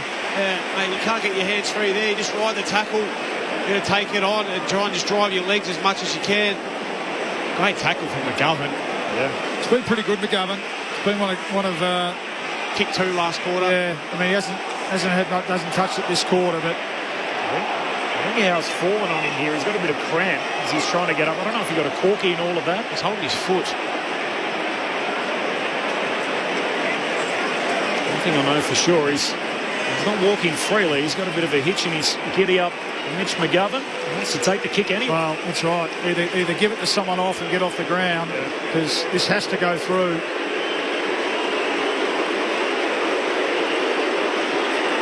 It's a must-have. McGovern gets it. Game is not yet done. Collingwood's lead down to 7. 25 gone in the last. Mitch McGovern's got 3. Carlton 11-9-75. Now they're in chase mode. Collingwood 12-10-82. Thursday night footy on ABC Sport. Well, it was just some big moments through the middle of the ground, wasn't there? And they kept presenting, and it wasn't pretty. It hasn't been all night, but they've kept presenting and turning up. And in the end, it was a chain of handballs and a long kick. The skipper's getting involved. Cripps, he's had a good quarter, up to 8 possessions. Gives them a sniff. Centre bounce becomes critical here. Mr. Governor just keeps trying to pull his toe up. I'm not sure what he's doing out there. Toe cramp. Yeah. The Blues are still in it. Collingwood by 7 points. 25 minutes gone in the final term. Pendlebury, Nick Daicos. That must be their second. They've had one already this quarter. Yep. So it's going to be a Collingwood free kick. Blues players are really saying that. Just what you need. Ollie Hollands, Zach Williams. So Oscar Steen is going to take the free kick after a 6-6 impediment. Sends it as long as he can into the direction of Cameron and Membry. It spills down to the front. Schultz wrestling with Cowan. Schultz gathers the footy. Hand pass along. Feigns the hand pass. Cuts back on his right. Long kick looking for Cameron. Wiedering wrestling in the goal square. Spoiled down by Dean. Hayes had it for half a moment. It spills clear. Dean tries to punch it down. Chera breaks the tackle. Kick smothered by Lipinski. Back to Chera. Frankie Evans is there trying to knock it out. Collingwood through Elliott. Hand pass to Lipinski. Back to Elliott. Hand pass to Hayes. Sidesteps Newman. Hand pass to Anderson. To Membry across his body. Collingwood answer back. Tim Membry puts through his second. And the Pies in a blink are back out by 13. The Blues just look exhausted defending once more. Collingwood on 13, 10-88 to the Blues 11, 9-75. The Magpies with 7 goals to 2 in the final quarter. Thursday night footy on ABC Sport with Luke Ball and Brett Delidio. And they've just dialed up the pressure, haven't they, Collingwood, this quarter? I mean, Carlton at times have really absorbed it well and stood up, and at times where they looked gone and hemmed in, they've been able to get out, but not that time. It was a smother, another chase, another tackle. And young Hayes is having a quarter, isn't he? He's been involved. Yep. As is young Anderson. They've both been super this quarter, both involved, and Membry finishes. Well, and they have also the young players for Collingwood have really stepped up. They've poured into the and got on board with the superstar Nick Daicos. And now he's back at the coalface. Thursday night footy on ABC Sports. Steen tries to feed it to him. Ollie Hollands goes to ground with Daicos. Cripps wins it, gives it to Williams. Kicks inside 50 for the Blues. Unkind bounce there for Hayward. Collingwood pick it off. Maynard to Quaynor. He kicks wide, and Jack Crisp marks on the half-back. Short kick to Josh Daicos. He marks. Ben Cameron's on the boundary. Ben. Yeah, Scott Pendlebury came to the bench, got his fingers strapped. Sorry, didn't come to the bench, just to the boundary's edge. Didn't use a rotation. The Docs came out, strapped his fingers, but Craig McRae used it as an opportunity to speak to his on-field general and just plan out these last few minutes. Thanks, Bunge. Josh Daicos off the back flank, kicks down the wing, hands on it from Hiddenet, and he's going to pay the mark. Hiddenet on the wing. Carlton chasing the game, 28 gone, final term, 13-point lead for the Pies. Another final quarter fade out for the Blues. Gives it to Chera, kicks to the hot spot. Howe leaps over the back, punches it away. Josh Daicos collects, same motion, hands it to Long on the back flank. Long sets it up the wing, it's over the head of Membry. Team, good mark. Great hands. They've got to go now, the Blues. Trailing by 13 points. Turns and comes inboard to Ollie Hollands. He looks for the lead in the middle of the ground. Mark taken by Zach Williams. They have players out on the far side. The Shane Warne stand side. Doesn't want to move it there quickly. Back over the top to Ollie Hollands. Towards the edge of the centre square. Off a step, not a great kick. Asks for Hayward to lead out. It crashes into Lipinski in the end. It's a push in the back. And he's gone down awkwardly as well. So Harry Mackay off the ground. Mitch McGovern as well. Hayward slow to rise as Lipinski takes the kick out to half-back. Over Schultz, he fumbled it out of play, and it was a shocking kick. Is that the last touch? No, it's a throw-in after that staggering of the feet against the boundary line from Lachie Schultz. Collingwood by 13 points, 29 minutes gone in the final term.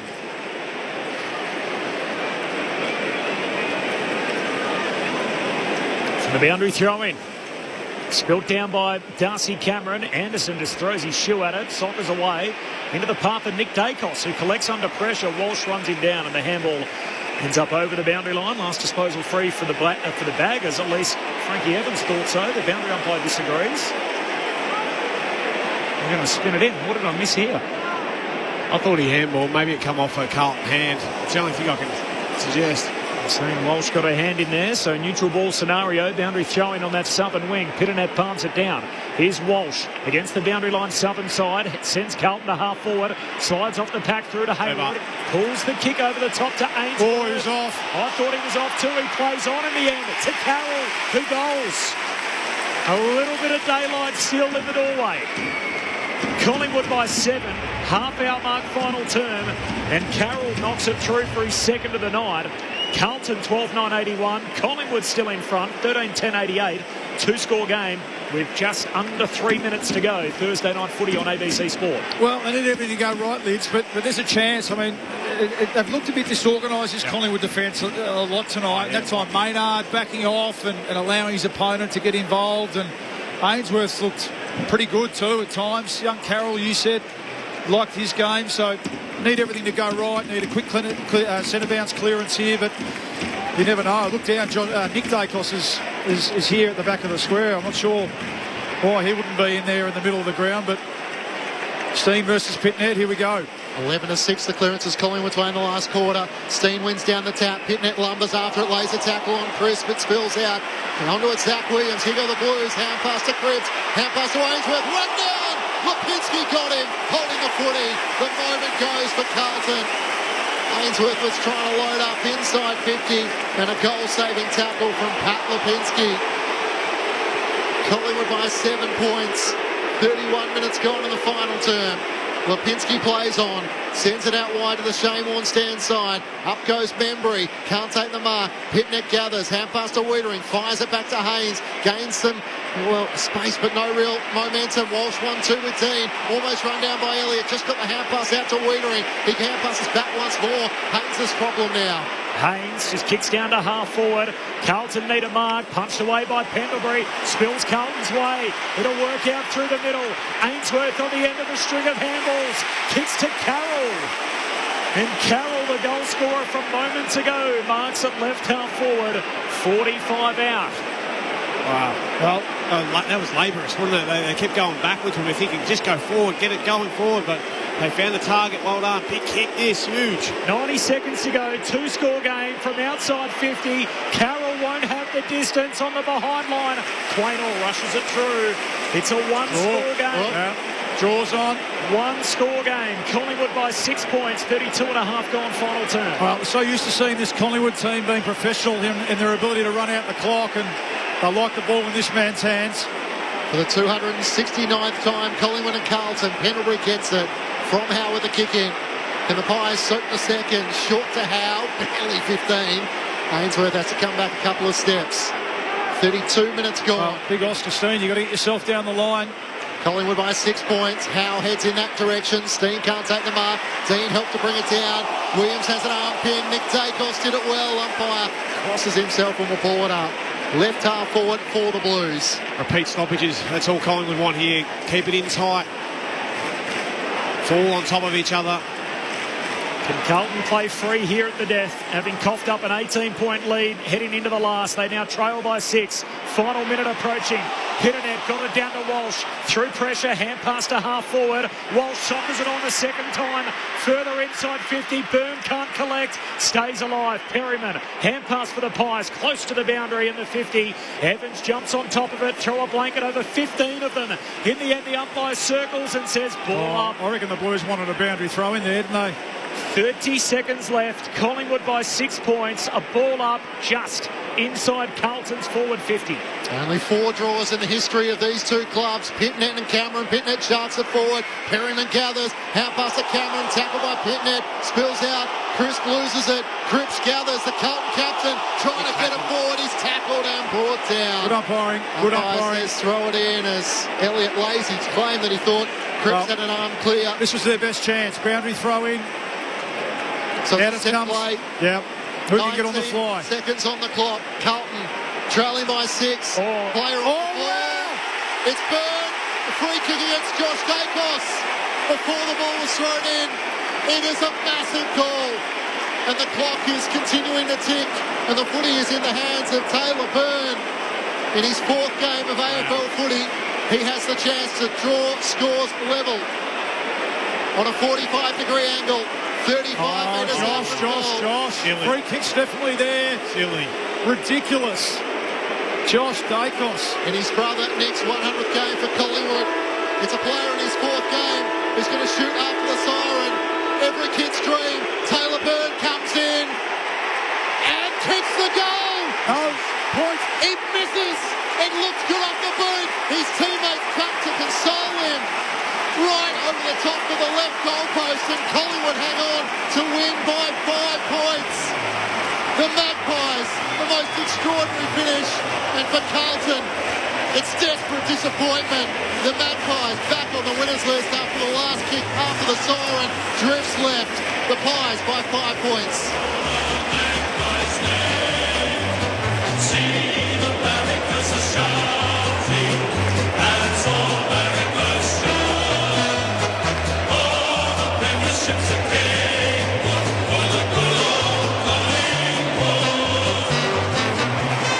It was once more another Carlton story. They trailed by a point at quarter time, got in front by 14 at half time, led by 18 at three-quarter time.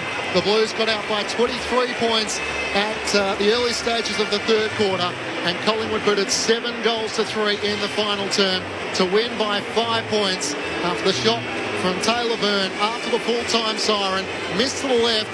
The Magpies win by 5 points. They're back on the winners list. They move to 3-3.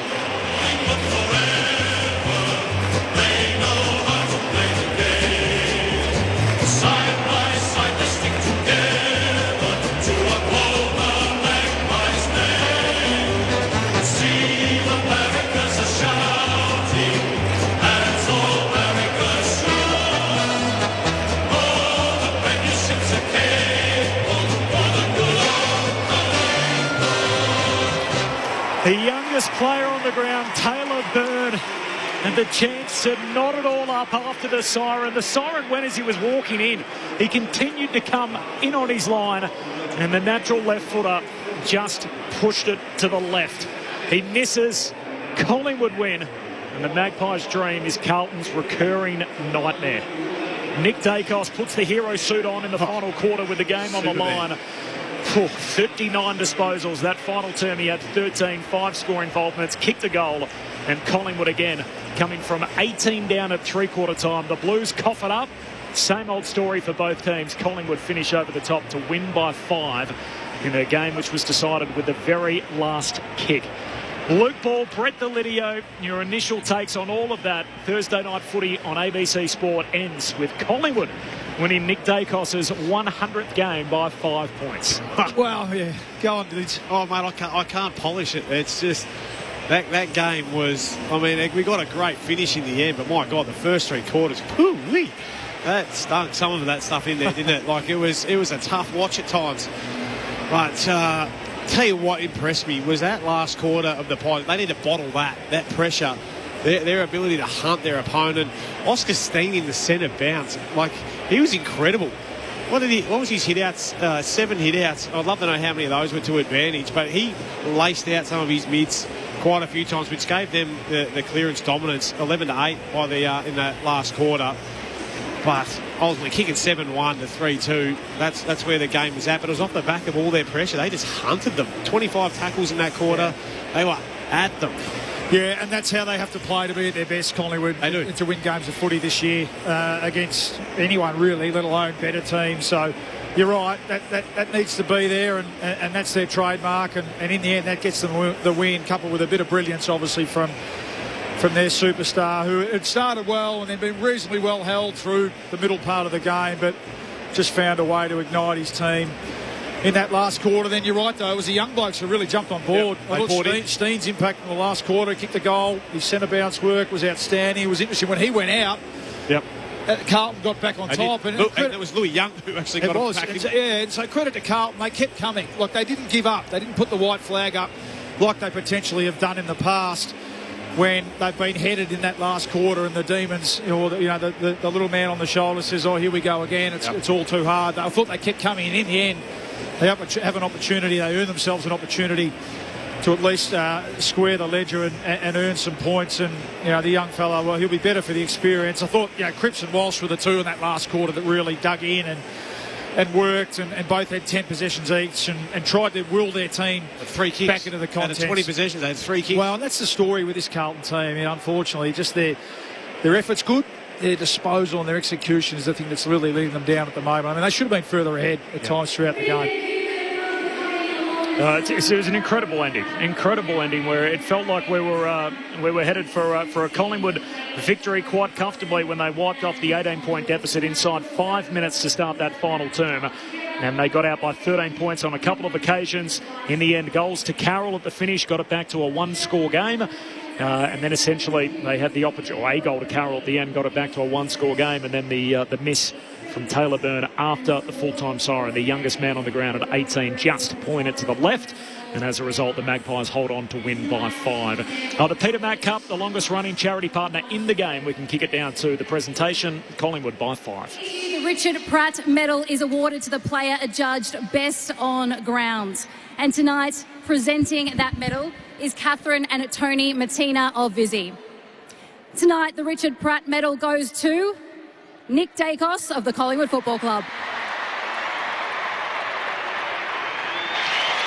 Well, unsurprising, on the back of 39 disposals, 9 score involvements and a goal, Nick Daicos.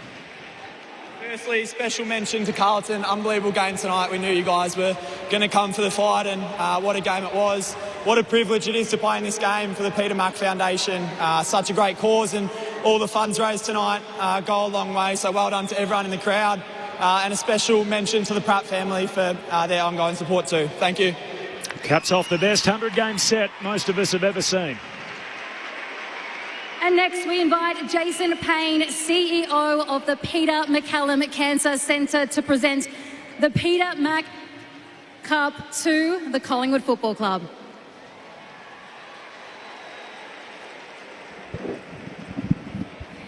Once again, we invite Nick Daicos to come and receive with...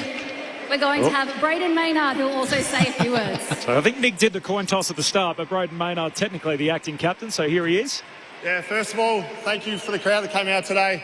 It was a great game. It's a great day, great night to be a part of, and it's more than a game, clearly. So thanks guys for coming out, and thanks to Carlton as well. Good work, boys.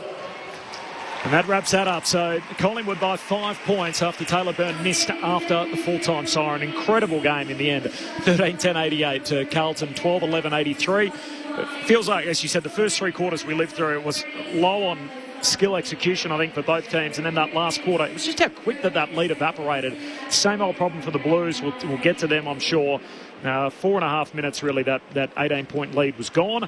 And then by 7 minutes, they found themselves behind in that final quarter. A couple of occasions got out beyond 13 points, the Magpies and the Blues. Stuck around, got it down to a single score, and then they got a shot at goal courtesy of really a brain fade from Josh Daicos. You mentioned it in the call. Imagine the story, yeah. That goes through.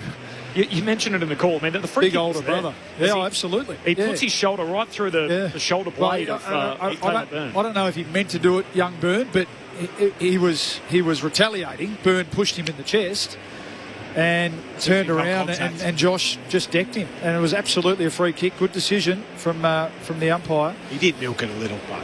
You reckon? There was certainly enough in it. Grumbled. But he gave the umpire the option to play it. Exactly. Which is playing your role perfectly. Yep. It was just a stupid... So big sigh. You would have gone down leads if something had mate, like big sigh of relief. Big sigh of relief. At that point in time of the game. Sniper. It was 30 games previously, and Scott Penderby's 400th game, Mitch McGovern had a shot after the siren, and he missed as well. So Carlton fans, if it feels familiar, it has been. The Blues have been close in some of these battles, but Collingwood find a way to be the right side of it once more. So they're incredible numbers now. So Voss has coached his team 100 times. On 14 occasions, they've given up a half-time lead to lose. 14 different games out of 100 that's happened. And now it's 8 times up from three-quarter time and lost. Yeah. I'll tell you what I fear for the poor old talkback callers or radio hosts that are going to be taking Carlton fans tonight. It's, dearie me, there's going to be a fair bit of heat out there. And I feel for Michael Voss and the Carlton players. They know gallant, but... Well, that's first time watching him live this year, and yeah, I think that it is the same story, isn't it? I don't think you can question their effort and their appetite for the contest. They just don't have the skill level to be able to say, today their effort and pressure, I thought, kept them in the game to an extent. Yeah. And their ability to absorb Collingwood's pressure. They're strong in the contest and all that sort of stuff. And I thought at times Harry Mackay looked pretty dangerous, didn't he? And even young Kent looked reasonably dangerous. But, yeah, just their ability to execute. But I've got to say under pressure, but not under pressure at times. But you've got to know, coming out of three-quarter time, that everything in that opposition huddle would have been, we know this team's, it fades away. Yeah. But they didn't fade. They kept coming. That's what I mean. They came again. I thought they fought it out. But only once they fell all the way behind. Yeah. They had a 3-goal lead, and yet Collingwood started like they'd been shot out of a cannon beginning of the last quarter. Surely Carlton knew that were coming. And yet they were defenceless. They couldn't get their hands on the footy. It felt like they didn't bring the same intensity at the start of the last quarter. Yeah, it'd be interesting to review that. I think it was as much of Collingwood's brilliance. lifting there and a bit of Daicos brilliance, let's be honest, as well, in that first 5 minutes.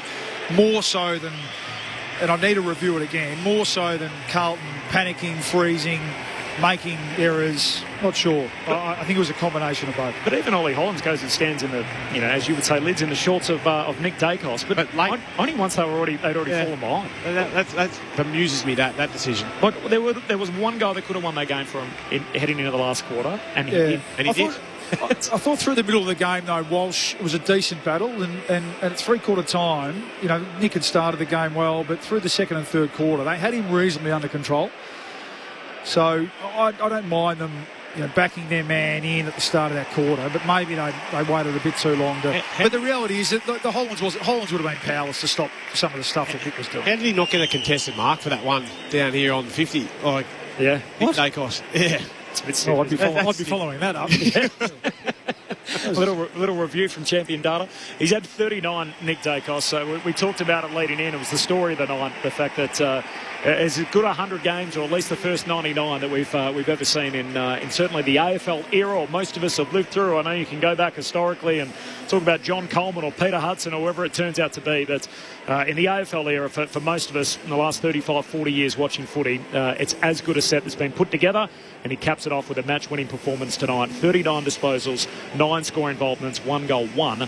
And ultimately, when the game was there to be won in the final quarter, it was Nick Daicos that starred again for the Magpies. They win by 5 points. A missed shot after the siren from Taylor Bird faded to the left. And as a result, Collingwood hang on to win by 5. Let's go celebrate with the winners. Ben Cameron's down there. Ben. I certainly am. Braden Maynard leading the boys in. Nick Daicos second behind him, giving it the single cobra, the big fist pump. Eddie Maguire's down here in the rooms. He's entertaining people. He's brought them in. The area in which is roped off for family and friends, ever expanding.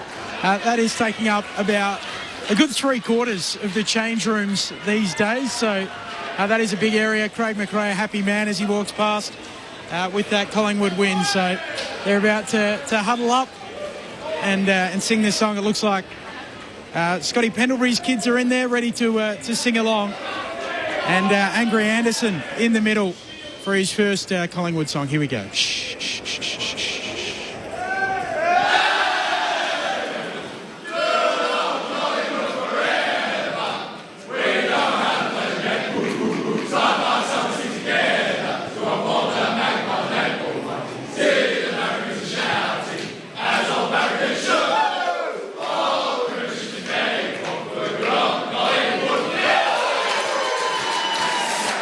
Yeah, they're a happy bunch down here, and joining us is going to be Daicos. Josh, in just a moment. That's all right. We got one good question to ask him at least, or maybe two. One will be about his brother, and the other one about that huge moment at the finish where he put his shoulder through the back of Taylor Byrne. Byrne hit the deck, obviously gave away the free kick, and Byrne went back after the siren to have a chance to try and level the game. His left-footed drop punt from about, 35, 40 metres out? Yeah. Misses to the left. So up behind, it means Collingwood win by 5 points. So he had the chance to try and draw the game, which I think for supporters of the other 16 clubs in the competition, they would have been happy with that neither team came out a winner. But tonight, it's the team in black and white, the Magpies. Snap a 2-game losing skid. They square themselves off at 3-3. Meanwhile, for Carlton, they've now lost 4 on the bounce. They are 1-5 on the season. And unfortunately for Michael Voss, who's the coach in the hottest seat in football at the moment, it's the fact that they've lost the same way over and over again, as we've experienced in this season and in Voss's tenure so far as the coach of the Blues. Collingwood by a point at quarter time. It was Carlton by 14 at half time, Carlton by 18 at three-quarter time, and on the final siren it was a 5-point margin. Jules Hayes in the studio for us tonight. I'm thinking of Jules. She's a mad Carlton fan. She said to me at halftime with a little bit of confidence, and these words are just ringing in my ears right now, that I feel good about tonight. I feel like it's going to be different, and I'm sure there'll be Carlton supporters driving home everywhere that are feeling the same thing. 18 points up at three-quarter time, and it ends the same old way. I've loved having Bally here, but my God, I wish Murph was here. I would be bathing in this right now. Like, it is just... to watch him squirm over the next 40 minutes, you'd just be... It's a far too familiar story. So now, in the last 31 meetings, Collingwood have won 25 of them. So they have just dominated the Blues in recent times. Carlton have won only 2 of the last 15. They had 12 guys running around tonight that haven't played in a winning team for Carlton against Collingwood. And it wasn't so long ago, Bally, that these were proper neck and neck. Remember, they played like 250 meetings, and it was, they'd won the same, lost the same, and drawn the same amount of games. But the Pies have just absolutely lauded it over Carlton in recent years, and that trend continues tonight. 5 points, the final margin after the Taylor Byrne miss after the final siren, as Josh Daicos was posing for a few photos. And we'll go back to Ben Cameron in a few moments for a bit more from the winners' rooms. They didn't look like 2 top 10 teams. No, I was just thinking that. Yeah, I mean, the takeaway, great finish and really exciting. And for the Collingwood supporters, there's nothing they love more than beating Carlton. I was going to say by a kick after the siren, usually if it was a winning kick, but maybe the next best thing is they're missing an opportunity to at least draw it. So they walk away pretty happy tonight. But yeah, you walk away going, gee, if Collingwood are to be top, let's even say, I was going to say top 8, but the finals team, we know they've got a lot of work to do based on what we saw tonight. Even they thought they looked disorganised defensively at times too, like Carlton. They picked them apart. The amount of time they walked in for goals and got easy goals, and just a few individually a little bit off, and then as a system and as a team a little bit off. And yes, Darcy Moore will help that, I think, coming back into the team. But in the end, at this time of year, I guess you just got to try and bank the wins, even if you're not playing well. You're right, it is possibly the cruelest way that Carlton could lose tonight. Where if you'd said to a Collingwood fan at the start of the night, what are you hoping for? Imagine if you said, here are your options. Here are your options. Essentially, you're 18 points down at three-quarter time. Not only do you come back to win the game, but even at the death, Carlton get the opportunity to save some face and get out with a draw, and that shot misses. And then Nick Daicos, who they thought they'd contained relatively well for 3 quarters, ultimately in his 100th game, he stars in the final term. Of course, he famously grew up a Carlton fan. As we've spoken about in the past, Mark Murphy. I still don't understand that. I can't get my head around that. What do you mean he was a Carlton fan? His dad played 250 games for Collingwood. Anyway. He loved Mark Murphy. He was running around in the Carlton jumper and number 3 on the back. Number 3 on the back, and here he is representing Collingwood. And yet he felt like he was father-son straight out of the diapers. He was always going to become a Magpie, and he's having some photos with some friends in the rooms at the moment. Nick Daicos on the back of his brilliant... Like a cruel irony would have been too if his brother gives away the free kick. Now it would have been a draw, but still it would have felt like a loss, wouldn't it, if that had gone through? Yeah. Gosh, a big sigh of relief for Josh. I'll say it. Reaction from both rooms coming up, so we'll bring you all of that, plus as well any press conference stuff we get before we're off air 35 minutes from now. The Pies by 5 points here on ABC Sport. Let's go back in the winners' rooms. Ben Cameron. I do have Josh Daicos with me. Josh, what are your top-line thoughts about that game overall? Yeah, slow start for us. They came out. They looked dangerous early, and they probably put us to the sword a bit. But yeah, I think that last quarter, that's the brand of football we want to play. It's not ideal waiting 3 quarters to play it, but I think we kicked something like 45 points in that last quarter. So, I thought it was exciting, and some of our keys were unbelievable. Sure, it was a nervy end to the game for you, that free kick against Byrne. How did it play out from your point of view? Yeah, it was, mate, just reliving it now. I don't even want to look at the vision. I feel a bit sick talking about it just because, we work so hard as a team, and just for something like that to happen. I just remember, he gave me one towards the sternum, turned around and I bumped him back, and he went down. So, it's silly from me. You just got to keep your cool in that instance. Players are going to want to draw free kicks out of you, but I don't know if much was in it, but at the end of the day, it's a free kick maybe nowadays, in football nowadays, but relieved he missed, and we get the 4 points. What were you thinking as he went back and took the shot? Oh, just so much, disappointment in myself. He could hit me as hard as he wants. I've just got to, not retaliate there. It's 20 seconds left or whatever it was. So, watching the free kick get awarded and then him lining up, I was sick in my stomach. All's well that ends well. I'll send you upstairs to Luke Ball and Brett Delidio. Josh, Brett Delidio here, mate. Well done tonight. I'm interested in the three-quarter time chat, and it's been well documented about Carlton's fade-outs of games. Was that brought up, or was it more focused on you guys and getting, trying to get the ball rolling into your forward half? Definitely focus on us. I think subconsciously you're aware that they start games really fast. They can put on a score in the first half, but wasn't something we really touched on too much. It was more about us, and we felt like we're playing into their hands a lot, and some of their defenders where they were positioning. So I think, like you saw in that last quarter, we were able to get a bit more dangerous and test them out. Hey, we'll talk about your brother in a minute, but Oscar Steen in the middle, I thought he was fantastic in that last quarter. His ability to get his hands on it, jump into the ruckman, but then go forward and you really try and test him out as well over the journey of the night. Geez, he attacks the footy well. Oh, he's incredible. He's an incredible athlete, and like you said, in centre bounce, especially this year, he's went to another level. The way he can get up and get his hands to it, and then some of the touch he has with his hands just to put it in the spot is incredible. Kicked that goal early in the last, and he's been a great find for us this year, and he's only going to continue to grow. Joshy, well done. You mentioned the scoring in the last, 7 goals 1 to 3 goals 2, and it looked like hard work throughout the night. But I thought, and we commented on, it was really off the back of dialing up the pressure. The Collingwood that we've become accustomed to over the last couple of years. That really stood out. And at times throughout the night, Carlton stood up to it pretty well, but you just overwhelmed them in that first 15 minutes with pressure, trapping the ball inside your front half, and that led to the scores. Yeah, absolutely. I felt like even in that third quarter, our pressure was elite. It felt like we had an outnumber wherever the ball was, which always helps. And that's us at our best. Teams kind of sometimes struggle to cope with it, and we know that. So it's always at the forefront for every game. It really came to life in that last quarter, and I think we really went at them. We went at the ball. We're winning a lot of centre bounce, which allows you to dictate, and from there, kind of Carlton. We felt like we not had them retreating, but we had foot on throat, and we wanted to keep going. Angry Anderson had some big moments, mate. We mentioned Oscar Steen, but I thought it was some young boys who really jumped on the back of the senior players in that last quarter. Even young Will Hayes as well. But Angry Anderson loves the contest. Yeah, he does. He's an absolute workhorse.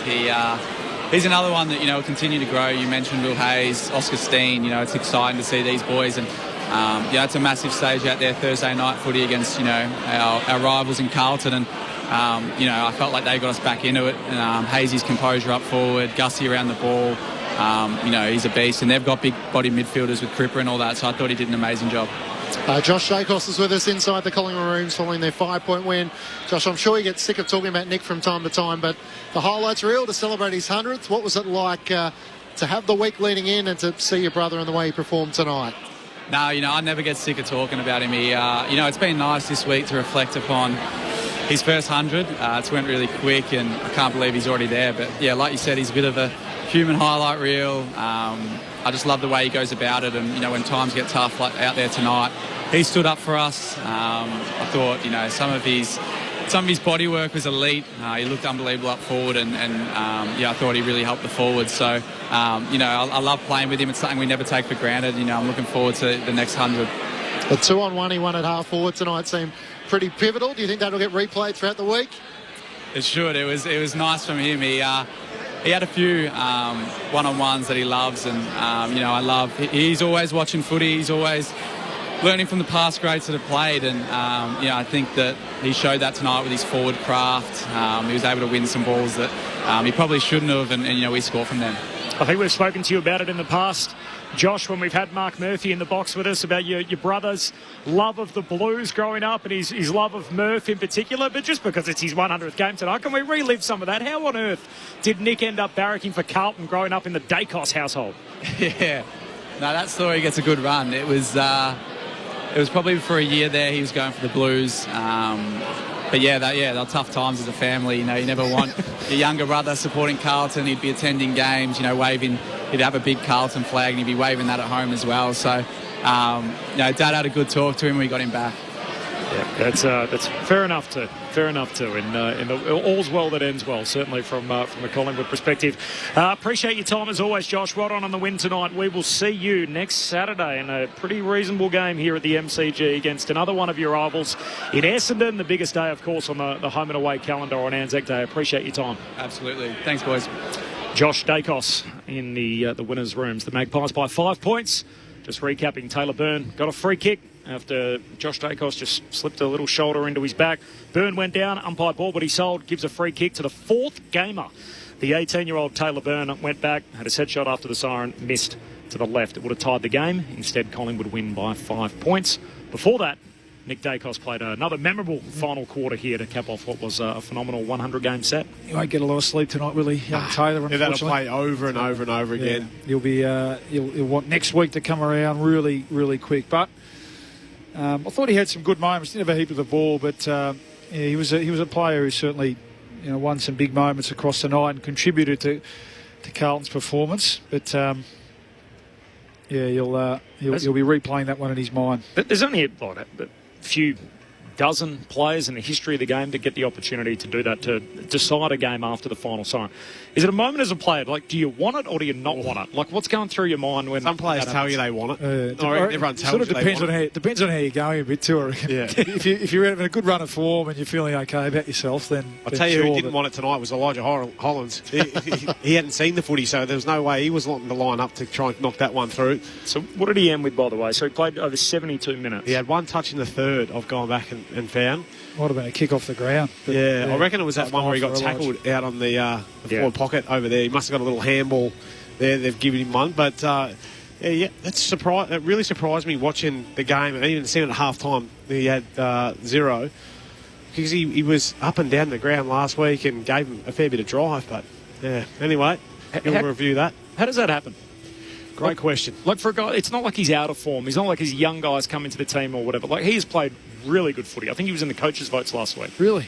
How do you run around for 4 quarters, 72 minutes and touch it once? After watching from half-time, I didn't notice that he was even out there in the first half. You watch to see how he's going. The ball got kicked off the ground and it went inside 50 and it was like it was 1 Mississippi, 2 Mississippi, and then he's like, I've got to be running in towards. He just wasn't cued in on the game, and when you're not like that, the game goes by, and sure enough, you're just that half a step off, 2 steps off, then you're turning back and you're going back the other way. So I reckon he just, for whatever reason, today he just needs to re-centre. I reckon I noticed him once. He was trying to put blocks on in the forward 50 for Harry Mackay and Brodie Kemp. So whether he was trying to play a slightly different role, but maybe that's being generous. And that's the other part, is the Blues finished the game without Mackay and McGovern out on the field. So a couple of their forward line players, and to sort of answer with a couple of goals late and to almost fight their way back was sort of admirable, and yet it feels like it's the same story on repeat for Carlton fans. Just quickly on Elijah Hollands, I hope he's okay. I hope that's the other thing. Yeah. And that's the other. We sort of forget sometimes. We look at them almost like they're characters in a video game that we come and call each week and talk about the key protagonists. But they are human beings. Yep, absolutely. Elijah's clearly had his problems off the field. But in terms of even, in our everyday lives, we go to work all the time, and there's, if you're having problems in your personal life or whatever, it does bleed into what you're doing on the weekend. So this is his workplace, and there's, if he's going through something or whatever it turns out to be, I hope he makes it through. It's a very. I think what made it stood out and why we've probably emphasised it. It's very uncharacteristic that for a guy to be in form like that and turn in 72 minutes of football like he's had tonight. Just to pick up on what Clinchy was saying, sorry for the side street, the injury concerns out of it are interesting. So Mackay, who's had concussion issues in the past, was involved in that heavy collision, and then Mitch McGovern as well, who had that unusual incident. It was like stretching his toe. Ended up kicking the goal despite being hobbled, but that's something that will have a hangover effect. And it doesn't get any easier. They've sort of been through a stretch of the draw, the Blues, where they've played winnable games, teams around their station, and now they go to Perth to play the Dockers. So tough run ahead for Carlton. Fremantle in Perth, St Kilda at Docklands as the Saints try to get their season up and going, and then a trip to the Gabba to play Brisbane. Bulldogs in the week after, so hard to find a win there. And then Collingwood have got the Bombers for Anzac Day, and then they've got Hawthorn Geelong and Sydney at the SCG. So they're going to have some tough few weeks to try and work out where they sit, and on the evidence of tonight. Well, yeah, I mean, from what we saw from the Bombers last week, even they'll test, and Anzac Day obviously always brings out the best in both teams a lot of the time. So that's a 50-50 game as well, depending on how the Bombers go this weekend. But they have to bottle that last quarter, don't they? Yeah, they do. Yeah, that pressure, which again has been their trademark. It's got to be where they get back to, and then keep trying to work their way through this. I mean, Steve's the positive, isn't he? In a lot of ways, maybe they really just run with him more 60-40, 70-30 in the ruck, and just see if Darcy Cameron, and it'll give Darcy Cameron a bit of a rest as well, and see if he can play a little bit more permanent forward and take a few catches down there and give them a decent focal point at least for their smaller players at ground level. You're here for it, Bally, on ABC Sport. Anzac Day. Oh, yeah, can't wait. Next Saturday. Always a big day. We'll be here at the MCG for all of that. Collingwood by 5 points over the Blues after Taylor Byrne's set shot missed to end the game. He had a chance to tie it. Kick after the siren, faded to the left, a behind. So in the end, at Collingwood by 5 points. Nick Daicos Stars had 39, including a dominant final quarter. Put the hero cape on and led the Magpies to victory, as we've so often seen in the past. For Carlton, it's the same old story. 18 points up at three-quarter time. They fade in the final quarter. And the Magpies winners by 5 points. Let's go to the Carlton rooms. Ben Cameron's made his way across. What's happening down there, Ben? Set it up for us.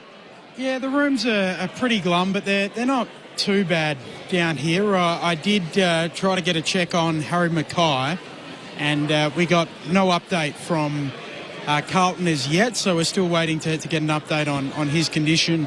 But everyone else got through A-OK. Just reeling from another defeat in the same manner down here, so a lot of head scratching and a little bit of soul searching. Have you seen the fourth gamer, Taylor Byrne, kicking around? I actually have not, no. To be honest, we were quite late getting out of the Collingwood room, so by the time we got over here, a lot of the players have already retreated back into their private area, so I think most of them are hiding away. Thanks, Ben. Stick around if you get something great. If not, we'll see you up here soon. So hopefully some more reaction from the Carlton rooms coming up shortly. At the very least, that the coaches will be doing their press conferences in the not-too-distant future. Corbin Middlemass, Matt Clinch upstairs alongside Luke Ball and Brett Delidio. Ben Cameron down in the Blues rooms on the back of a 5-point win for the Magpies.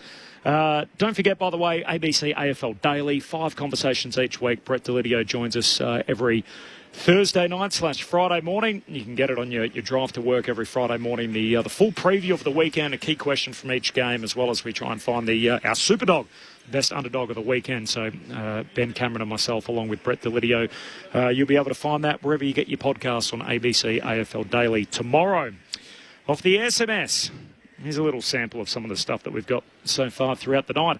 Rich from Ocean Grove, loving the call, not my team, but Nick Daicos really is one of those players you just watch in awe, like James Hird in his pom. Wow, our game at its finest from Rich. Thanks, Rich. Appreciate that. Let that stand as comment. We've spoken a lot about Nick tonight, and we're not done yet. This is Michael from Wyndham Vale. As a blind Collingwood supporter, you guys bring the game to life. I was screaming in my heart. He's still racing.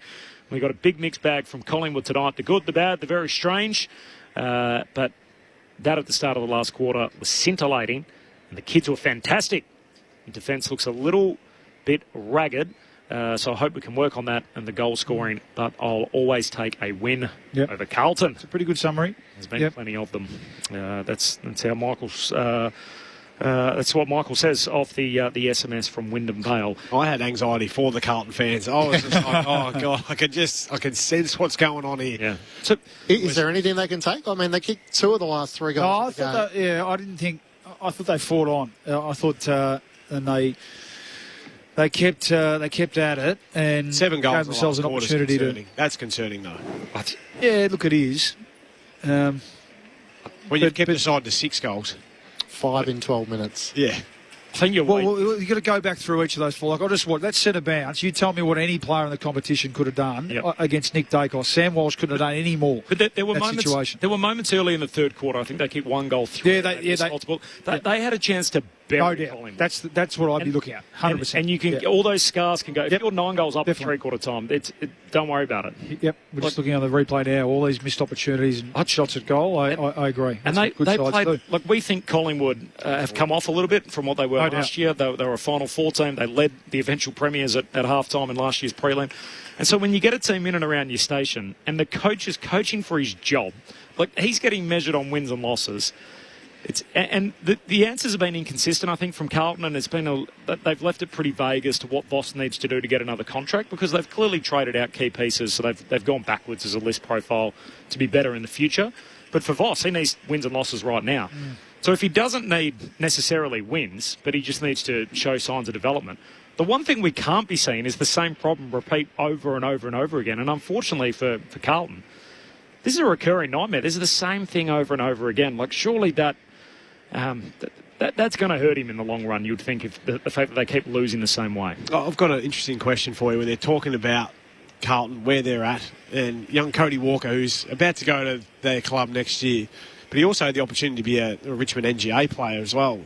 If you were him, where would you at this point in time right now, and you're looking at where the Blues are at and what they're doing, what would your stance be?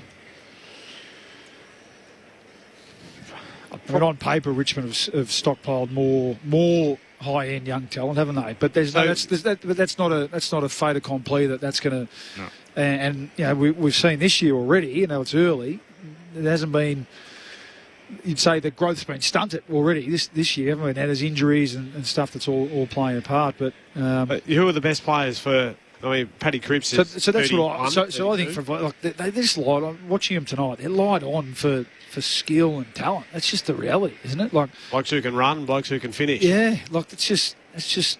And so whose fault that is? Well, that's a different discussion, isn't it? But so are you going to answer the question, or I would still go Carlton.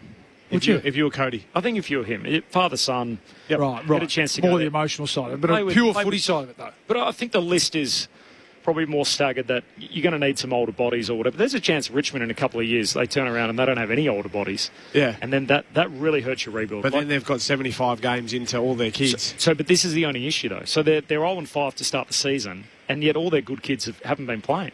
So they haven't got 5 games into all those good kids yet. Exactly. And so then you sort of think this is just an absolute wasted time. They also have the worst injury list, Richmond, over the last 2.5 years. So I felt like that got obfuscated a little bit last year because of how bad the Bombers were, that everyone was like, this is the worst injury list ever, which it was. But on a 2.5 year period, Richmond's is actually, they've lost more games to injury than any other club. So that would worry me too. Why can't they get all these good kids out there as often as they need to? Yeah, Houghton, Smiley and Armstrong have been the 3 that have been missing so far this season. There's also been sort of... Cumming is only just coming back. Also, this is your role's to answer the question. My role's to ask. So, where would you go, Liz, if you had the chance to go to Richmond? I'm biased. I'd go straight back to the Tiggies.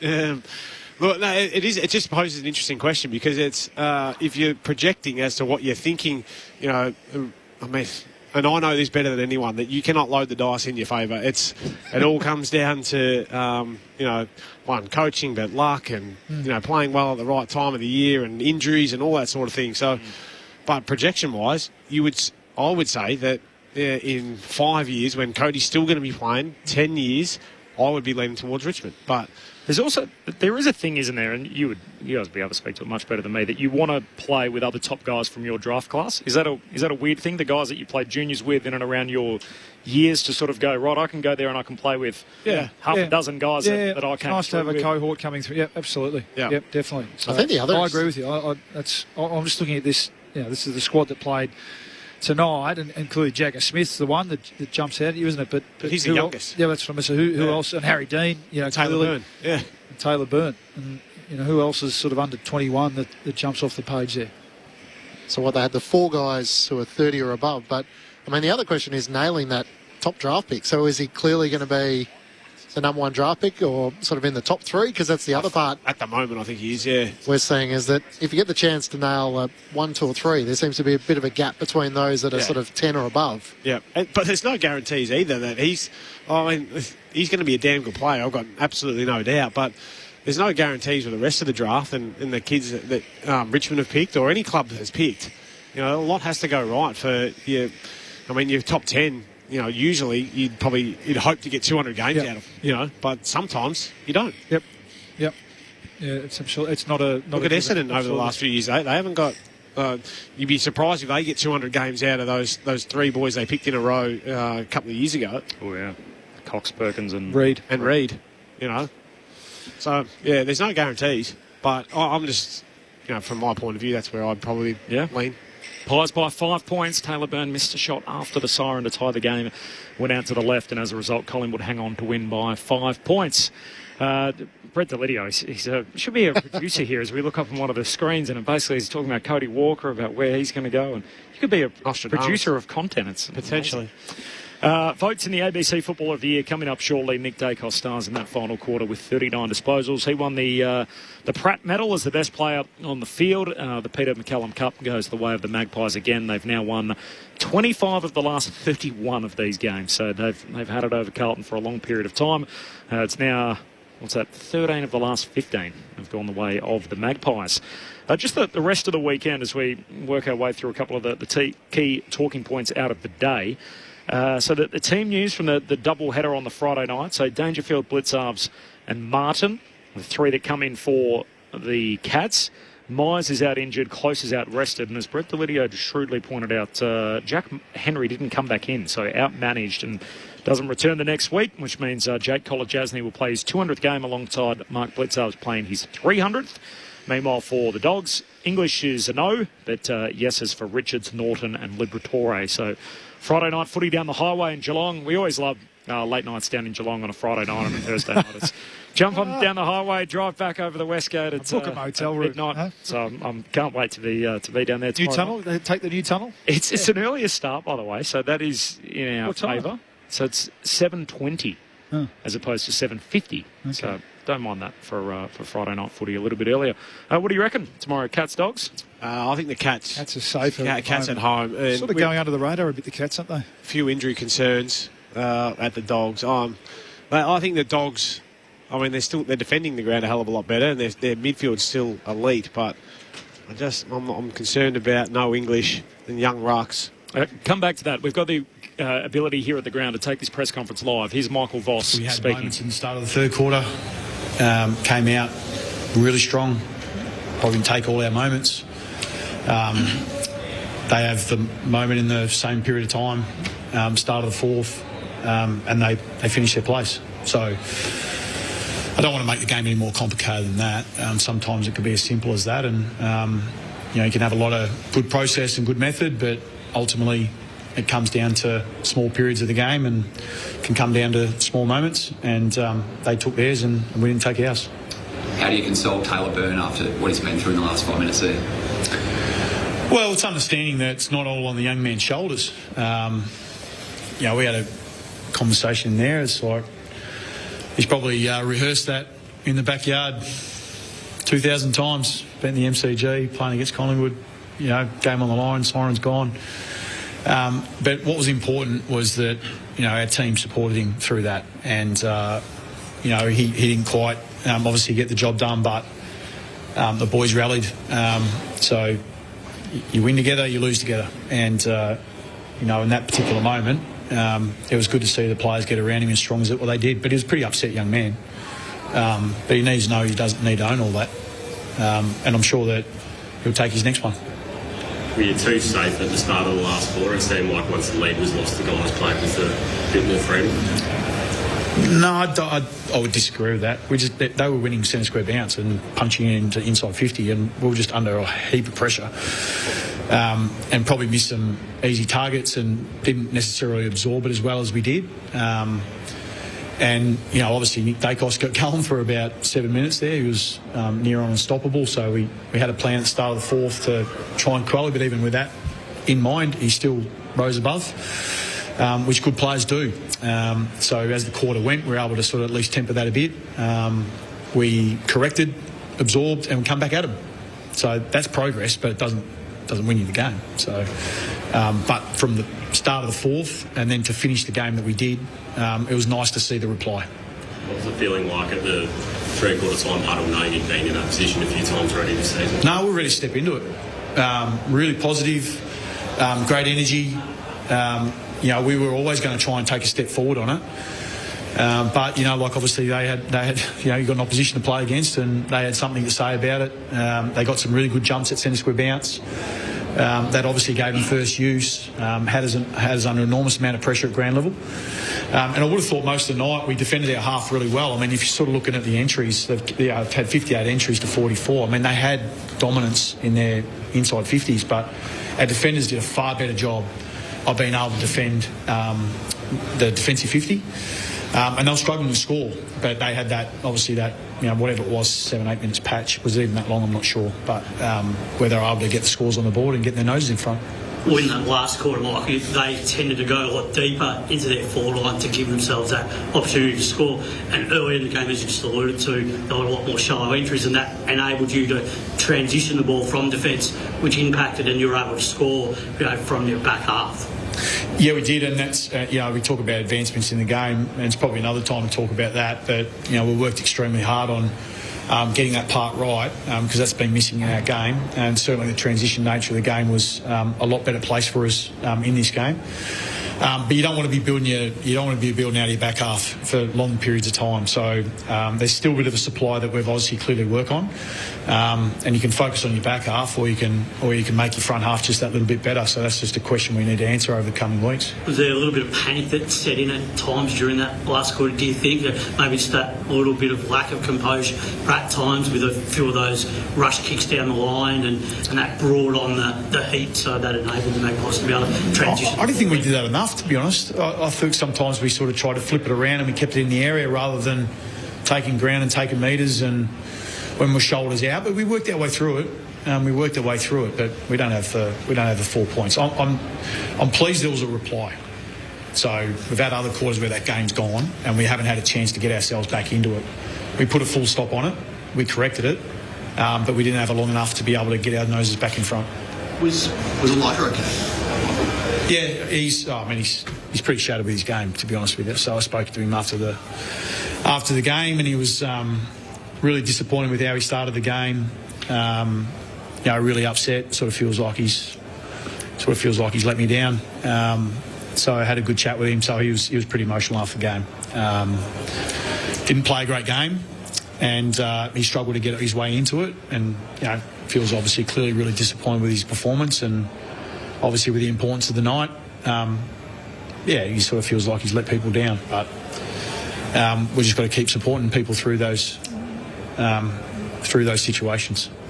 What was the thought process behind choosing Ollie as the matchup for Nick? We might just leave that there. So that's Michael Voss at his press conference downstairs. The question that you heard there was from Riley Beveridge was, is Elijah okay? Which, as we get further and further away from the final siren, I think is the question that a lot of us are asking. We touched on it a few moments ago and obviously expressed that sentiment.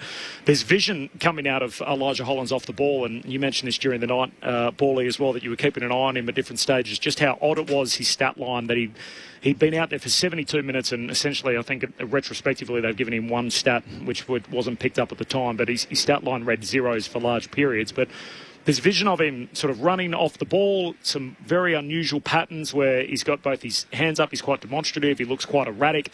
At one stage he's doing the backward run almost like the boundary umpire, running backwards for what seems to be 25 to 30 metres into space where there's no one there. It is as you heard from Michael Voss, he says, look, he's okay, but it is a very unusual night for a guy that's been in good form leading in. Yeah, I don't know what else. Don't know what else to say. We don't want to sort of overplay it too much. So we'll hope for the best, but you will see sort of more and more vision, I'm sure, on social media as that starts to come out and has been reported and shared by various people in the industry. But a 5-point win for Collingwood full time over the Blues was due to a Taylor Byrne miss late in the piece as his set shot, in fact, as late as can be after the final siren, his left-footed drop punt missed out to the left. The votes in the ABC Footballer of the Year. Who's got them tonight? Have you given it to me? Yeah. All right, okay. Can you have one vote to Nick Daicos? Just thought he was... Pardon? Just checking everyone's still awake and with us. It's actually really hard to give the votes. Who's Carlton's best player tonight? It's probably Walsh, but I think if you head-to-head with Nick and in that last quarter when the game was up for grabs. Yeah, he wasn't. So I couldn't quite squeeze a Carlton player in, sorry. I'm going to give... So even if there was a draw, they didn't get one player. Maybe that maybe that edges it the other way. Well, who should get a vote? Walsh, I told you. It's got to be a team effort. I told you. Right, we'll give Sam one vote. Well, in quarters 2 and 3, he actually had Nick nicely under control. He did. So I'm happy to concede that. Nick's burst in the last quarter wins them the game. But then Walsh's ability to fight on, and which that's what he does. He's such a workhorse, and in the end he probably is Carlton's best player. 28 possessions, 9 contested, 7 tackles, and 7 score involvements. So a solid game. I'm going to give 2 to Harry Perryman. He had some average moments early, but I thought late he was huge. And he has 27 possessions and 10 marks, but a couple of big moments where, in the end, the unfortunate incident where Harry Mackay gets subbed off, he goes back with the flight. He had 6 score involvements, took a big mark. That's right, yeah. So, again, pretty even and hard to find players, but... And then 3 votes to Nick Daicos. I like it. 3 for Nick Daicos, 2 for Perryman, 1 for Walsh. Thanks to the whole crew. We're out of here. We're going to end on a nice little bit of highlights to relive what we've witnessed from the last quarter. I thought we had 4 minutes. That's why I was padding. Sorry, mate. We're going to get on our bike.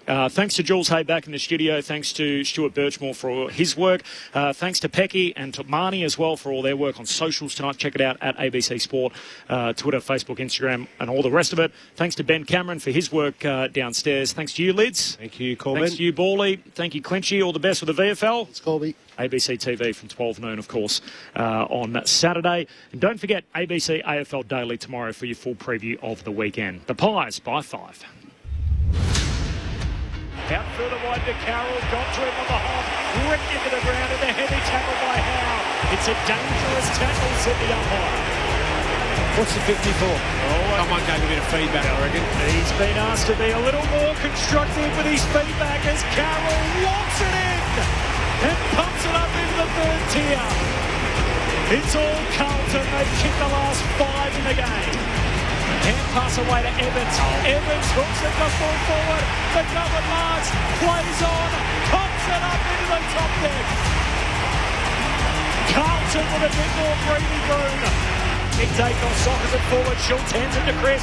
Handball to Nick Daicos. Gives it to Darcy Cameron. Hooks a kick across the body to the goal line. Nice work, Haynes. Spoils. Still alive. Nick picks it up on the line and goals. In game 100. The best 100-game set we may have ever seen. Starts the Pies scoring in Q4. And Collingwood back within 2 straight kicks. Reloads for the Pies. Kicks to the hot spot. 2 balls collide in the air. At the drop, Hayes. The youngest Magpie with the goal. Scores level. It's taken only 4.5 minutes. And the Blues' 3-goal lead is gone. Picked up by Anderson. Spins out of traffic. Kicks the Pies to half forward. Nick's got 2 to beat. They go down by 10 kicks. Picked up by Daicos. Pokes it into the pocket. Elliott takes the mark. And Nick Daicos just does it again. With 2 to beat. And Nick Daicos prevails. Elliott on the drop punt. Elliott with the finish.